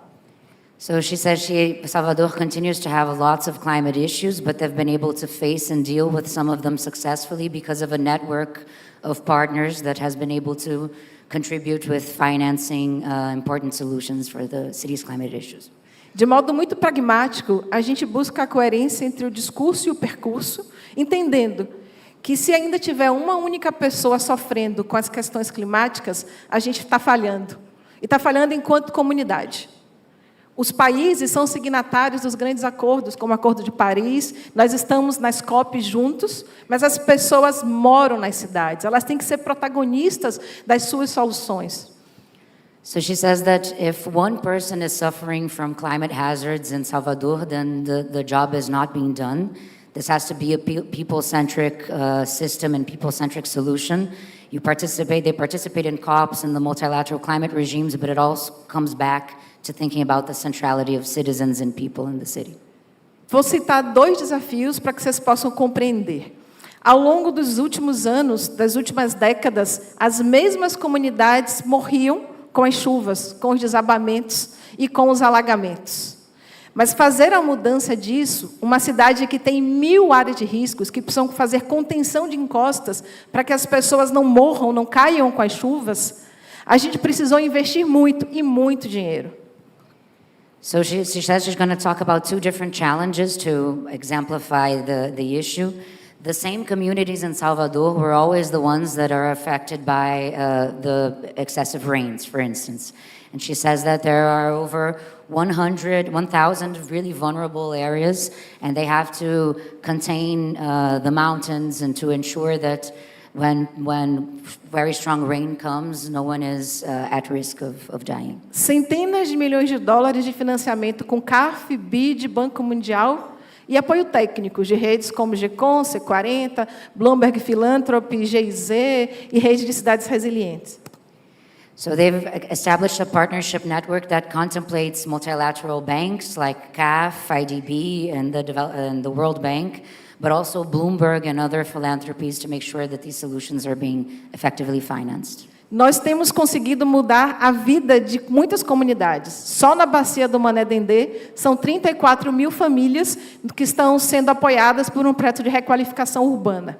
Para vocês terem uma ideia, em 2015, choveu muito na cidade, perdemos 26 vidas e mais de 30 mil famílias foram afetadas em áreas que há 20 anos atrás vidas já tinham sido perdidas. Esta parte a gente superou, mas qual é o problema? Nós So she says that this policy and financing framework has been able to help over 35,000 people.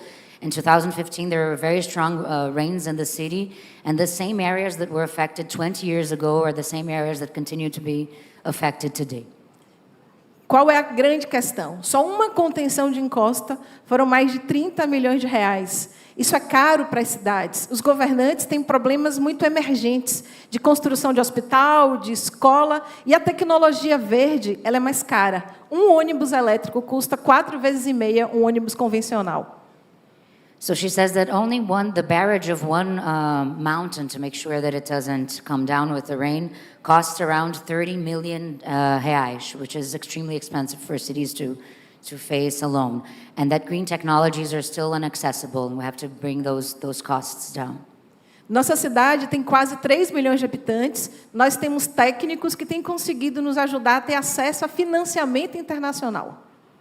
Mas muitas cidades menores, de redes das quais eu participo, como o Pacto Global de Prefeitas e Prefeitas de Clima e Energia, elas não têm essa condição. Então, o financiamento para a gente é muito importante, mas especialmente recurso a fundo perdido e acesso à tecnologia mais barata. E esse é o chamado para vocês, para compartilhar tecnologia, para compartilhar acesso a recurso a fundo perdido, recurso mais barato, ainda que a gente consiga pensar o projeto e colocar em prática como algo que tem que ser feito, sim, no coletivo. So she says that Salvador has 30 million inhabitants, and they have technicians that are able to access international climate finance, but that's not the reality for most of the smaller cities in the region. So her ask for the financial sector is that they that have more loans or resources that don't contribute to indebtedness, and also technology transfer, and to make sure that green technologies are more accessible. Então, eu falei do primeiro exemplo, que foi da questão dos desabamentos, a necessidade de tecnologia verde, geomanta, de cortina atirantada, não sei se você vai saber traduzir, mas eu vou falar da segunda questão. A gente tem sofrido também muito com calor. Nós temos a maior festa popular do mundo, que é o Carnaval. E 2 anos atrás, eu era secretária de saúde e precisei colocar pontos de hidratação, distribuição de protetor solar, pontos de hidratação, não só para beber água, mas aéreo, e uma série de estratégias para que as pessoas não morressem ou não tivessem questões de saúde no Carnaval por causa do calor. So she says that besides the access to green technologies and the financing, one of the big risks is extreme heat, and that Salvador has the Carnival, which is a big popular party, and that they had to put in hydration points and distribute sunscreen, etc., to deal with the extreme heat and how that was affecting the city. E para finalizar, a gente não acredita em desenvolvimento econômico sem o social. A gente acredita em sustentabilidade ambiental e social. A gente trabalha pela justiça climática. So she doesn't believe in economic development without social development. We're talking about environmental, social developments with the lens of climate justice. Então, nós fazemos um chamado para trabalhar em conjunto, para continuarmos investindo não só na educação ambiental e social, mas na cultura climática, envolvendo a comunidade, as crianças, os idosos, os líderes comunitários, fazendo com que a tecnologia social, de fato, seja um vetor de força junto com o recurso que é fundamental. So she says that it's actually a calling for us to all work together, not only in environmental education, but in an environmental culture that is able to bring in governance mechanisms that can bring in the most vulnerable and everyone that has to be involved in the co-design of these climate solutions. Para finalizar, nós costumamos contar as vidas perdidas. Fiquei muito feliz pelo início da apresentação, se contando as vidas salvas, mas em Salvador, a gente tem conseguido salvar a vida das pessoas pela tecnologia social.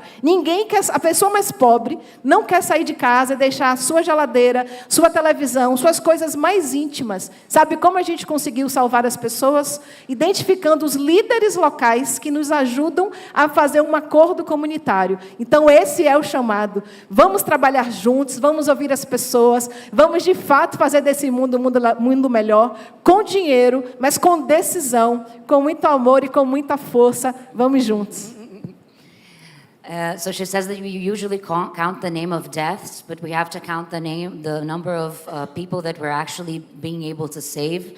And Salvador is being able to shift this narrative. And this is done through community leadership and making sure that we engage all of the right people. And this is the big ask that the big message that she wants to leave, that we can all strengthen this community engagement.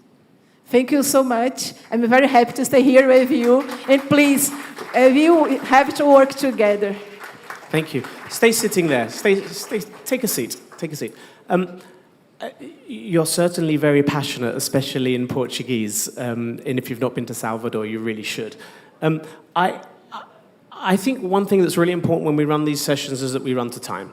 And the clock is ticking on us. The people on the panel are not going anywhere. They're going to stick around. And there are drinks as well for people that want to catch them afterwards. But I also see lots of, I'd say, climate and health experts in the room. I saw Robin a moment ago. I saw Yamid a moment ago. I think I even saw Marcia walking in. So is there anybody from the floor that either wants to say something or contribute? If not, oh, I see Marcia mobilizing.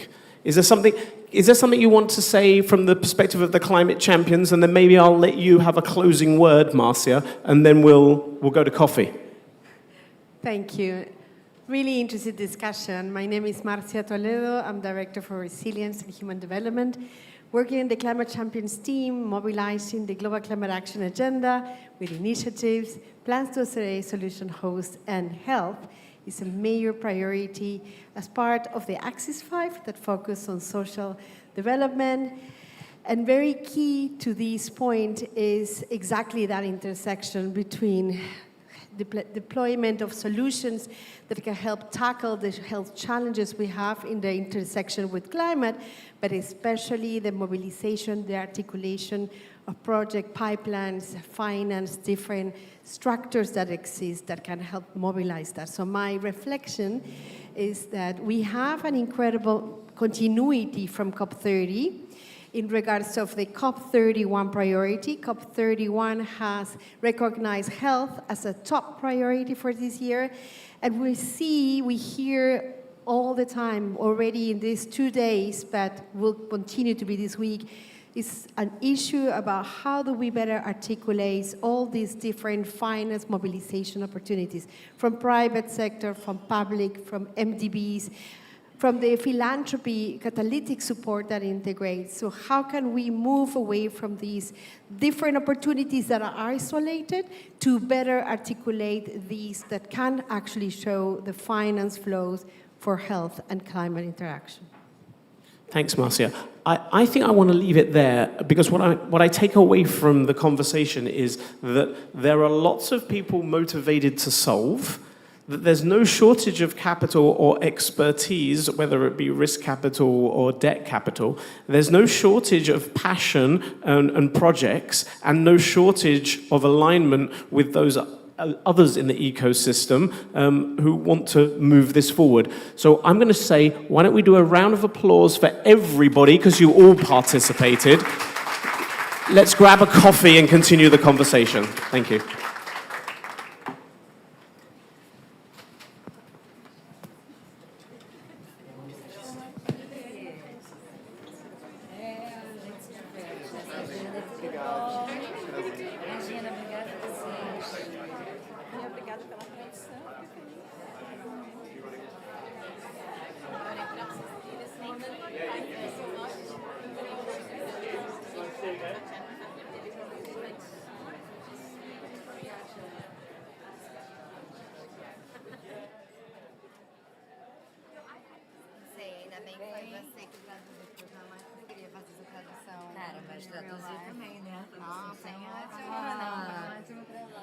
Olha eu com o microfone na mão, gente.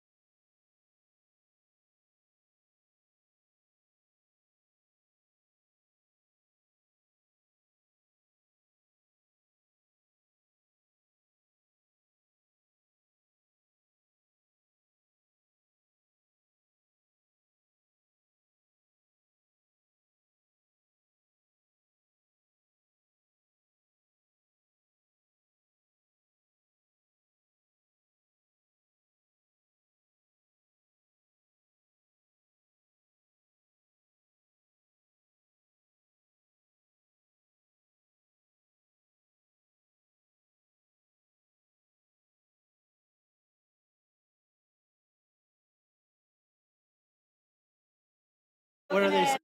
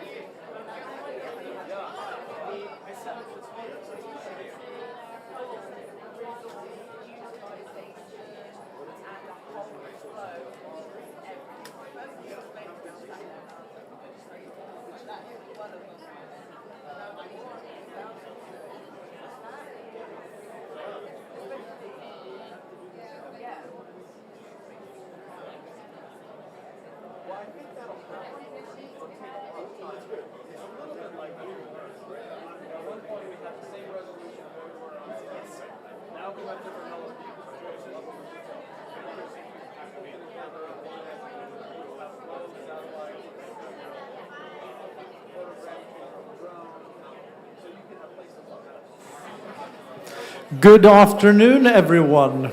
If I can kindly ask people to confirm whether they hear me. Oh, you can hear me? Good. And you? Thank you, Shanaz. You can hear me? Noor, I see you. Okay, excellent. Thank you. We're about to kick off the next session. And it's the session, not that I don't like the other sessions, but I kind of like this session a little bit more. Partly because of my background, but also partly because the energy that I know we will get from the participants that will present their ideas to us in just a minute. And how are we doing on sound level back there? This is just my way of checking that people are listening. I think we have the ones we're going to have. Okay, Marcia, thank you. Good. While we've been in this room discussing frameworks and initiatives, we have 6 innovators in the room that have been out there building things, the real stuff, not the abstract stuff. In Sudan, in the Philippines, in Kenya, in Nigeria, and in Nepal, in the communities most exposed to risk. Now, if you ask me, that's really exciting because we can see what really matters from the discussions we're having and how that can have an impact on the ground. But what we can also see is that what they're doing on the ground has an impact, but it also supports us. So here is what this session is. At GRP, we run innovation challenges, basically calls for proposals with our partners, and we've done so for over a decade. At the moment, our challenges include RAIN, which is nature positive agriculture, RISE, which is urban resilience in informal settlements, Tech for Resilience, you get what that means, and Hindu Kush, Himalaya, an ice challenge happening up in that region. Together, those challenges have surfaced over 100 solutions, many, many thousands of applications in more than 30 countries, and we have dispersed over 45 million into various forms of resilience programming, reaching more than 7 million people. Now, 45 million is not the point. The point is what happens after it, and that's what we're going to discuss today a little bit more. Because we're not really meant to be in the business of running competitions at GRP, or anywhere for that matter. We're in the business of nurturing and building on ecosystems of locally led, evidence-backed solutions that are ready to scale if the right capital finds them. And that's why we're here. At GRP, we're working at the early stages of a pipeline. We need a much bigger pipeline of projects, of fundable initiatives, because if we don't, everyone will go to the same kind of grantee project. So we need many more. It's building on that ecosystem. We find pilots, we test ideas, we help founders and entrepreneurs find their footing, we hope. They do all the hard work, we just basically support. And then this keeps me up at night. Most of those solutions find it very difficult, and some of them stall. Not because they don't work, they work, but the part of the journey that should be a path, a proven innovation, finding the right kind of investment that takes it from hundreds of beneficiaries to hundreds of thousands. It's not a path, there's a gap. There's sort of a dead zone. And that is why this session exists. Not to showcase projects, well, it is to showcase projects, sorry guys. It's not to hand out prizes though, it's to start conversations that close that gap. Absolutely critical conversations. One of our dragons at COP30 last year, when we did a similar kind of thing, said something that I thought was quite spot on. They said that they hoped we wouldn't just give money and wish people good luck. They said they wish we continue to connect and facilitate and learn more and make more connections. Again, that is precisely why we're here. Today, we have 6 locally led, 6 locally anchored resilience innovators pitching to 5 dragons, 3 minutes each. I'm sorry, guys, but it's 3 minutes. The dragons will push back. That's what we've asked them to do and what they do sort of naturally, the ones I know of the dragons anyway. Each of them brings a specific lens and a specific question that they're trying to answer about what makes a resilience innovation worth backing.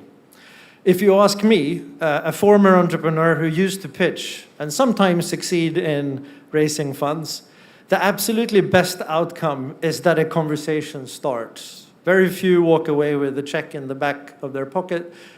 You start the conversation and that leads to something, to more conversations, to more contacts. And that is how the best solutions are identified and find the support they need. It's hard work by the entrepreneurs. They have to do like 2 magic things. One is driving real change on the ground.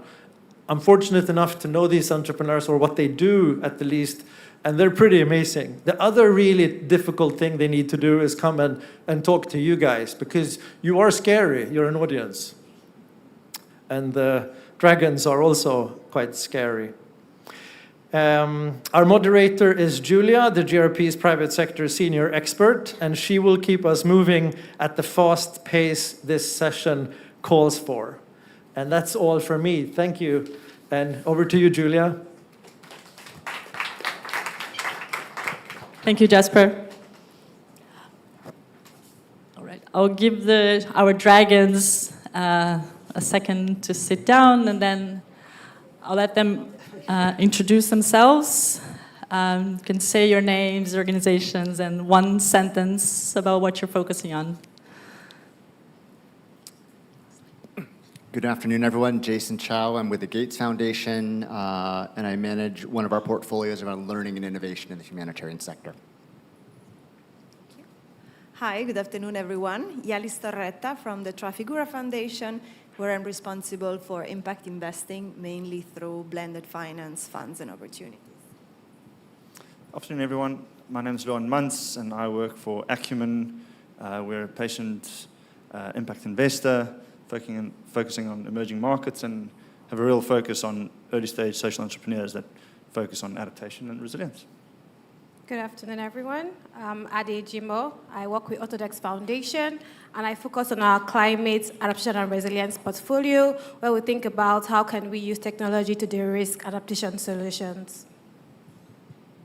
Great, thanks. Hi, everyone. I'm Katrina Clunas. I'm with the Foreign Commonwealth and Development Office, and I cover our kind of portfolio of programs across Africa.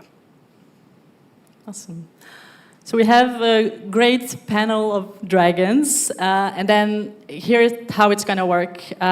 We have 2 rounds of pitches, 3 non-profit innovators, 3 for-profit innovators. Each innovator, as Jasper said, has 3 minutes. I'll be strict on time. Then dragons, you have 15 minutes after each cohort to react, ask questions, give them some feedback. After both rounds, we have a Q&A session, so the audience can ask questions, give feedback as well to the innovators, or you can ask questions to the dragons, or you can make an investment offer. That's your time. So we'll start with the nonprofits. Nuha, you're first.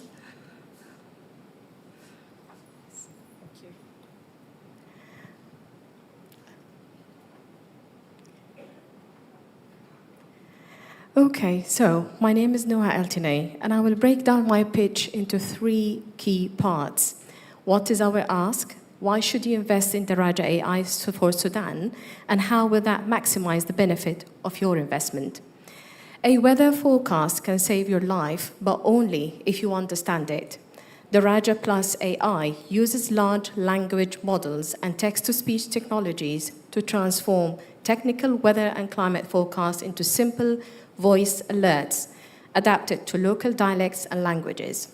Operating since 2024, Daraja warnings already reach more than 10.5 million people across Sudan through a mix of mobile networks, social media, WhatsApp, local radio, and local organizations.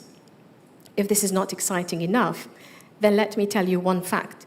This was achieved amidst the world's largest humanitarian crisis in 2025-26, with over 30 million people requiring humanitarian assistance, displaced, and 20 million people facing acute food insecurity. Not only that, there's more than 120 dialects and local languages spoken in Sudan, yet official warnings are only issued in one language, Arabic. And with adult literacy reaching an average below 60%, text-based systems structurally exclude the most vulnerable. So our ask here is for 250Ks to develop AI-powered, multilingual, audio-based early warnings that communities can act on. This will serve 3 unreserved languages spoken by more than 1.2 million each, located in the most vulnerable regions of northern Sudan and Red Sea Mountains, speaking the languages of Bedouin, Tigray, and Nubian. Now, we come to the so what question. Our vision goes beyond Sudan. Daraja already operates across 5 East African countries through partnerships with National Med Services. We're raising an additional 10 million and entering into strategic partnerships to replicate the Sudan Plus AI model and building a new layer to an already existing functioning ecosystem, providing a pathway to upscale this innovation across the region.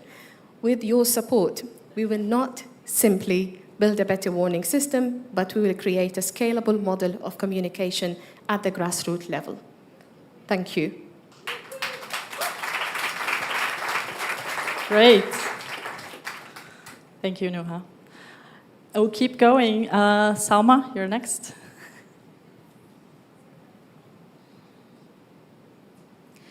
Every year there is 20 typhoons hit the Philippines. That's 1 or 2 typhoons a month. Every time a flood warning occurs, there are around a fraud warning goes out in Metro Manila, there is million people that receive the same message, but not everyone faces the same risk.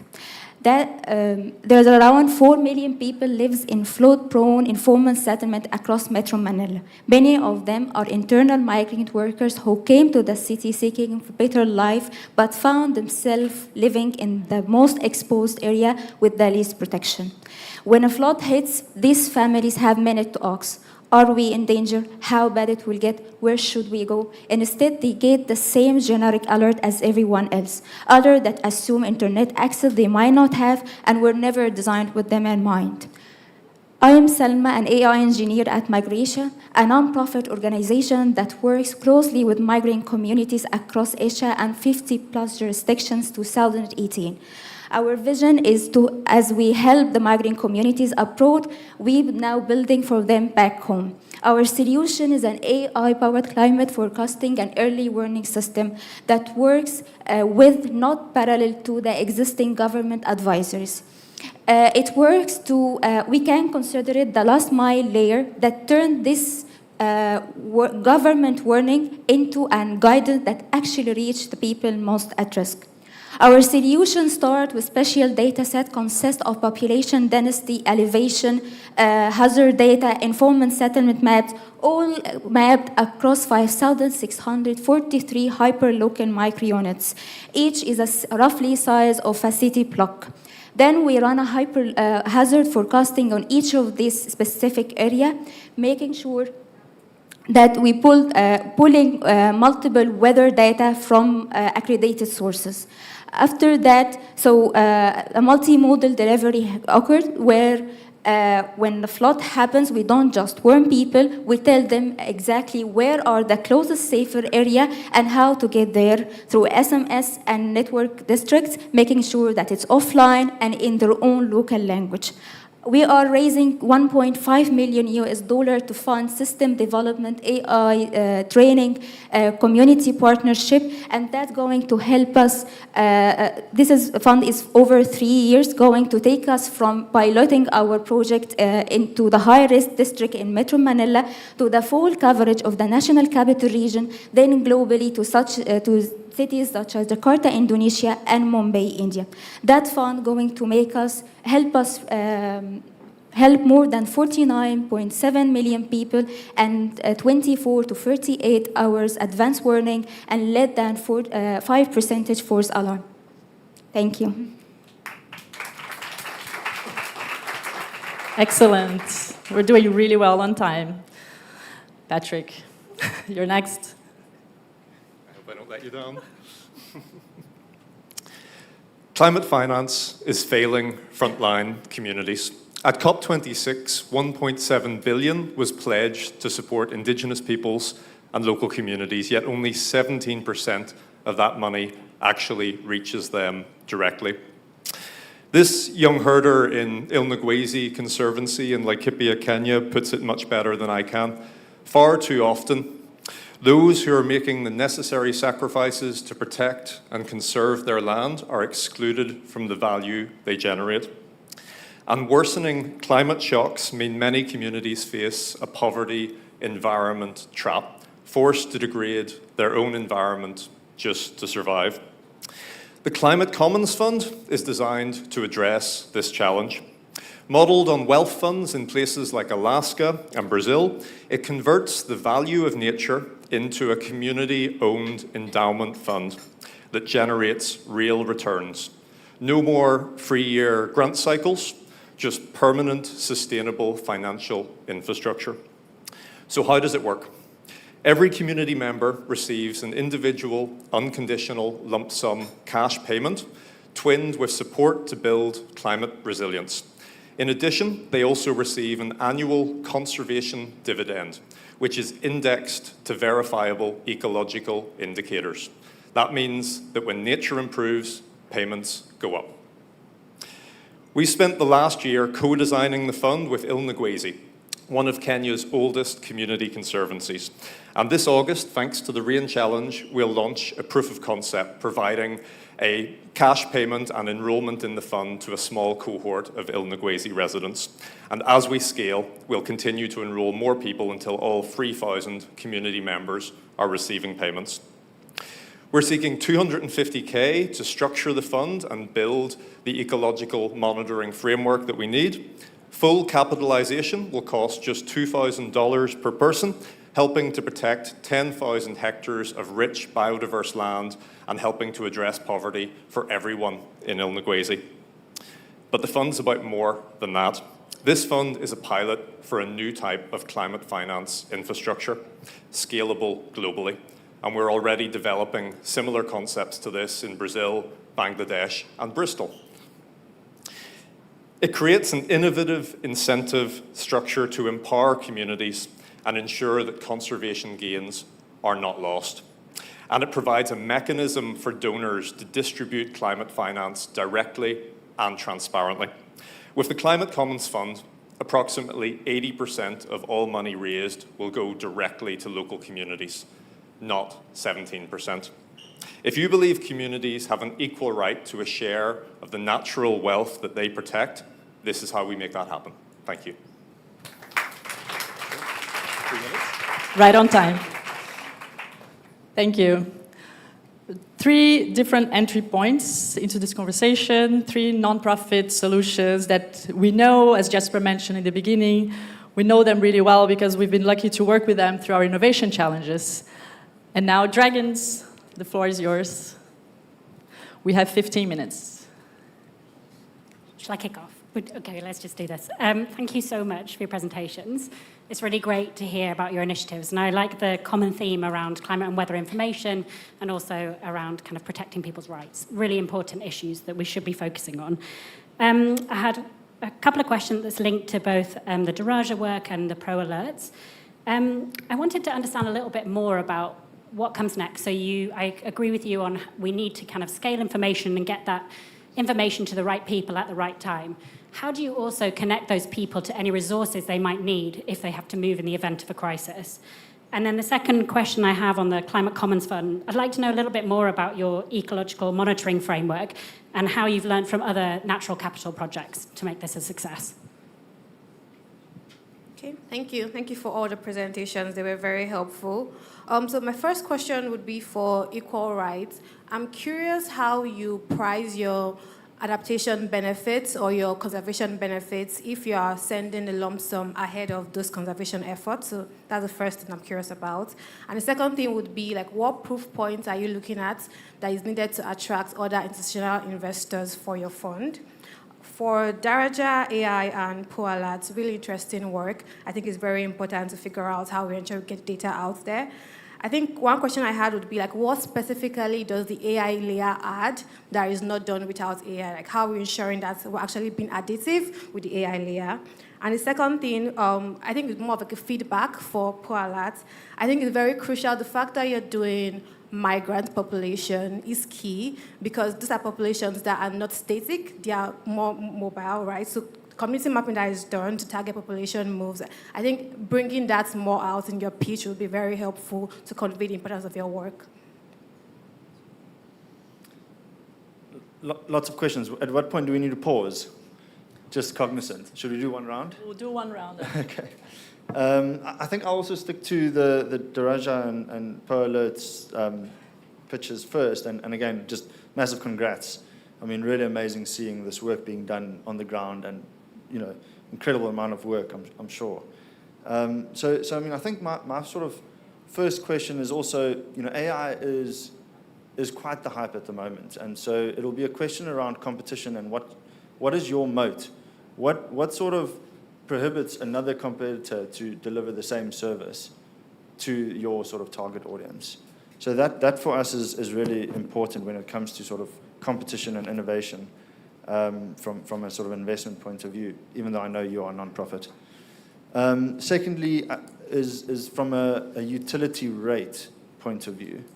So AI is really, and with digital infrastructure, it's really easy to provide access, and you can cast the net really wide, but I'd want to sort of understand whether you've got any data to back up what is the actual usage and what do those individuals actually do with that information then? A little bit to your question of what comes next. It's one thing to say you've reached 20 million people. If only 5 people have actually used it, then is it actually valuable? So that's sort of another question. And then, again, something to think about is really the sustainability plan. So what's your cost per unit? Might it be, how much does it cost to reach each individual? What's your funding structure going to look like? Partners might be government, it's a non-profit, but what other sort of structures are you considering that will enable you to build out a sustainable business over time? Thank you. Also from my side, thank you very much for all the energy, all the effort that you're putting in developing these solutions. I think, funny enough, we were just laughing when the first question was asked, what is next? I think that that's also something that struck me, right? I mean, the 10 million people that got the information, but, first of all, does that translate in increased resilience? What happens with this information? What do these people do? And this linked also to, again, right, planning on how to scale. You don't want to put a price point, but who would be out there paying potentially for such a information to do what, right? If you want to scale at a certain point, can this be integrated in the meteorological system, or really to think what comes next? And I think the same in the Philippines, right? What type of, the people get the information, but what comes next? Which other partners could you partner with to ensure that, there is the information that is delivered, but, there is a real resilience after that? Could it be insurance? Could it be, to think along the partnership line, who could provide the capital? And on the endowment fund, I'm just curious, who is funding the endowment fund itself, and whether the community that receives the lump sum, yes, but also what is their livelihood, right? We have seen conservation model where it's more than just conservation, where other revenue streams can be embedded in the conservation that make, both sides more sustainable long-term. Well, I just want to thank everyone. Those were wonderful pitches. There was a lot of common themes around hyper-local approaches, around making sure that we're really reaching those final communities, and so those are really great to see. I think for Daraja, question similar to my colleagues, but maybe from a slightly different bent is, when you're talking about the use of AI, it sounded to me like it was primarily for translation.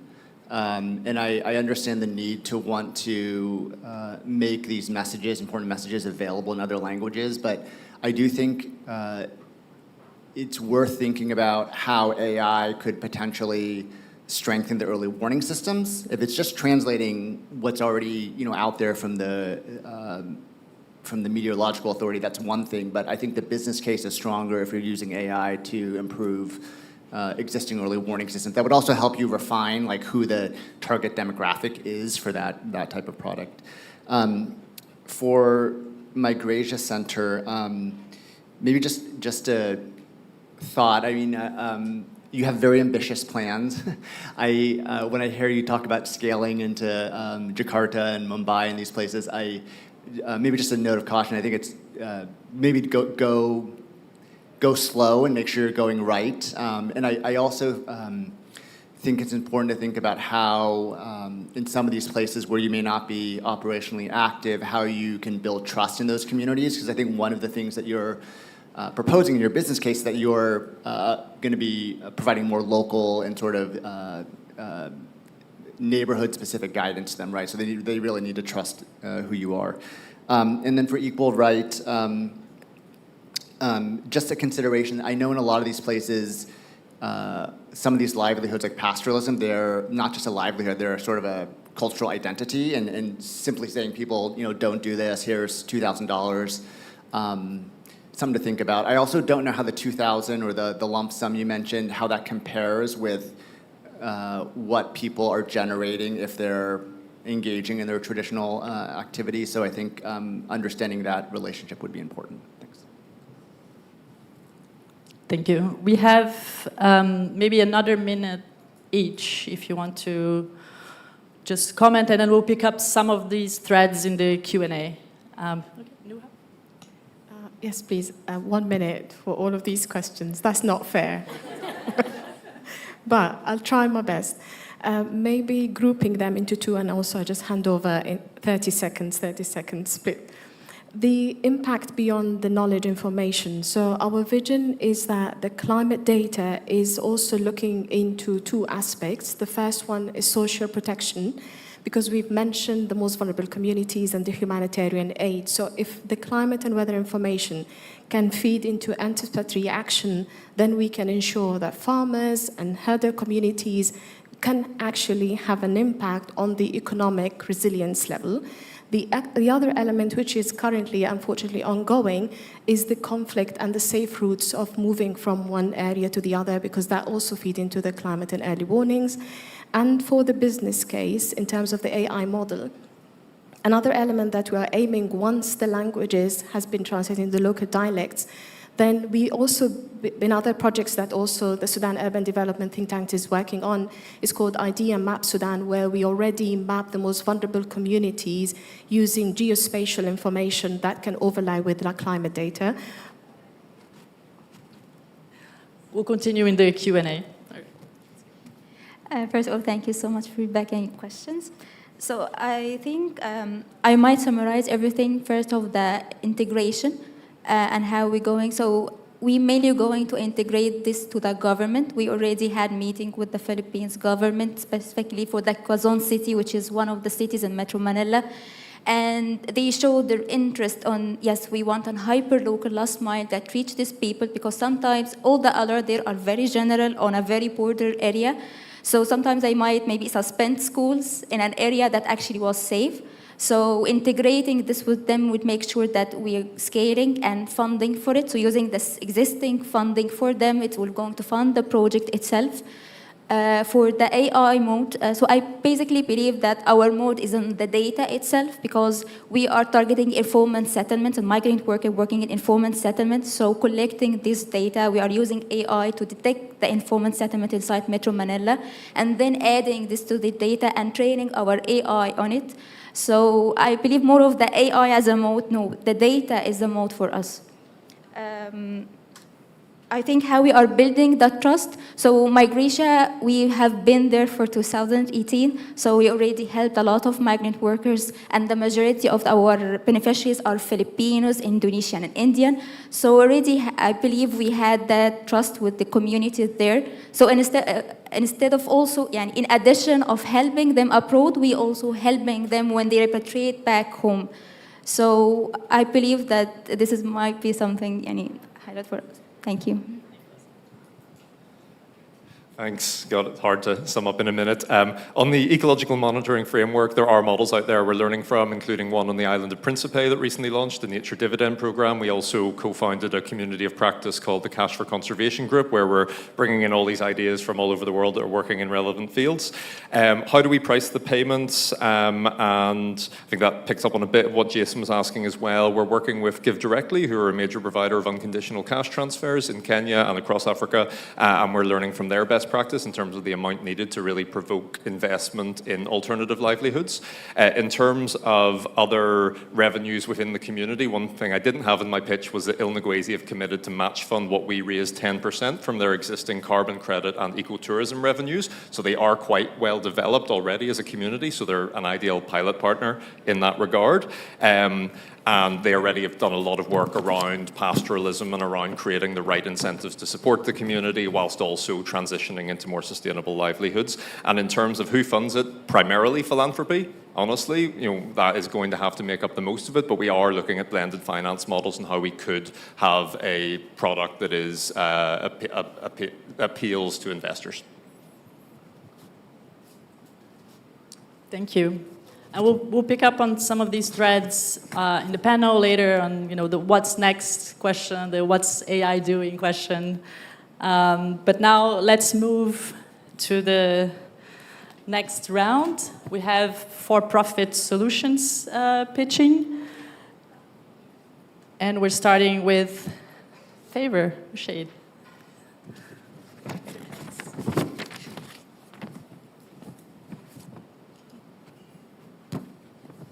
We are building something that no one has ever built before, and I want to tell you why.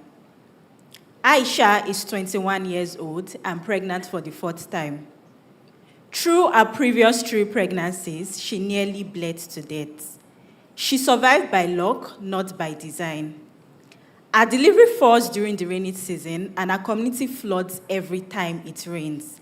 Yet no one knows she exists. Aisha is not alone. 4.4 million people are displaced in one flood season in Nigeria. 80% of them are women and girls. 75,000 maternal deaths occur every year, yet these women have become invisible to every system that should find them. My name is Favor, I'm a pharmacist, and with my team of GIS analysts, engineers, and medical experts, we have built OSH-8 Hours, the first anticipatory sexual and reproductive health and rights triage in climate crisis. This is how it works. A woman or a field worker takes an AI-driven questionnaire scored against live flood forecasts. 2 weeks before a flooding occurs, early warning alerts are sent and supplies get prepositioned. At 72 hours, responders mobilize and referrals activate. By the time the water rises, the system has already found Aisha.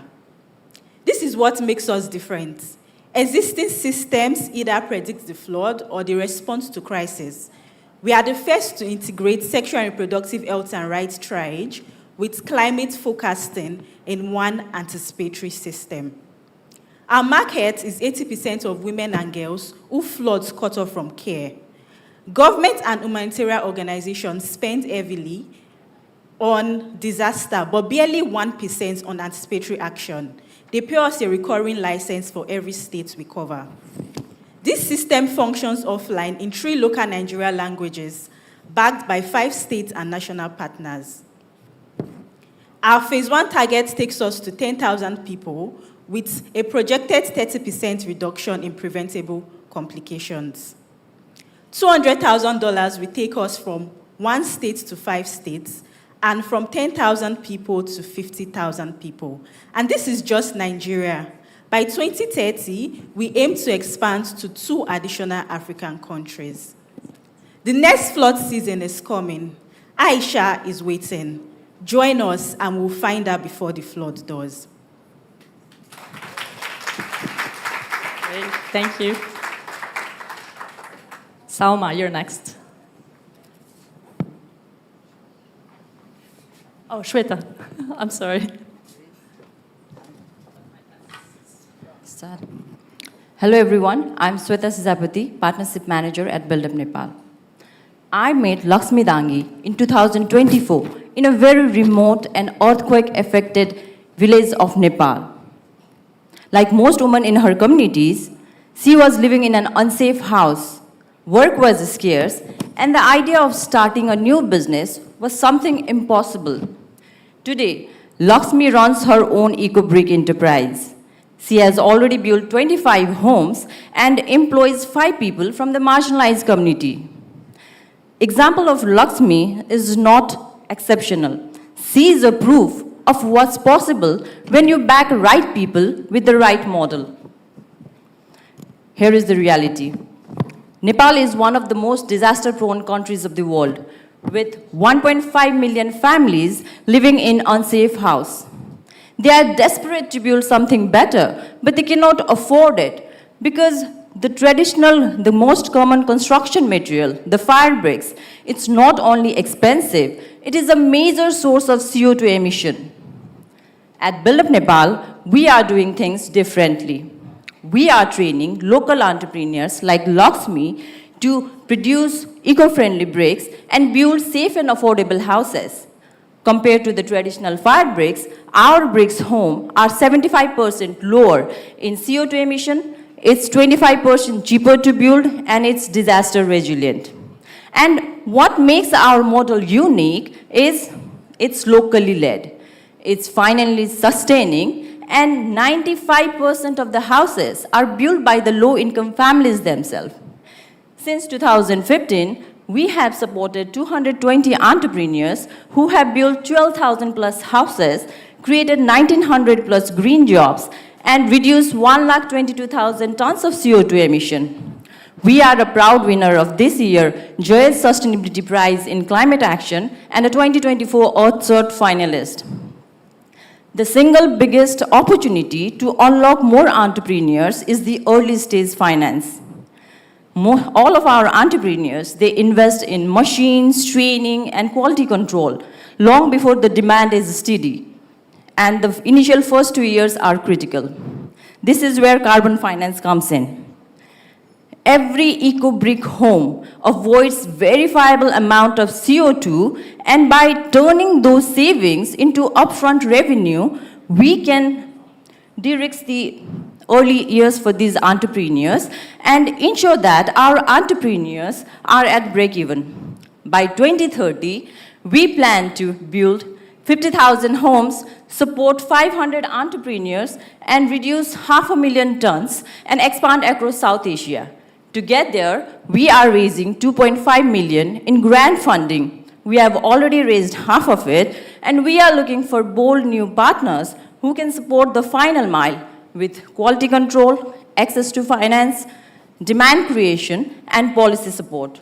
We believe safe homes and resilient livelihood should not be a privilege.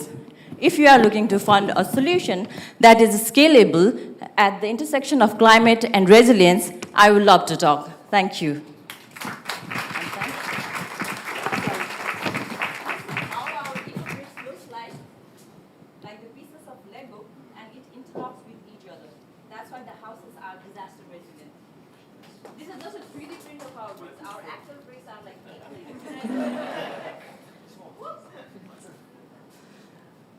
Thank you, Shweta.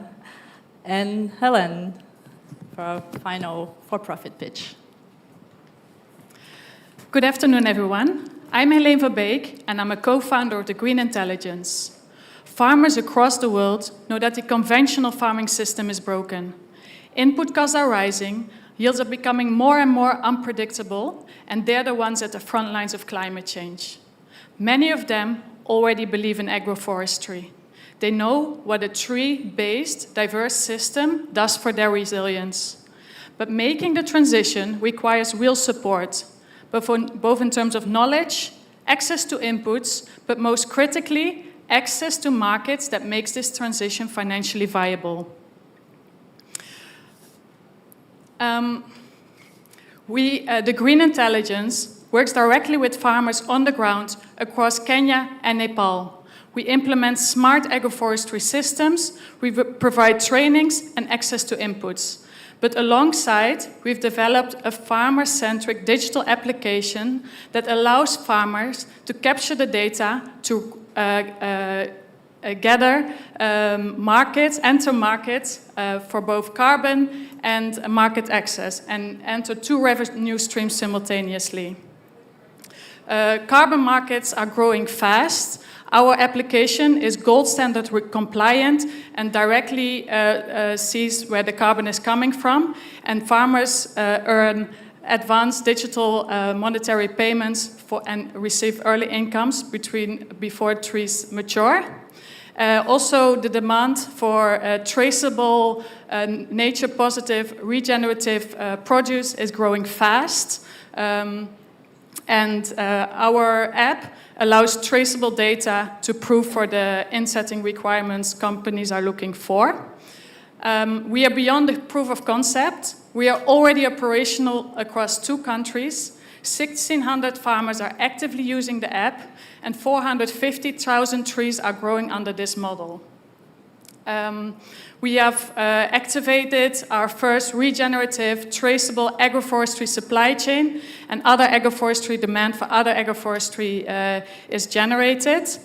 And what is unique is who is capturing the data. It's the farmers themselves and the community helpers in the field that capture the data and receive instant digital wallet payments. We are looking for $25,000 to establish regional aggregation hubs, roll out certification schemes, and have automatic ink setting data calculations for Kenya.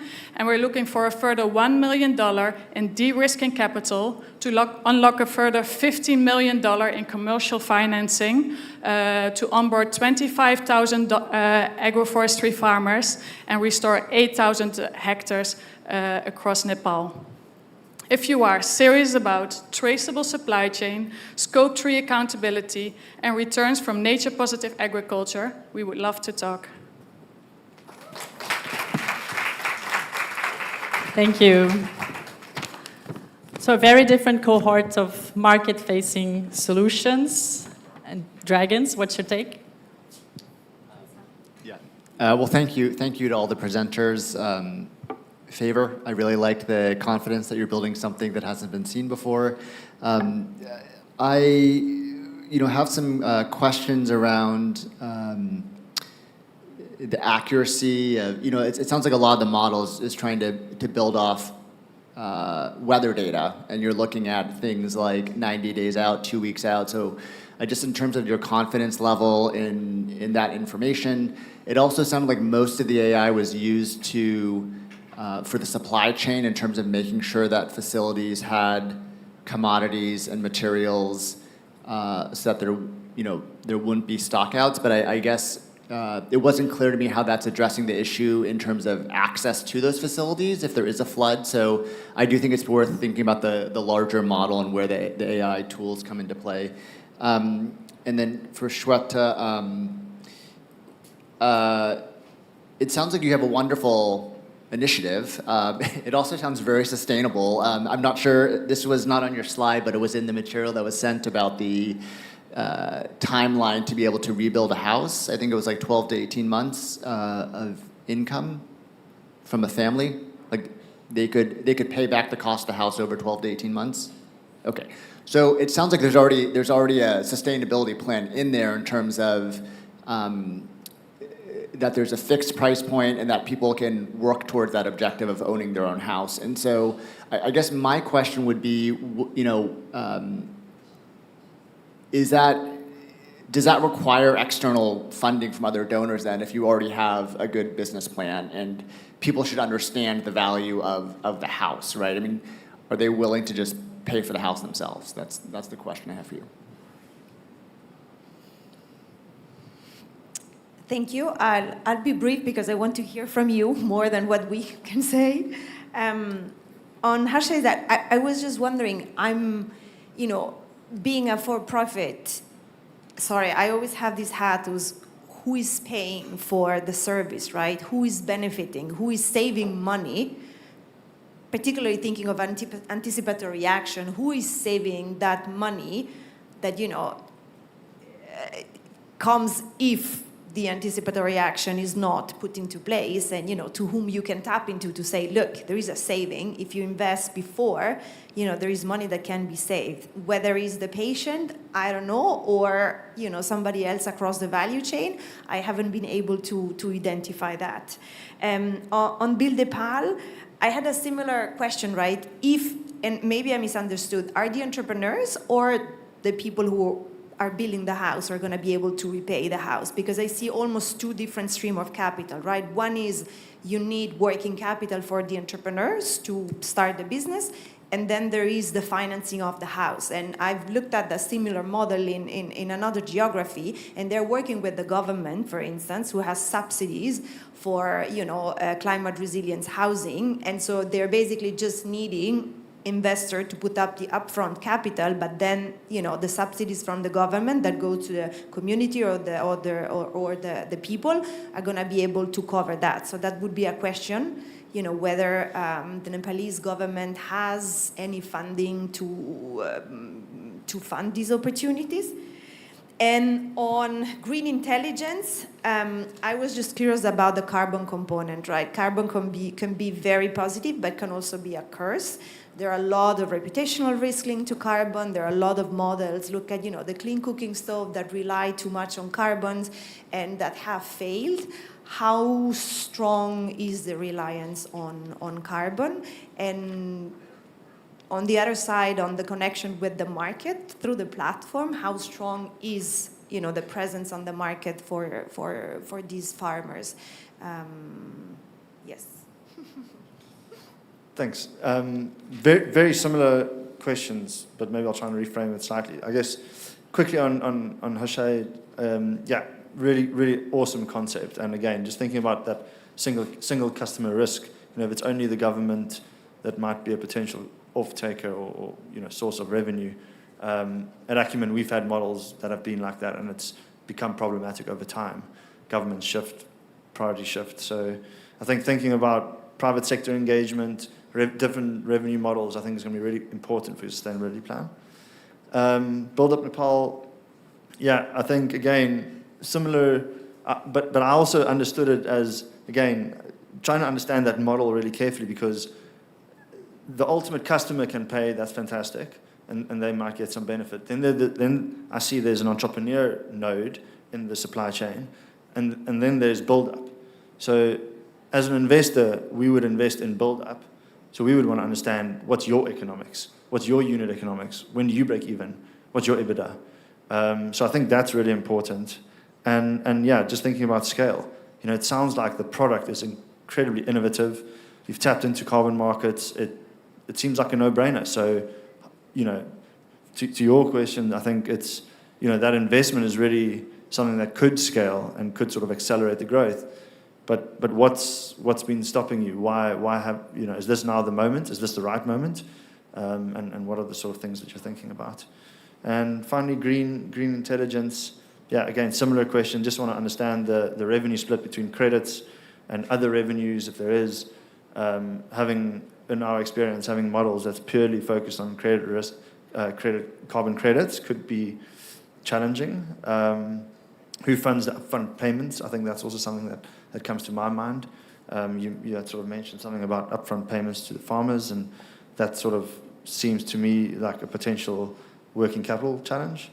And then, yeah, while the farmers are providing the data, I think with carbon credits, there's also a large component of validation and audit, and who's sort of going to pick that bill up, and then how that sort of fits into your sustainability plan. So, yeah. Thank you. Those are very interesting pitches. Thank you all. I'll start with Hushaid. So I'm curious about, because the way you're working on is very sensitive. So I'm curious about how you tackle like trust with communities, data privacy, curious how you handle that. The second thing, touching on what people already talked about, is like the payments, especially in Nigeria, for example, where the healthcare system is already stressed. How are you tackling conveying that importance of your solution to the already stressed healthcare system? Like, curious about how that plays into your unit economics. For green intelligence, I'm just curious about how you expose your farmer incomes are to carbon price volatility, how you're tackling that. And also, I didn't quite get exactly like what your own particular like value add would be, what your own particular business model and revenue for green intelligence as a separate from the farmers. And then for Build Up Nepal, great work. Just wanted to understand more about how you think about transferring your model across Southeast Asia. Okay, I'll be super fast. I had a lot of the same questions. Thanks very much for your pitches, really interesting. I think on the Hushaid, for your project, a really interesting proposition, and I think I can understand the need side. I think I was struggling to understand sort of where are the failings in the current system that mean you can't use existing forecasting and getting pre-positioning through kind of government kind of systems or through kind of humanitarian sector, and why this kind of new proposal, what value add is this new proposition, and then how do you, maybe could you link that to existing services to make it kind of sustainable and linked into kind of also that building that capacity of the health system as well at the same time. And then on the Build Up Nepal, I had the same question as I think it was Luan. I wanted to understand more about what is your investment model. I wanted to understand a little bit more about how do you work with kind of existing companies in Nepal that are providing kind of building services, and because it's essentially that it looks like it's already very successful. So I just wanted to understand if somebody's investing in Build Up Nepal, yeah, what are they investing in and where is it going and what's your kind of exit strategy, especially because you mentioned around you're still raising grant finance. So what happens when that's no longer there? And then on the last one on green intelligence, I struggled to kind of understand a little bit about what is an investor buying. Is it into the kind of app or is it into the regional aggregation hub? So I think I'd, again, just like to understand that a little bit more and then what the kind of returns would be on that for an investor. Thank you. We'll have 1 minute each for quick responses. One generous minute, but 1 minute. Okay, I will start by talking about the accuracy of the system. So we are using global climate forecasts sets like Area 5 and CHIPS, and they have been integrated into our system, right? So that's what we use for our forecast. We divided this forecast into 90, 2 weeks, and 72 hours because the 90 days is like a seasonal trend, and the 2 weeks is like, okay, flood is rising, you need to act, and 72 hours means that they have to act at that instant. So that's why it's a three-tier alert system. And also, we also understand that getting the trust of the community is very important because if we send out false alerts, at the end of the day, it would reduce the trust of the community. Then, okay, so our major focus for our revenue is humanitarian organizations and government. Now, in Nigeria, according to statistics, over $6.6 billion is spent on disaster that's responding after the disaster has occurred. And these organizations do not know where the risks are rising. So our system is like a health surveillance system, but in climate crisis, where you can see where the risk is rising and send out supplies to those communities. So they are the ones that pay for this system.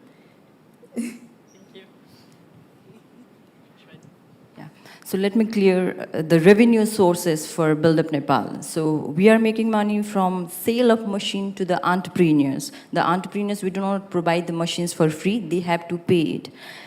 Besides that, we are undertaking different construction projects like schools construction, health posts, and public buildings.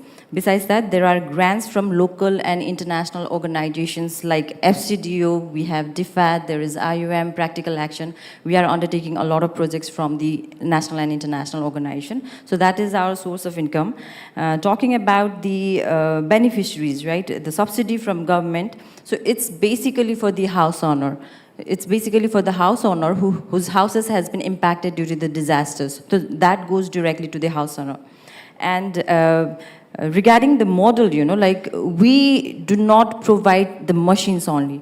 We empower the entrepreneurs and they invest their hard-earned money of around like 4,500 to 7,000 USD in terms of creating their business, starting their business. And we support them with the necessary training to produce the eco-bricks and build disaster-resilient houses.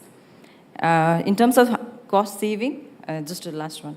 Cost saving, the house owners, they can build a house with our eco-bricks just at USD 3,000 to 5,000. That's around 25% of cost saving compared to the traditional fire bricks that's used in Nepal. So that's all for today. Yes, so let me elaborate a little bit more specifically on the model and where the investment is requested. So we believe that a holistic model works. So the carbon market is very volatile. There are a lot of challenges, and we're very aware of that. And it takes us time to navigate, find the right partners in government, in terms of investment, the right investors as well. And alongside that, we have also CSR, so companies committing to restore landscapes through us. So while we navigate the other path, we have also commercial companies committing to restore through our platform, because it's super transparent. You see the trees, you see the farmers. And what we see is missing in a lot of these programs is it's stopping there, but where you really help the farmer and where there's a lot of market is also the market component for these harvests.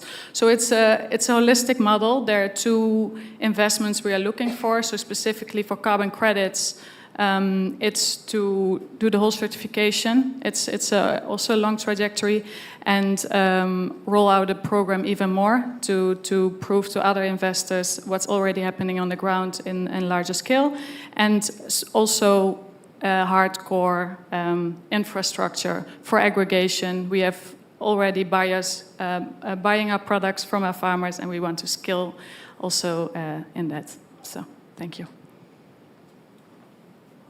Thank you.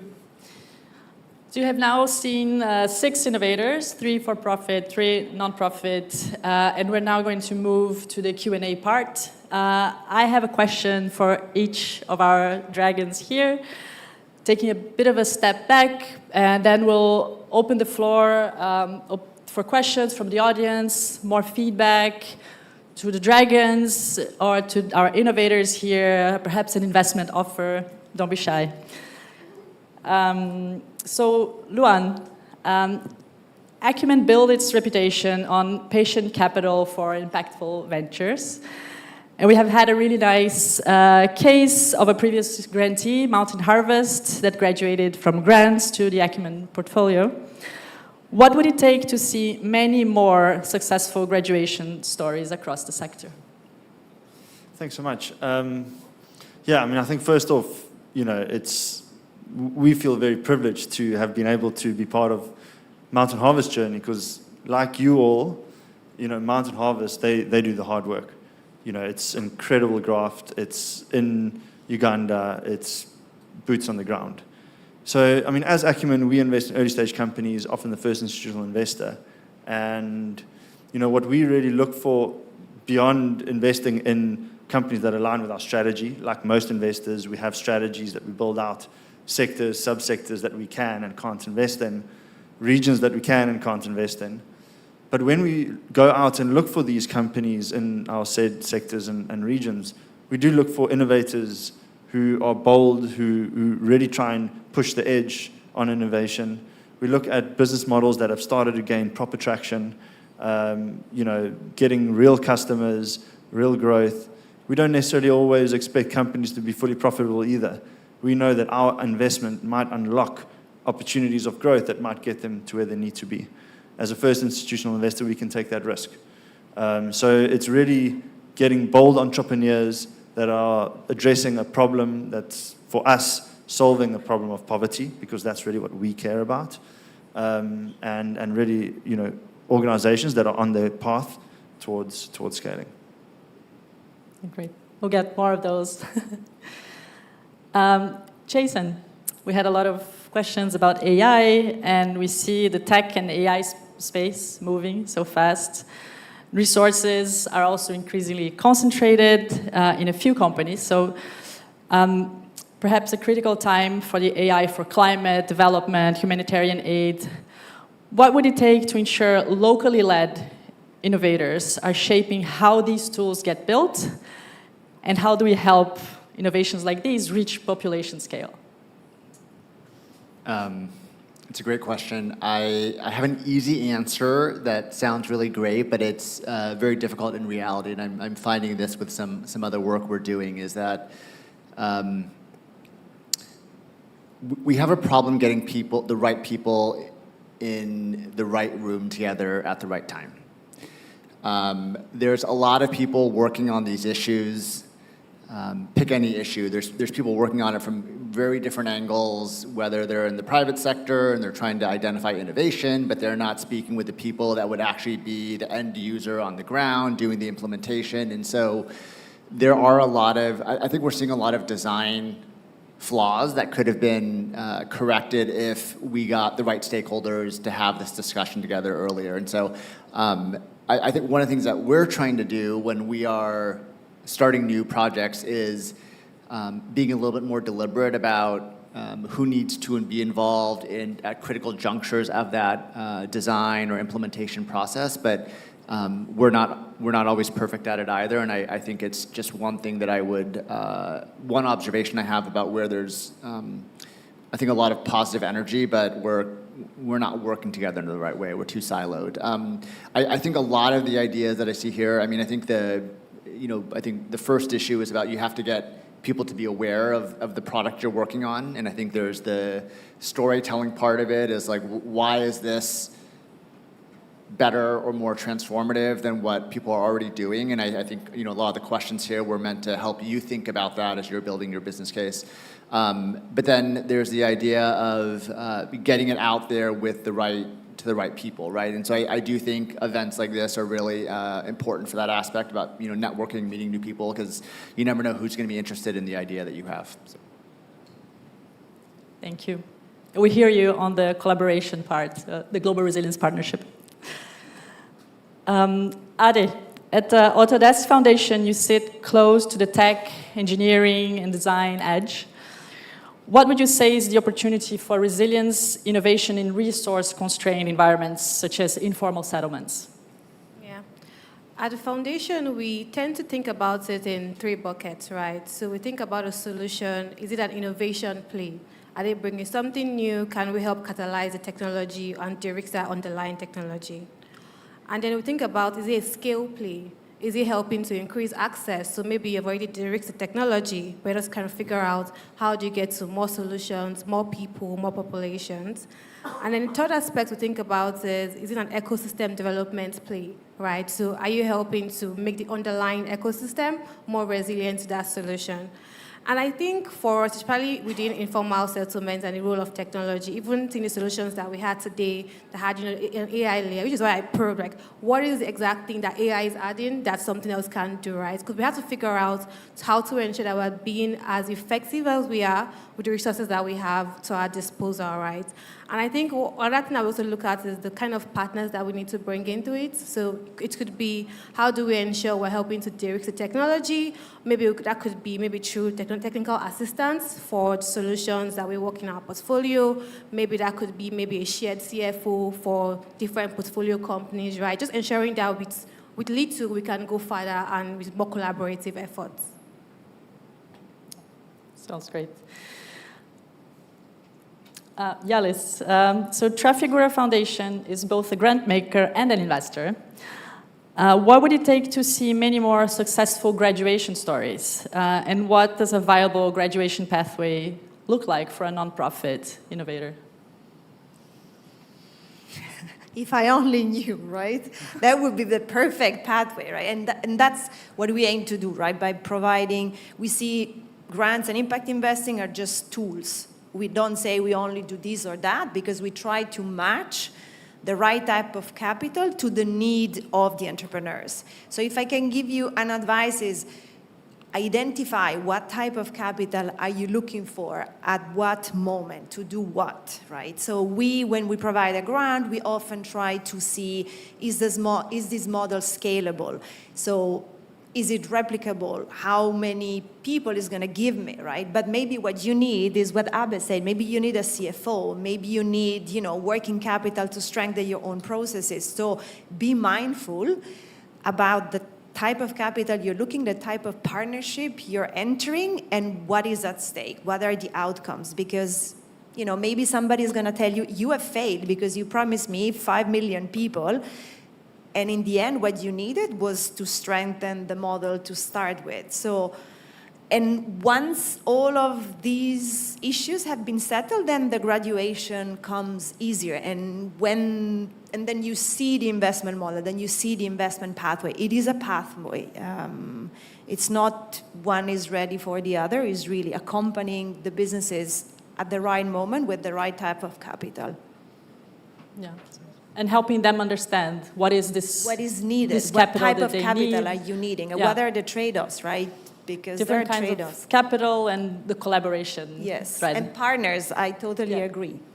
Partners willing to do that, because there are not that many who are willing to take those early stage risks. Sounds great. Katrina, it's really exciting to see the impact of FCDO support into the Hindu Kush Himalaya Innovation Challenge, which we run in partnership with ECMOD. The cohort that Build Up Nepal is part of leveraged 8 times private capital against their grant amounts. We also know there's an increasing pressure on public finance to de-risk private capital. From FCDO's perspective, what does it take to turn a result like that into a replicable playbook that crowds in even more capital into scaling these solutions? Thanks. Another lovely question. I think it builds on really well, though, from what Yalis just said. And I think, firstly, really successful projects that we had through the Hindu Kush Innovation Challenge. And I think, I wrote down here that in the last phase, we supported 7 mountain-based adaptation enterprises, and they managed to leverage $1.1 million in investments. And that was predominantly from the kind of private private capital, local private capital. So really interesting about what it's managed to stimulate rather than just more additional or concessional or grant finance. So really great. I think building on where we feel the success came in that, but I'm sure actually Build Up Nepal and others would be better able to articulate what felt like success to them in that partnership. But really we felt like it was more than just grants. So it's providing grant finance to catalyze the work, but it goes alongside sort of capacity building, training, mentorship, looking at investment pathways, engaging people with kind of the local kind of organizations and the community of people who might be interested in their services or products. It looks at kind of marketing, all of these elements that makes business successful and can navigate some of those challenges that a new business faces as well. Because we recognize that these are kind of challenging to get off the ground with the kind of enabled environment, and these are some of the bigger picture questions that we always also focus on. I think that at a global level, what we're trying to also do is different. We're trying to kind of address some of those barriers that are faced in terms of bigger finance and how concessional finance works and how we can make it work faster and get to the right people. But I think it's these kind of local-led enterprises that we can also focus on, and how can we make learnings from those that can be taken, either replicated in other places, or can we consolidate groupings so that you can create an investment pool as well, which I know in the last session, I think Felicity spoke about many things that I thought, yes, yes, yes. And I think it applies across the board at whatever size of project or business, that getting the investment story right, understanding who you're marketing to, and understanding your market and the barriers, be they political or be they sort of contextual, that you're facing and trying to chip away at them. And I think where we have value is providing that support and sort of trying to nurture those startups to get to the next stage. Thank you. Yeah, both the local, very hands-on engagement and this global finance conversation as well. Sounds great. So I'll open to the floor. We have a few more minutes of Q&A. Does anyone in the room have a question? You can raise your hand. We'll bring the mic to you.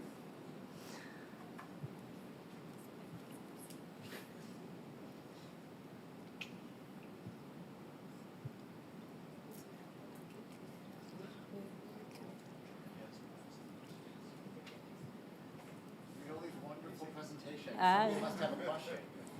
We didn't get enough time, so. We'll have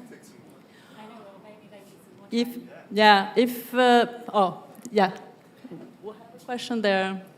We'll also keep some time for more comments from the innovators. Hi, thanks so much. You all should be really proud. Excellent work you're doing and helpful feedback.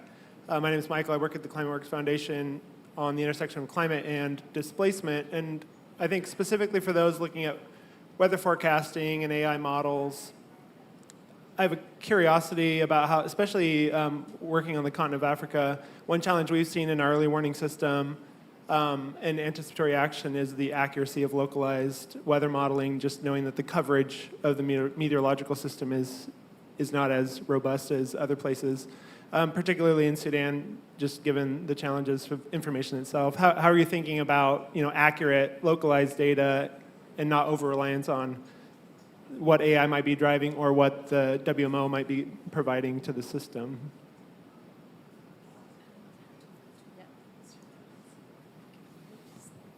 Hello everyone.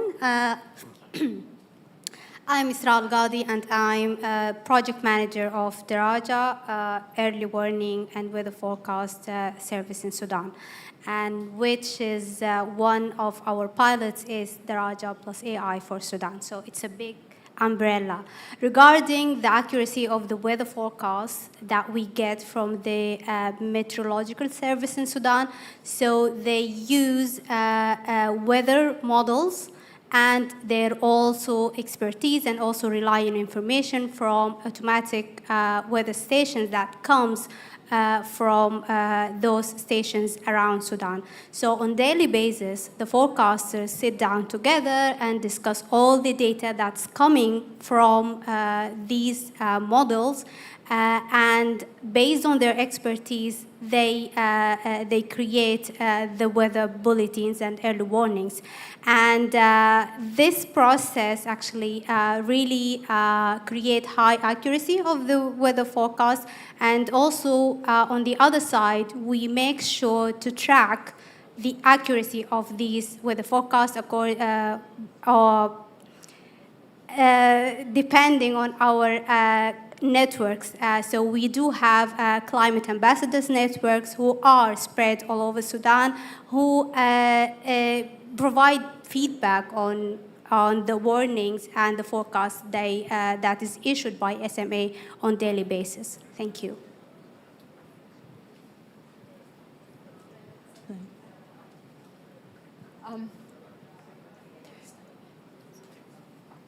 Danila, and I think you'll address one of the earlier questions as well. So I just wanted to highlight that Daraja, the flagship program of Resurgence, focuses on the last mile dissemination of weather forecast and early warning. Now, in regards of upstream improvement on forecast, there's been a major investment from Google and others. So there's been a massive progress in improving the weather forecast and especially impact-based forecast as well. And a lot of this is using AI models. However, the main gap exists also on the communication of that forecast. A lot of the forecast comes out in CAP formats, very technical for last mile communities. And so there's an issue on access. A lot of informal settlement communities are just detached from infrastructure and don't even receive normal weather forecasts in 2026. And if they do receive it, they receive it on a format and language that they do not understand and they can't act upon. So again, on an earlier question, Daraja doesn't just disseminate the forecast, so they sit and go through a co-creation and co-design with communities so that they can derive an actionable format. But also they work with communities and local schools and religious centers and so on in order to derive an early action plan and identify all the evacuation or the law intervention that the community, law intervention actions that communities can take to protect themselves. Thank you. Let's take one more question, and then I'll let the other innovators also. I think we had one already here. Okay, we'll take two questions. Thank you very much, and for the very inspirational work and fantastic things going on. I just had a question actually more for the funder side of a lot of the interventions we've heard about today are very much on the early warning, essentially a humanitarian plus type of interventions.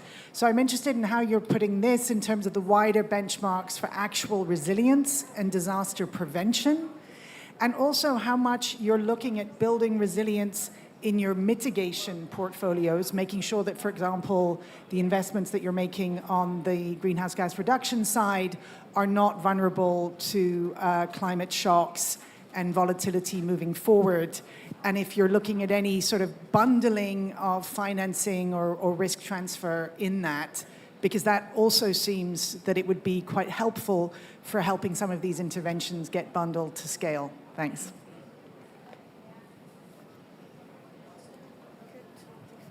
Yeah, I could have a go at that. So for example, at the foundation, we have also a climate mitigation portfolio, in addition to our climate adaptation portfolio. It's something that is top of mind for us.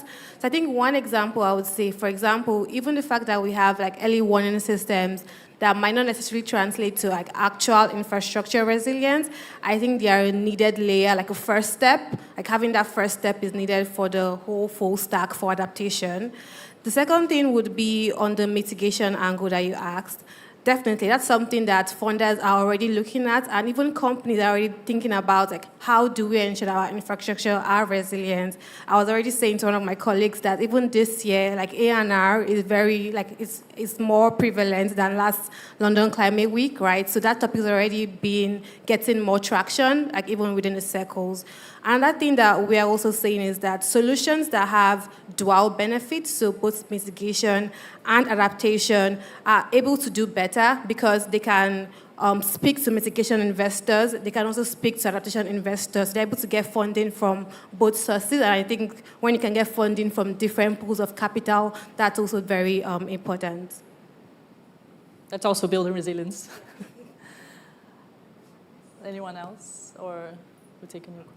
I mean, happy to sort of add, and I mean, again, we'll, as Acumen, we don't invest in mitigation itself either, but really that dual purpose of, you know, off-grid solar, thinking about sustainable, you know, agriculture and sequestration and so. So I mean, I think that really is our thinking, is how can we sort of bring these two worlds together?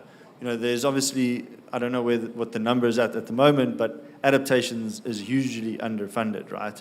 And so I think it's partly our responsibility as investors to also shift that narrative to rather think not only as adaptation or resilience, but adaptation and resilience.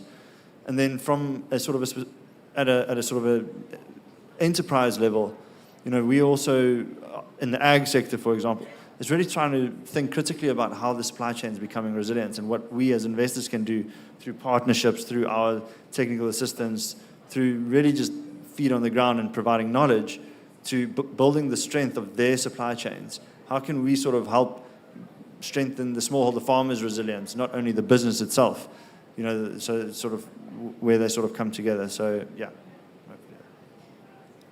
And maybe if I can add on my side, you know, personally, again, I cover mainly impact investing, right, for the foundation. And we do climate adaptation and resilience, but we have a cap on agriculture.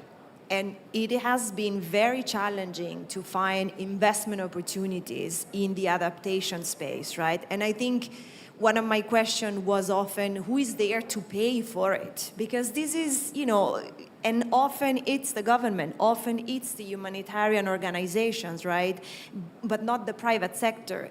But it is true that what I've been seeing emerging a little bit is the insurance sector, because they are realizing how much their assets or the assets that they are insured, that there is value in the anticipatory action and in resilience, that it's not just linked to agriculture value chain, but it's very challenging.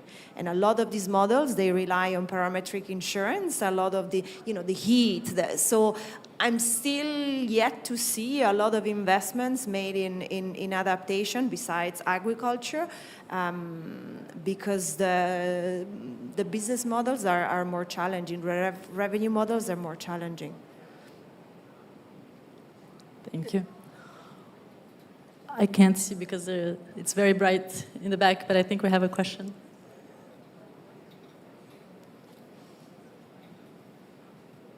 I would like to address another aspect. You said it is difficult to communicate these solutions to the communities or to humans. But I think it's also important that we communicate to machines in the right way, because to use AI you have to make your data fully AI ready with FAIR principles, findable, accessible, interoperable, and reusable principles. And I have not heard anything about this, although it is proven that this makes a lot of a big difference if you make sure that your data is actually interoperable and reusable.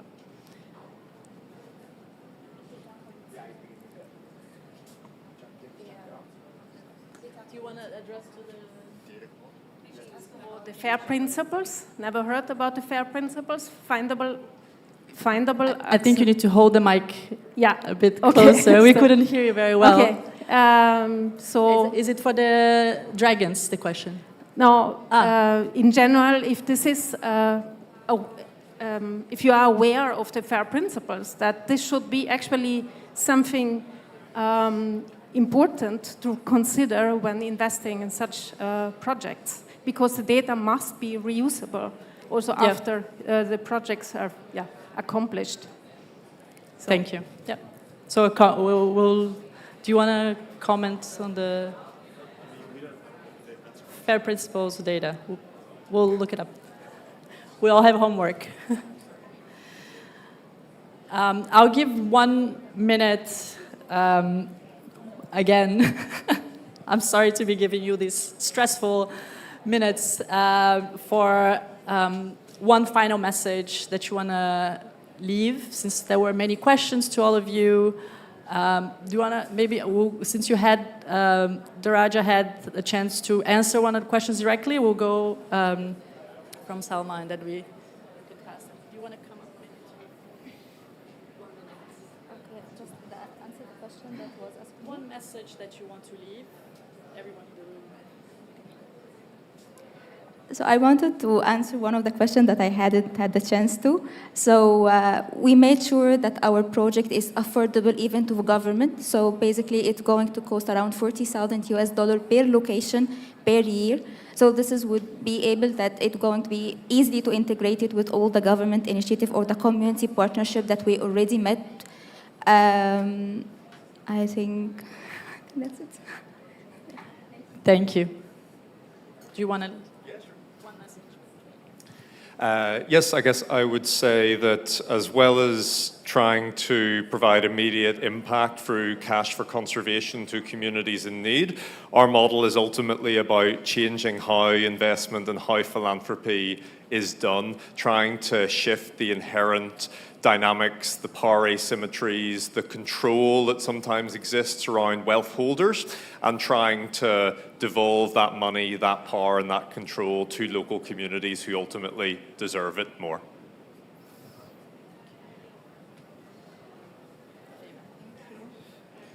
All right, I will just try to complete the question that I was asked, and it's about the funders of this initiative. And I want to say that we have a Life Partners dashboard. Now, on this dashboard, it's made up of different organizations. So they can see, for example, we have been able to detect about 5 risks in a particular community. And sexual and reproductive health is divided into various areas. So by diseases, by complications, and by community well-being, that's environmental health too. So we can see that, in this community, there are this number of people that have high risks of these issues, and they need to be sent supplies or services. Now, we have also spoken to partners, and they are very interested in this because this is something that they usually cannot see until disaster has occurred, and we are providing that kind of solution. And it's not just for sexual and reproductive health. We tend to expand to other areas of in the health system. So, yeah.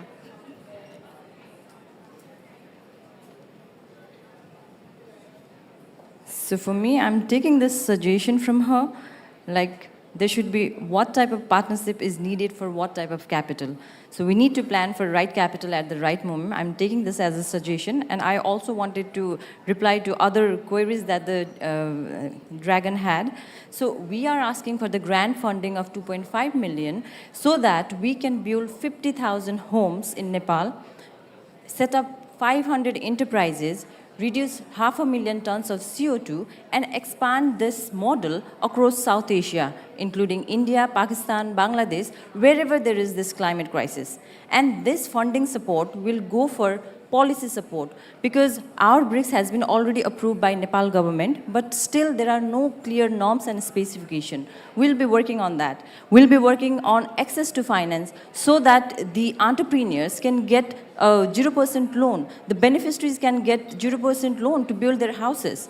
Similarly, we are raising this for demand creation, raising awareness about our eco-bricks, and also for the quality support, which is a much needed step that we have to do. And besides the 2.5 million of grant funding, we are also looking for carbon financing support, because we have not yet entered into this market. We are reducing CO2 emission at 2 steps. At first, while making the bricks, and other while building the houses. So we want to enter this market. That's why we are looking for some suitable partners. Hope I clarified your queries and all. Thank you. Let me also answer one more question I wasn't able to answer before. It's about the incentive payments upfront to the farmers, and why we do this, and why it's also helping for the carbon market and the future investability, is that the survival rates of the trees are much higher. Farmers are very much engaged. They receive on their M-Pesa, so I don't know if on their wallet, and they're very encouraged to be part of the program. They see we are trustworthy. They see us on the ground. We have very much underground presence, and we've built trust on the ground throughout the years. The harvests are ready. The buyers are there. We're now to navigate, and it's indeed a very challenging landscape. And I hope we can take this conversation further, and you can help us navigate the next steps to make this very profitable for all the farmers at the front lines. Thank you. Thank you. And this is exactly how it happens, because we want to keep the conversation going. There are so many questions to answer.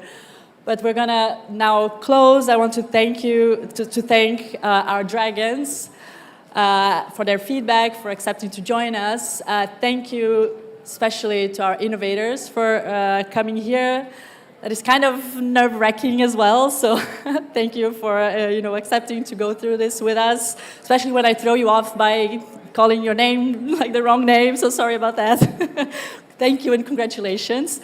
So what just happened here is exactly what Jasper was describing in the beginning of the session, that this is the conversation that at GIP we feel like we need much more of. A few concrete things before we close. If you are a dragon and something sparked in you today, please don't hesitate. The innovators are here, and I know they would be keen to keep the conversation going. Or have you introduced them to someone who could be of use to them? Because a conversation could really lead to other good things. I'm also here through the rest of the day, and along with my excellent colleagues from the GRP team. You can come and find us. And if all of us, if you're here in this room and you see a fit, a geography, a gap in your portfolio, a funder connection for one of these entrepreneurs, I would also encourage you to act on it. And at GIP, we'll continue to follow up with every project. We'll share what we learn. And as Jasper was saying in the beginning, we don't just give money and wave goodbye. That is not what this is. So we are nurturing an ecosystem. And the ecosystem only exists because we're all in it.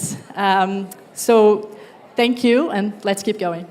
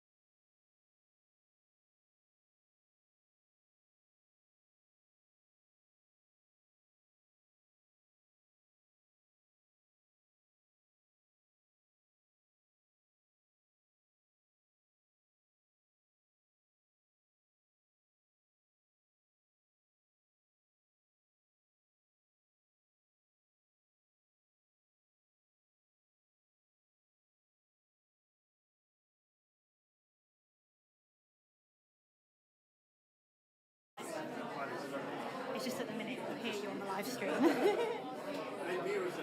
Okay. May I have your attention, please? If you're still chatting, we'd like to invite you to come take a seat for the last but not least session of the day. I'm going to start doing some gentle light corralling, starting with our Investor Forum panelists. No pressure. So please wrap up your chats. We do have time at the end and some drinks. So say goodbye for now to the folks you're chatting to. You can continue that in just under an hour. But yeah, if I can invite everyone to come forward and take a seat, please.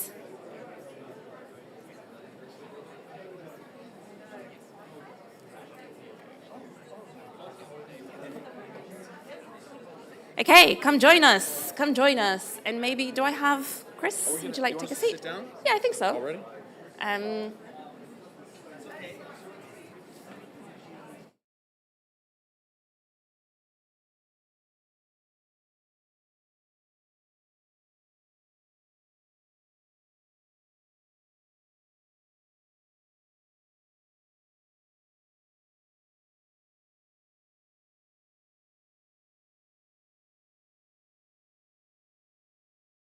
Be shy.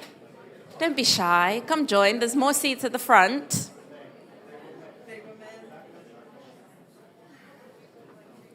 Bring a friend. Julia, bring a friend to the front. Dina, bring a friend to the front. I'm now naming.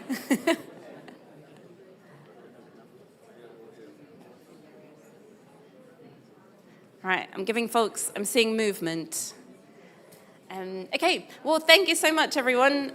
Chris and I were just debating the irony of holding a conversation about infrastructural resilience when the forecast for London is unprecedented. And you step outside and you will know what I mean. So welcome. Thank you for joining this session, co-hosted by Bentley Systems and CDRI, and with some amazing new inputs from Vedantix. But before I hand over for our opening remarks, just a bit of housekeeping. So we will finish just about 5:30. And then we've got a bit of time for informal drinks and just wrapping up the day. I still see folks taking a seat. Come join us. Yes, but come join us. Bring a friend. I'm looking to my own colleagues. Excellent. Well, this being said, I'm going to hand over to Marcia for opening remarks. So Marcia Toledo, over to you. Thank you very much, Corina. Really good to be with you today. I hope you are surviving the heat wave. I'm barely doing that. So my name is Marcia Toledo. I am Director for Resilience and Human Development at the Climate Champions team. The Climate Champions team is a facilitator of the Global Climate Action Agenda, and this opening is especially connecting the mobilization of the action agenda, the opportunities to elevate progress, and especially inform how we can accelerate adaptation and resilience. And thank you for Bentley Systems, CDRI, and Vedantix for the opportunity of this session. And of course, as well, thank you everyone joining today, now in the room, but also online. And this conversation comes to a very important moment of the Global Climate Action Agenda. As we accelerate the journey towards COP31, we have 5 months of bringing together incredible stories in regards of solutions, innovation, technology shifts that can help especially ensure adaptation and resilience is at the center. And this year, we have an important continuity from the action agenda in regards of what was shaped and reflected last year in regards of responding to the global stocktake. So if you can imagine, the action agenda was framed or brought together to help deliver the Paris Agreement and especially recognize the contributions of non-state actors, business, cities, investors, civil society organizations. We want to make sure that those contributions are helping achieve what the global stocktake is saying. And what it's saying is we have been moving from commitments and pledges to implementation, but we still have enormous gaps on delivery. And that's the spirit of COP31 this year. COP31 presidency has put climate resilient cities as one of their top priorities. So perfect time to also reflect how the building and environment, construction, and resilient infrastructure sectors are critical to put adaptation and resilience at the center of climate action. I probably don't need to tell you this, that how critical is infrastructure, because community relies on energy, water, transport, healthcare, communication, etc. And that's actually why, considering that it's a sector that has many challenges or impacts of climate change, is also a very critical lever to accelerate the development or scaling solutions for adaptation and resilience. And as part of that as well, yesterday, the climate champion for COP31, Samed Erbash, released a vision statement where especially highlight how critical it is to put people at the center of climate action. Very much in one line, what the champion is bringing for the first time is climate action must save lives. If we really put people at the center, we recognize how innovations can actually improve the quality of life and resolve issues of the most challenging one. That is very critical. And in that sense, the good news is that the efforts being advanced, but many of you that are part of the action agenda, initiatives, coalitions, but also actors that are advancing plans to accelerate solutions, especially bringing that collective effort and addressing common gaps of implementation, is what we see the discussion today can also help reflect. So it's really how can we scale? How can we identify those innovations that can bring from isolated results to more system transformation? So a question and a reflection that I hope you can see in this discussion is, how do we make resilience visible, measurable, and investable? How do we ensure that digital innovation translates into better decision-making, stronger systems, and outcomes that put people at the center?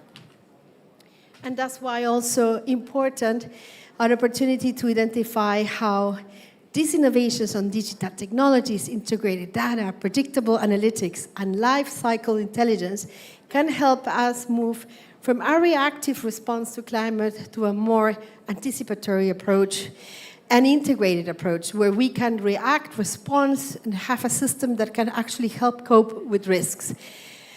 And in that sense, the opportunity is not looking again as technology as isolated or as a specific angle, silo angle, but the opposite, to see the full picture, the integration with other key areas, for example, on finance, on governance, and partnership that responds to local needs.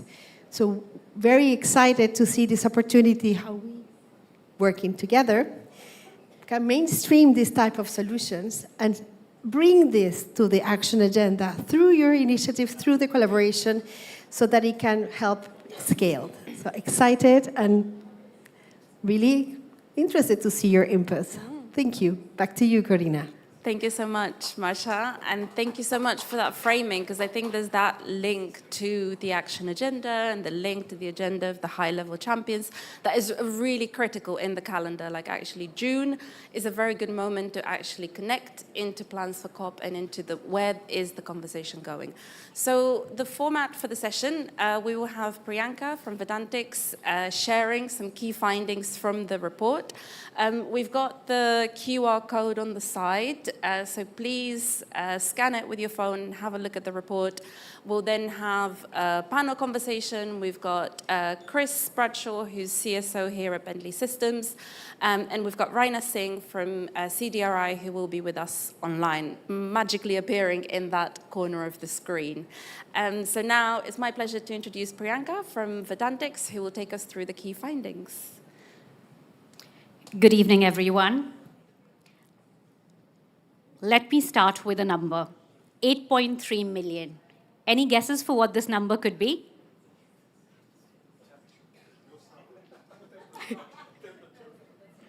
Well, that's what extreme flooding could cause businesses in London to lose in a day, in a single day. And here's the thing, the flood doesn't even have to happen within the premises of these buildings. It can happen miles and miles away at a substation, at a power station, at a part of network infrastructure that these businesses have not thought about. But still, the impact would be felt by all of them. The point is, the risk is not always where you think it is. It's always cascading, and that's a common thread in the research that I'm going to present today. I'm going to quickly take you through 3 things, a bit of background on what we did and why, the key findings, and I'm going to end with 4 recommendations. So why this report? Infrastructure resilience has shifted from being a long-term ambition to an immediate operational and strategic priority. It's driven by climate disruption, system complexity, rising service disruptions, and these aren't future concerns anymore. They're landing on operations, maintenance, engineering teams right now. To understand how firms are actually responding, Vedantix interviewed over 50 executives across energy, mining, transportation, and water, across North America, Europe, and APAC, all firms with revenues more than 250 million. We interviewed executives across operation and maintenance roles, engineering, IT and technology, and also C-suite across risk, finance, and strategy. So what did we find? The headline finding is this. So 84% of firms say they feel confident in their ability to manage resilience-related risks. Out of these 84%, so 32% said they have a mature strategy for infrastructure resilience. 52% of the firms have a developing strategy. That does sound very reassuring. But when you look at those firms and what they're actually doing, most are still responding to disruptions after they happen. Predictive, ahead of failure capabilities, the ones that would actually preempt those disruptions, remain rare. There's a real gap between confidence and capability, and that's what we found across this research. When you actually look at how they're managing individual hazards, the picture is uneven. The gap shows up mostly here. 76% of firms say climate disruption is a significant risk to their infrastructure. But then we have this. Storms and wind, 64% believe they're managing those well. Heat stress, 54%. Coastal surge, just 16%. Drought and landslide sit at about 32%. The hazards that are slower moving, more localized, less immediately visible, those are the ones that are actually left unmanaged. And they're exactly the kind of hazards that climate change is exacerbating. I have another number for you. The cost of that gap is not abstract. Globally, disaster losses now exceed $732 billion a year. And indirect economic costs from these disasters are 7.5 times higher. So when a substation floods and a hospital loses power and a supply chain shuts down, the cost of that cascades dwarfs the cost of actually fixing the substation. The real exposure is systemic. So why aren't firms moving faster? The first barrier is financial. 54% firms say competing priorities for limited budgets are their primary constraint. Supply chain pressures, energy volatility, sustained cost pressure, that's all meant that money is being pulled towards keeping today's operations running. Short-termism. Resilience keeps losing the fight for funding. Part of that reason is also that without clear data on what these disruptions actually cost to an individual firm, it's very hard to build a business case for preventing them. And that creates a self-reinforcing problem. You don't have a clear business ROI because you don't have clear data. You don't have clear data, so you don't have business ROI. While financial barriers are obviously very important, our research also found out that between financial, technical, and governance barriers, technical barriers were the biggest constraint. So 38% of firms actually ranked them as the most important barrier, and it shows up in 3 interconnected ways. 36% of firms identify fragmented data as the most significant technical barrier, with a further 32% selecting siloed systems. Fragmented data and siloed systems, so data scattered across operations, asset management, engineering, and external sources with very little integration between them. Cross-department misalignment, it's a governance thing, but it also shows up in technical ways. Engineering, operations, IT, and risk teams each run on different priorities and different data environments. A governance barrier that reinforces and is reinforced by technical barriers. Even when digital tools are deployed, they tend to be limited to specific teams, specific purposes, specific use cases, specific functions, making it very hard to get a system-wide view of risk and how it compounds. But here's the genuinely encouraging part. I am not all doom. Where digital tools are being used, they're working. Planning accuracy is up, asset uptime is up, redesign and rework costs are down. The most mature AI use case right now is inspection and defect recognition, which about half of the firms we surveyed have deployed at least partially. But the more advanced capabilities, so scenario simulation, what-if analysis, autonomous decision support, these are still in early stages. And one point to note is that even for the most advanced AI use cases, less than half the firms have partial network coverage, so it hasn't scaled yet. So what should firms actually do? The research points to 4 clear shifts. First, treat resilience as a life cycle priority, not a reactive operational fix. This means embedding it from design to operation and decommissioning, not really responding just when something breaks. We're already seeing firms with more mature strategies shifting from operational resilience towards enterprise-level business continuity, aligning technical, financial, operational, and climate risk insights with executive priorities. Second, break down data silos. Connect operational, climate, hazard, and asset data across the full life cycle. You can't manage risk you can't see. And right now, most firms cannot see across their network and their own systems. We have an example in the report of PowerChina Henan, and it actually shows what's possible when the integration happens. So a power utility firm in China, it has combined terrain data, flood models, BIM, and sensor monitoring to enhance flood risk assessment for critical substations. This unified resilience platform has led the firm to achieve clearer disaster prediction, more informed planning, and improved resilience to extreme weather events. Third, shift from asset level to system level resilience. Build the network visibility to understand interdependencies and cascading impacts. This wider system level perspective is essential to anticipate large scale disruptions, including climate events. Prioritize interventions and strengthen resilience across entire infrastructure networks. Fourth, establish digital twins as the foundation. A single view or a single source of truth linking the physical and digital environment, enabling real-time proactive decisions across the full life cycle. It's not surprising, about 72% of firms we surveyed plan to increase their investment in digital twins in the next 24 months. The direction is clear. Which brings me to my closing thought. Resilience is no longer a question of awareness. Every room I've been in, awareness is high. It's a question of follow-through. The technology exists. The value is already being demonstrated in early deployments. What's needed now is the integration, the governance, and the investment to scale it system-wide. Thank you.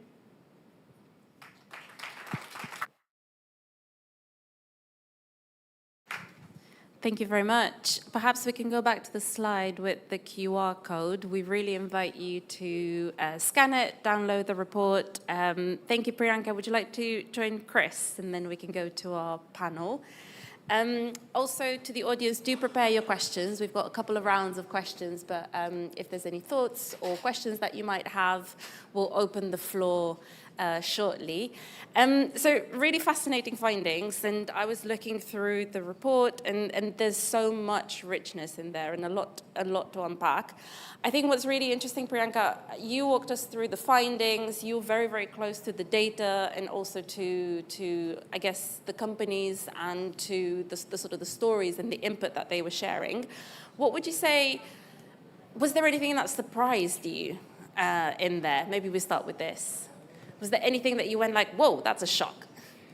I think I've had enough conversations to realize there's a gap between ambition and execution. So I wasn't going in expecting to be surprised. However, the 16% figure for coastal surge really surprised me. And I think I love to quote this one thing that Amartya Sen said when he was developing his famine theory. He says that the Indian middle class, upper class, and the polity would tolerate hunger every day, acute hunger, but tolerate it, but they would never let a famine break, because that's more acute, that's more visible, that's more undeniable. And I think it's kind of similar if you look at what kind of hazards are getting more attention. They're the ones that are more visible. And we're sitting in London, and we have a tidal barrier. And just imagine only 16% of firms in the world are thinking about coastal surge.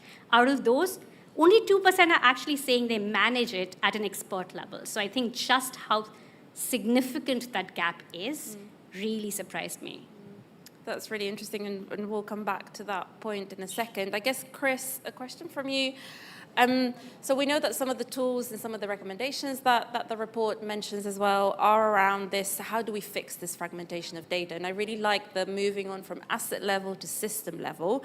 I guess from Bentley's point of view, what do you think is holding back this adoption at scale? Is it business case? Is it investor criteria? Is it willingness to invest? What do you think is the holdback? I think it's somewhat all of the above, to be perfectly honest with you. I think most organizations don't have their data organized in a way that lends itself to create a system view. And so that's a huge barrier. What they have are siloed systems that have siloed data standards, and they don't have a way to link them. And so people talk about CDE, we get all the technical stuff, digital twin, et cetera. But that is the technical barrier. Most of these organizations actually have a lot of the data that they need already. They just don't have it in a form that allows them to understand cascading challenges, et cetera.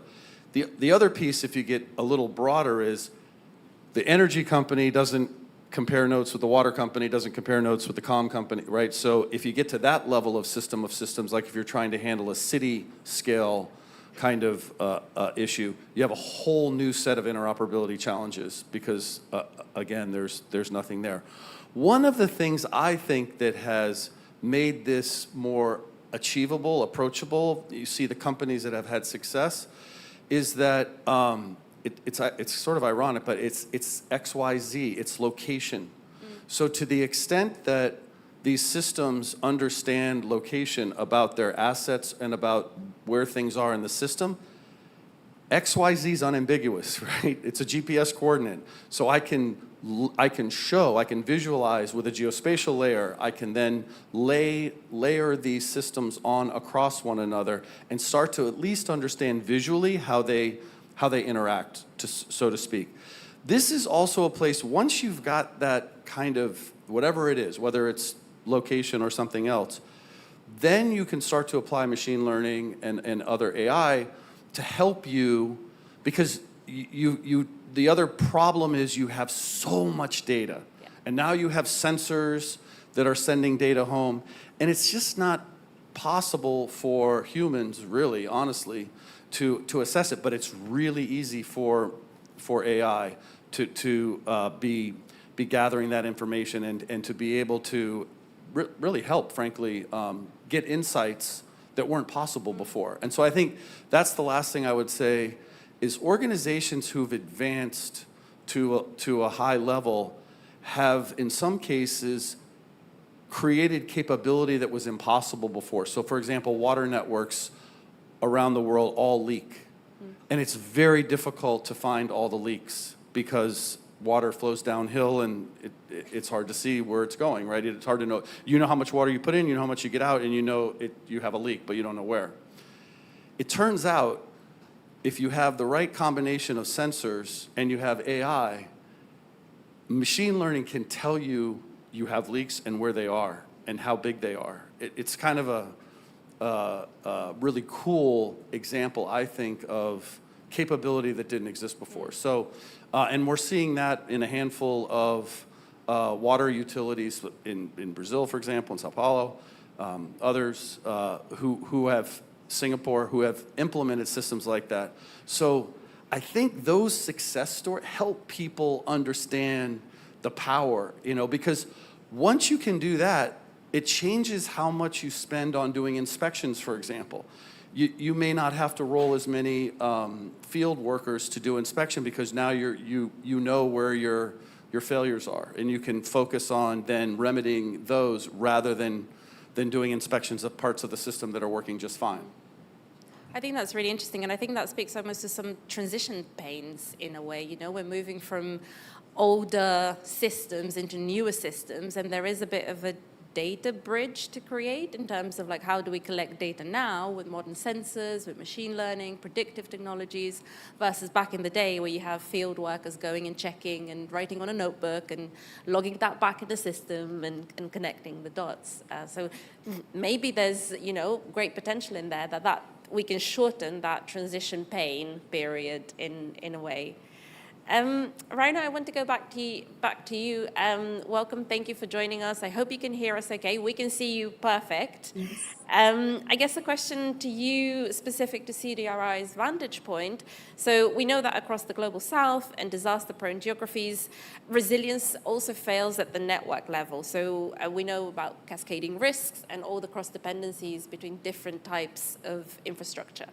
I guess, what does that mean in terms of the coordination really needed between operators, local governments, national governments, and maybe also the early warning or other systems that might be in place? And I've got a follow-on question after that, but I'll ping this one first. Over to you. Sure. Yeah.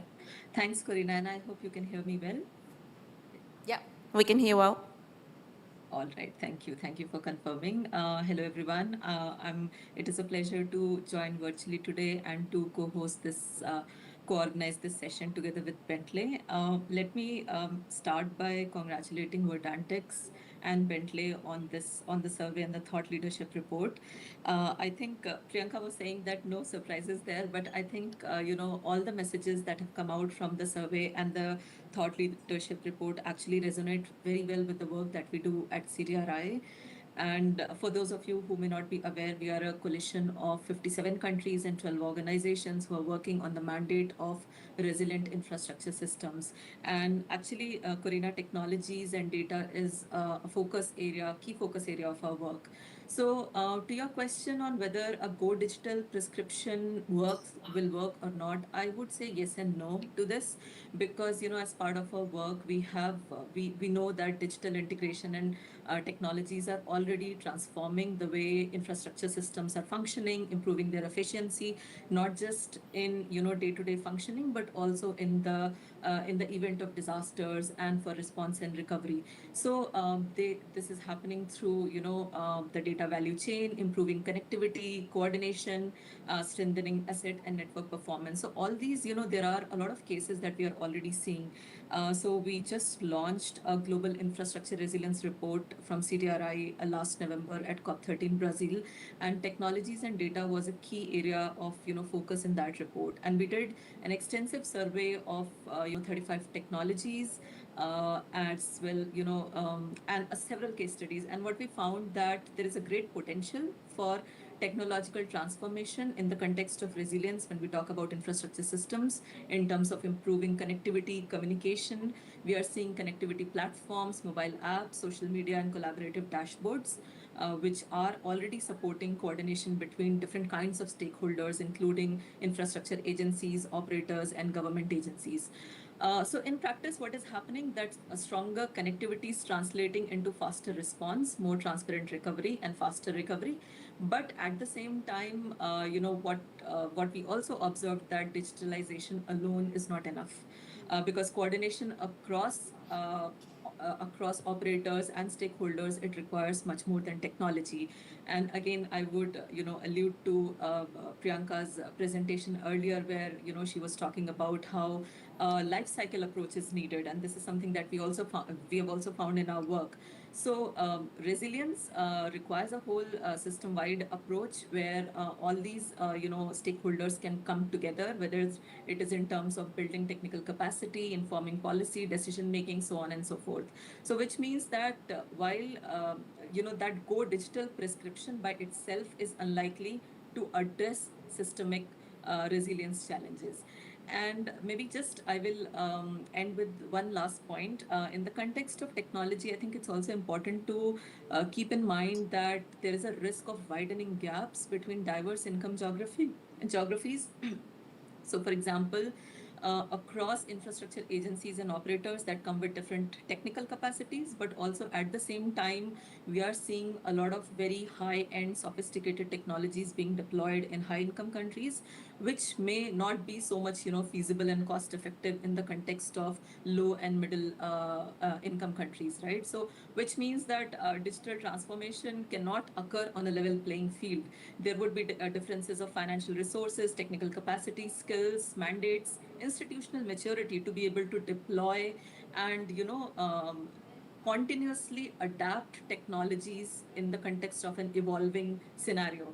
So therefore, it's important to keep all these factors in mind, especially from your from the perspective of a question on Global South.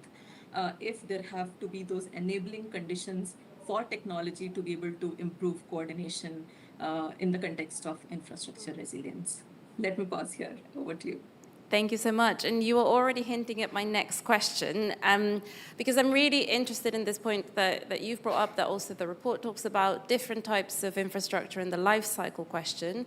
The needs and the realities are very different in different geographies. And maybe a question is, what would be, maybe from your experience, from CDRI's work, but what do you think is the specific, or almost kind of like, how do we take this forward in terms of infrastructure yet to be built? And also not necessarily yet to be built maybe in a global north context, but what does that mean in resource constrained context? You were talking about data scarcity, you were talking about even like access to internet and like reliability and all of these challenges that we're facing. I'm just curious, like, what is your point of view on that, on future infrastructure? And I guess the infrastructure that maybe is being commissioned now, that maybe is already in pre-feasibility or feasibility. And, there's loads of great folks working on building the bankability of those. But how do we make sure that they will actually be resilient by the time, they actually get built 5, 10 years down the line? Not an easy question, but yeah, just pinging that over to you. Yeah, let me try an attempt to answer that, Corina. So I think I'll build upon my last response and maybe highlight 2 points for now. The first being the focus on technology readiness when it comes to future infrastructure, rather than focusing or investing in only 1 or 2 high-end technologies. And this becomes extremely important because, like you said, and Priyanka also mentioned in her presentation, that there are these, technical capacity gaps very much prevalent in the private sector as well, not just the public sector, right? So, and at the same time, we know that technologies are constantly getting upgraded. There are new technologies which are getting developed. So, technology readiness from the perspective of institutions, from the perspective of private sector, from the perspective of practitioners and infrastructure professionals who are working in this space, helps ensure that future infrastructure is designed to accommodate evolving technologies while embedding resilience throughout its life cycle in a proactive manner. So what can be done and what it means? So, I referred to the CDRI report earlier, and as part of the technology chapter, and I would encourage colleagues and participants to go back and read it if you are interested on this topic. So what you will find as part of the technology chapter, we have actually outlined a technologies readiness checklist, which essentially helps organizations, agencies, and infrastructure operators to assess where they are with respect to technology readiness in terms of aspects related to governance in terms of strategic leadership, financial resources, sustainability, as well as institutional capacity and human capital. Also, another important point I think to mention here is the fact that when we talk about technologies readiness, there are related governance related aspects in the sense, for example, a lot of time data, we look at data together with technology, right? Because that's very important for implementing and deploying a lot of technologies. But having the right standardized data, having it in the right formats, having data which is interoperable and usable, a lot of times it is actually more of an institutional and governance challenge rather than a technology challenge, right? So I think it is also something which needs to be considered, and therefore, this technologies readiness checklist can actually help institutions and stakeholders assess where they are so that they can take action now rather than requiring costly adjustment later. And the second point maybe with which I want to leave you is the fact that we need to focus equally on low cost and accessible solutions, not just very sophisticated and high-end technologies, because, and this is especially important in the context of, developing economies and low and middle income countries, for instance, because the point to keep in mind is that technologies are useful depending on the context, depending on the available resources, depending on institutional capacities. So resilience is not about choosing between a high-tech and a low-tech solution. What matters is choosing what is the right technology for you and what is the right technology that you can sustain. So in many contexts, very simple tools can actually improve communication and coordination rather than having very high-end high investment requiring technologies. So I think that's the second point that I'll leave you with, and over to you, and happy to answer any further questions. Thank you. Thank you so much. And I think these are two really, really crucial points in terms of where next, because, as the report says, as you're saying, the needs are very different. And I think there is a need for really critical thinking in terms of when do we do what and why, like what's that famous quote that technology is the answer, but what was the question? And I think that is very valid to keep in mind, especially as there's, more and more solutions and more things that we could look into. Maybe, Chris, for a slightly different perspective on maybe a missing piece of the puzzle, which is maybe more at the foundational, more like at the story level. But there's also something in there in the report in terms of how do we shift resilience from a risk perspective into a growth story. And I know that we've had chats about this, and I know that you've got some great thoughts. Really curious, what is your view on that? And how do we actually help all of these firms make that shift? Yeah, so this is something that I think in almost an unfortunate way we got off on the wrong foot with respect to some of this conversation because it's reactive to disaster, right? And if you step back and you think about resilience and what it's about from a business perspective or a service provider perspective, it's about continuity of service and business, right? That's what resilience means, right? I don't want my factory to go down. I don't want my train service to go down. I don't want water not to be delivered to my constituents. And so if you frame it as business continuity, everybody can understand why that's important from a business economics perspective or as a service provider, a public service provider. So I think if with that framing in mind, then thinking about how do I ensure my service or my business doesn't go down, and then all the things we're talking about in terms of whether it's digital twins or it's getting the data or organize, that is all in service of running a better business, of running a more streamlined, of cost savings. We've already talked about maintenance in the report. Why are bridge inspections and other inspections such a hot topic? Because it's the old way to do a bridge inspection was to send a crew of people, stop the traffic on the bridge. They all get rappelling ropes. They put hard hats on, and they go up there and measure and take measurements across the whole bridge. It takes many days. Now, you don't have to stop the traffic. You fly one drone, and you have a complete sub-millimeter accurate model of that bridge. Now you apply machine learning and say, show me where all the stresses are, show me the cracks, show me the ones that matter, show me the ones I need to go back and pay attention to. Whole thing happens with much fewer people involved from a being out at the bridge standpoint. Much more is happening back sort of in the office, if you will, right, with applying. So it's a natural place, it's an obvious place. And I think, to Raina's point, not all of these things require a lot of money.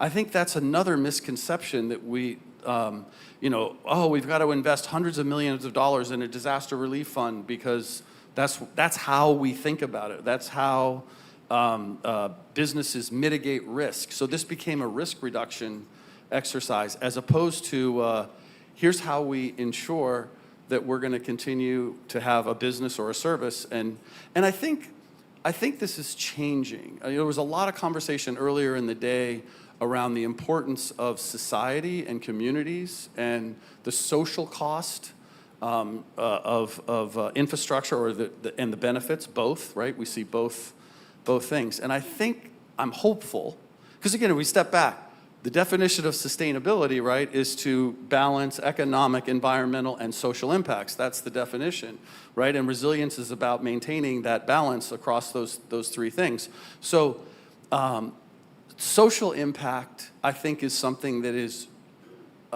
it's not new, but it's more visible.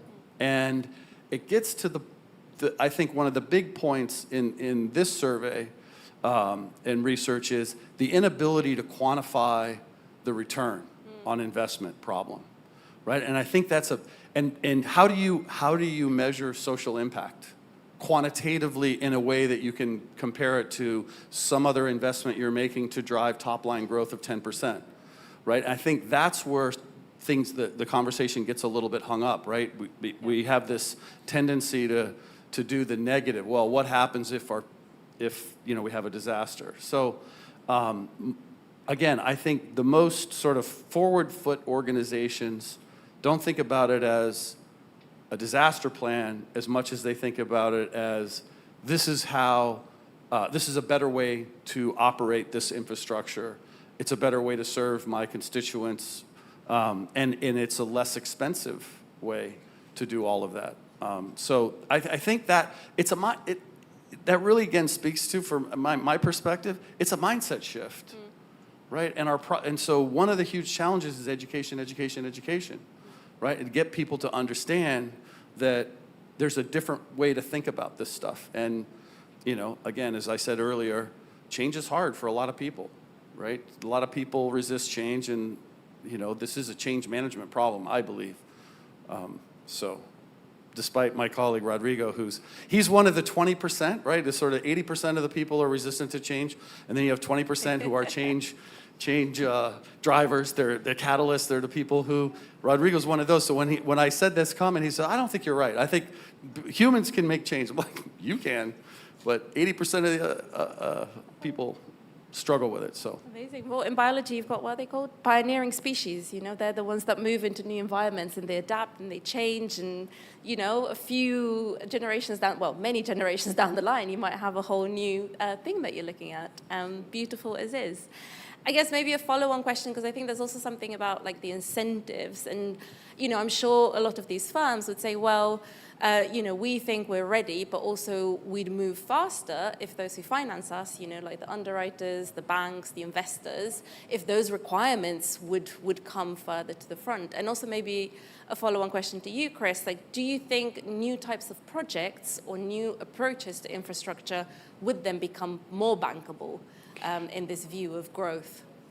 Yeah, so I would say this is already happening, right? Interesting. There are absolutely infrastructure investment people who pay attention to resilience, who score resilience a priori, ahead of the investment. Insurance companies also are paying a lot more attention. There was an earlier panel, people talking about that. I do think there's challenges there with the finance world and the insurance world. It's always ironic to me. You go to a bank, to get a loan for your house. It's a 30-year loan. You go to the insurance company because the bank says you have to have insurance, and the insurance company gives you a 1-year policy, right? And so what about the other 29 years if they, right? So banking and insurance, that's a micro example, but there's not alignment there. They're both assessing risk in some way, but they're not yet sort of joined up. So I think that's true in the sort of consumer world. It's also for sure true in the commercial world and in the infrastructure world. So yes, there are absolutely, the World Bank is also, and other NGOs are creating their own standards around resiliency and whatnot. I've certainly heard that from a number of folks on panels. So I think it's happening. It's not codified in very many places in a way that it's law or that it's a requirement, but I think that is coming. I hope. I wish it would come faster because government regulation is a great forcing function in some ways, as long as they get it right.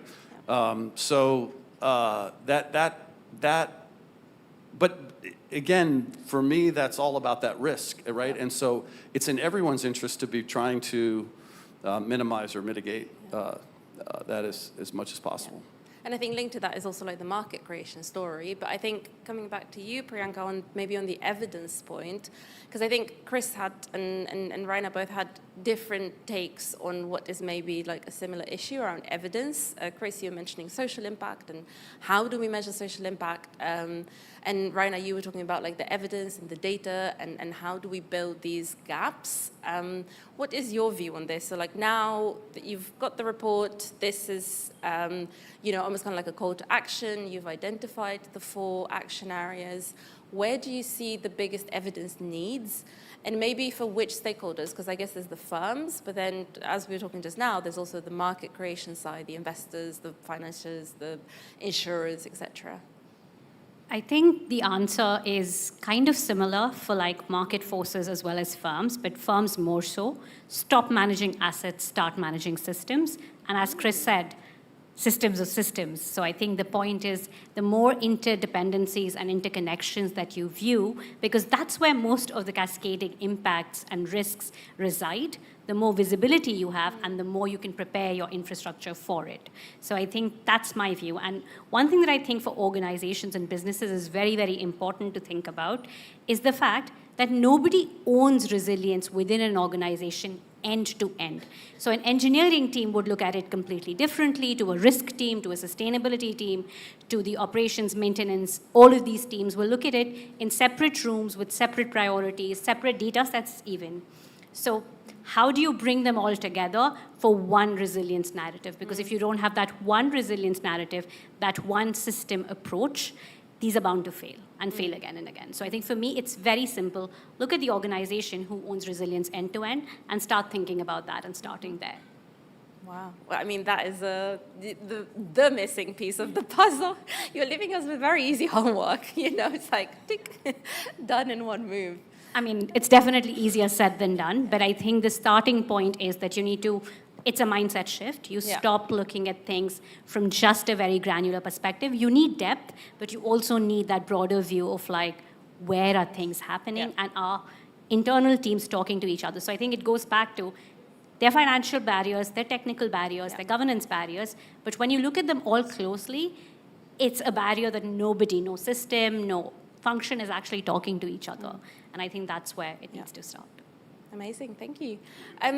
Opening for any perspectives, questions from the audience. And I know that earlier we had perspectives from insurers, from banks, from different stakeholders in the system, other infrastructural operators. But yeah, opening anyone left in the room, any questions, any thoughts after this?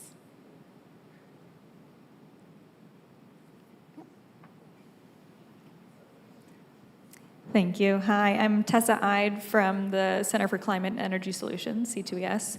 And this is something that's very related to what both of you were just touching on, but I'm hoping that you can expand on that. So, Priyanka, you spoke about how companies experience significant losses from a flooding event that takes place relatively far away from their physical assets. And Chris, you've spoken about how data silos are limiting effective adaptation and resilience efforts. So Chris, maybe for you, I'm curious how Bentley Systems is developing their software to bring in data from different sources that reflect how those physical risks are impacting those broader communities. And maybe more broadly to either of you, how can companies more generally approach infrastructure resilience in a way that accounts for all of the ways that their resilience to physical climate risk is inextricably linked with the resilience of the communities where they operate? Yeah, good question. Thank you. So at the heart of a digital twin is this what IT people call a single source of truth.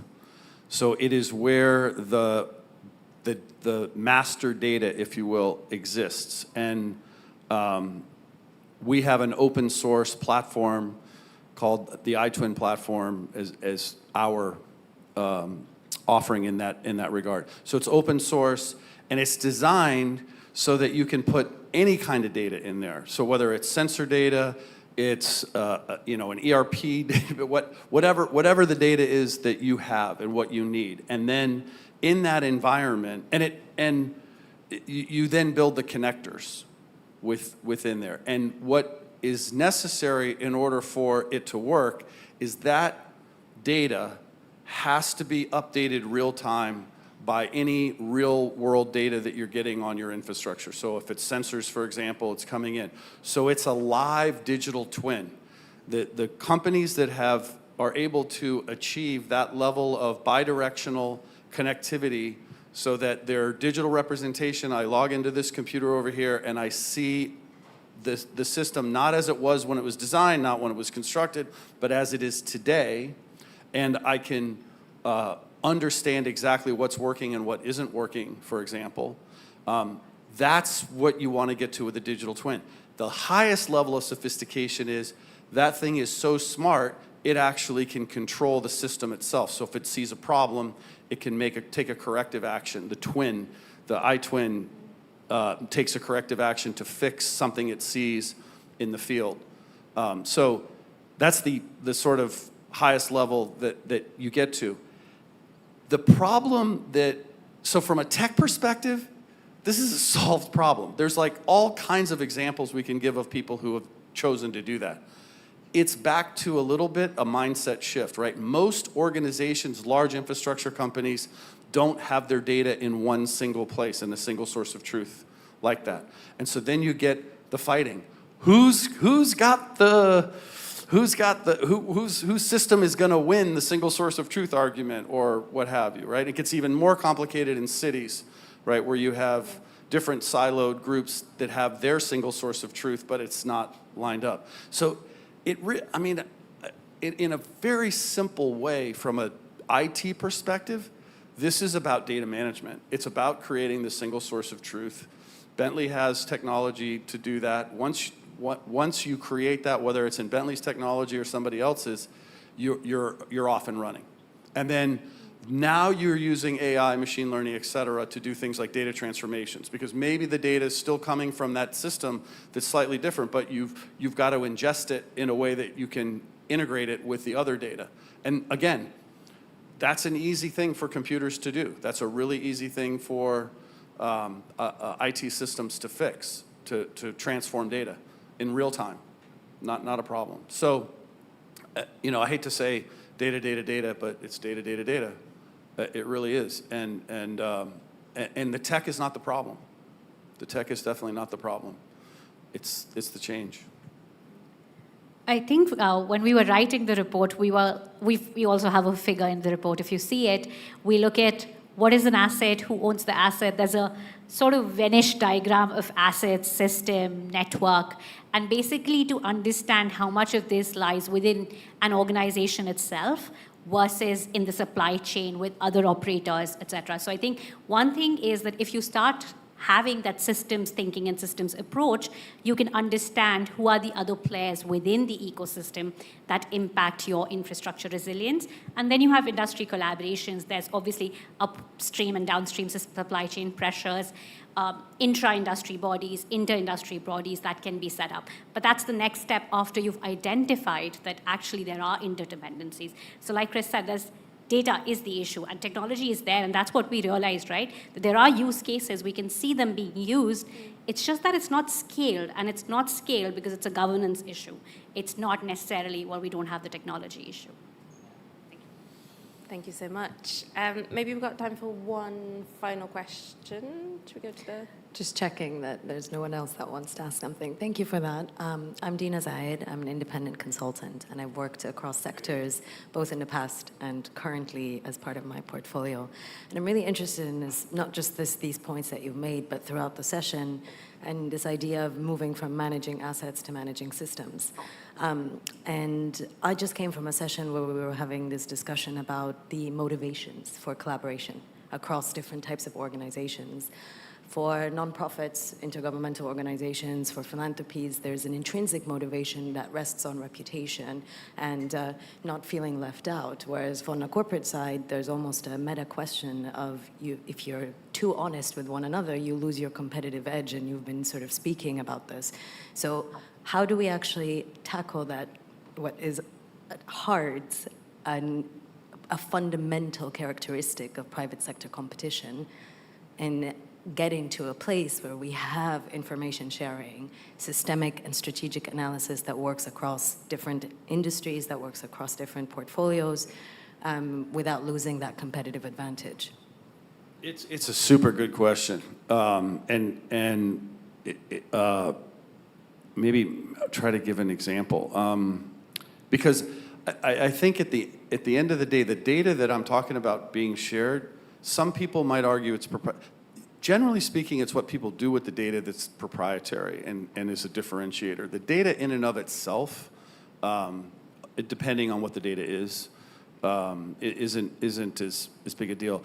When I think about the question that you're asking a little bit, 10 years ago, well, certainly before cell phones, right? We all could MapQuest, and we would understand how we get from point A to point B on a map. So what's the path? How do we go, right?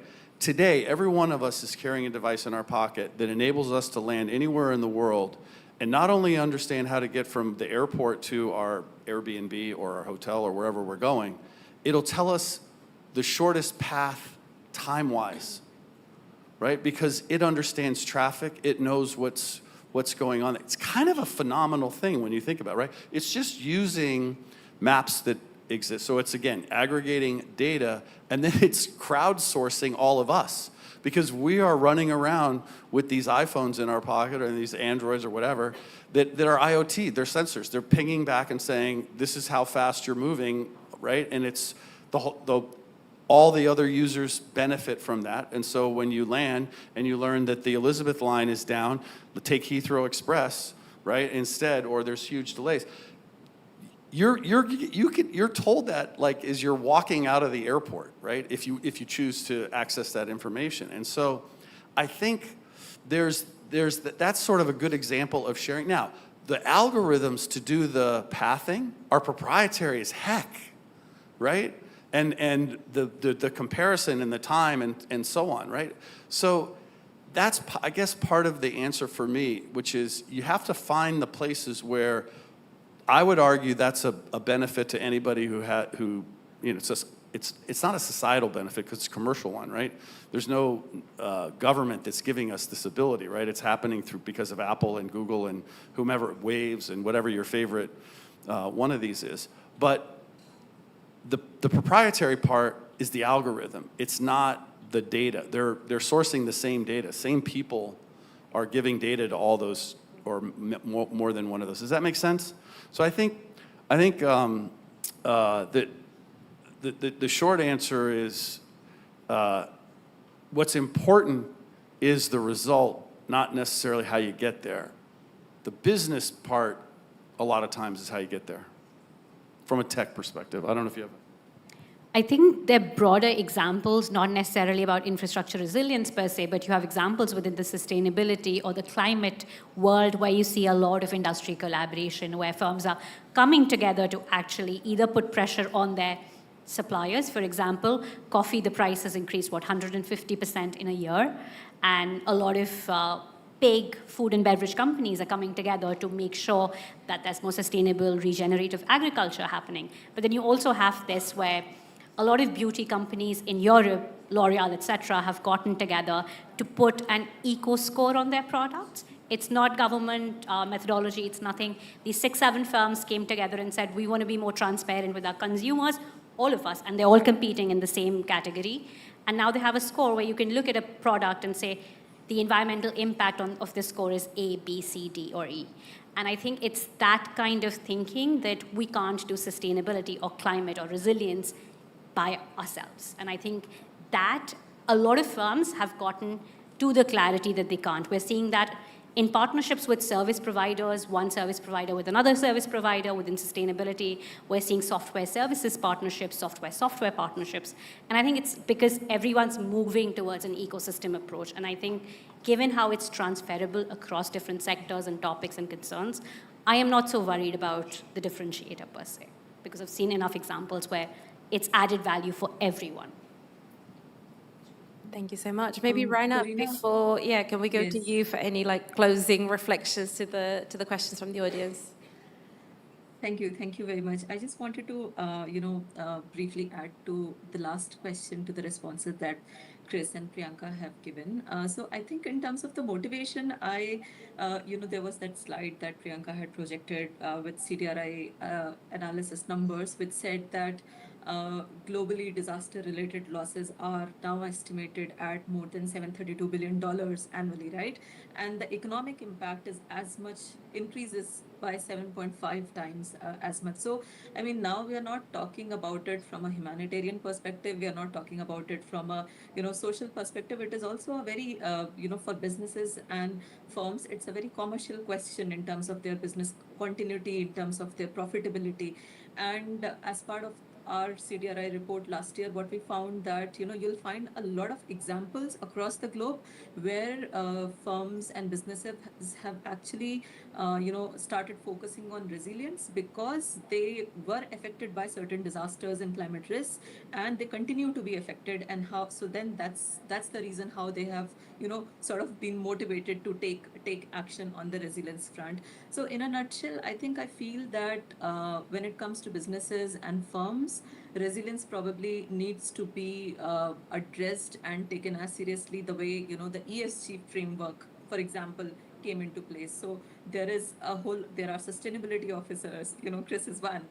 There is how companies and businesses are looking at ESG, the same level of investment, the same level of following through is required on the resilience front as well. So I'll stop here, and thank you very much. Thank you very much. Thank you to the panelists. Thank you, Raina, for joining us online. Thank you from my end. And just to close off, Jesper would also like to share some thanks. But first, let's give a round of applause to the panelists. Yes, thank you very much. And thanks, Karina, for guiding us through that last hour. Just a couple of thanks, really. It comes down to that. And then there are a couple of drinks. Thanks to Bentley Systems for hosting us. It's a very rich day. I feel like I've been in a tumble dryer, and I haven't even been outside since this morning. Thanks for staying. I know there's lots of exciting football games, so I know that there are some people who left here. They're now hogging various pubs and so on. Thanks for everyone staying online. Thanks to the team that made this happen. There's a lot of work and planning that goes into doing something like this, for keeping the conversation so relevant and focused. And finally, thanks to you guys for showing up, because it really does make a difference if you show up to something like this and you're leaning in and you're having the conversations. So thank you for that. I also want to point out this piece of art here, which is a fantastic summary of the day and all the discussions. It's okay to take photographs, right? Okay, so you should go and take a picture or just stand there and be impressed. I don't know how you guys do it. I mean, I have a problem keeping two thoughts in my head at the same time. Again, finally, thank you. I hope I didn't forget anyone. Now there are some drinks down there. Thanks for making this day so special, and hopefully see you next year. Thank you.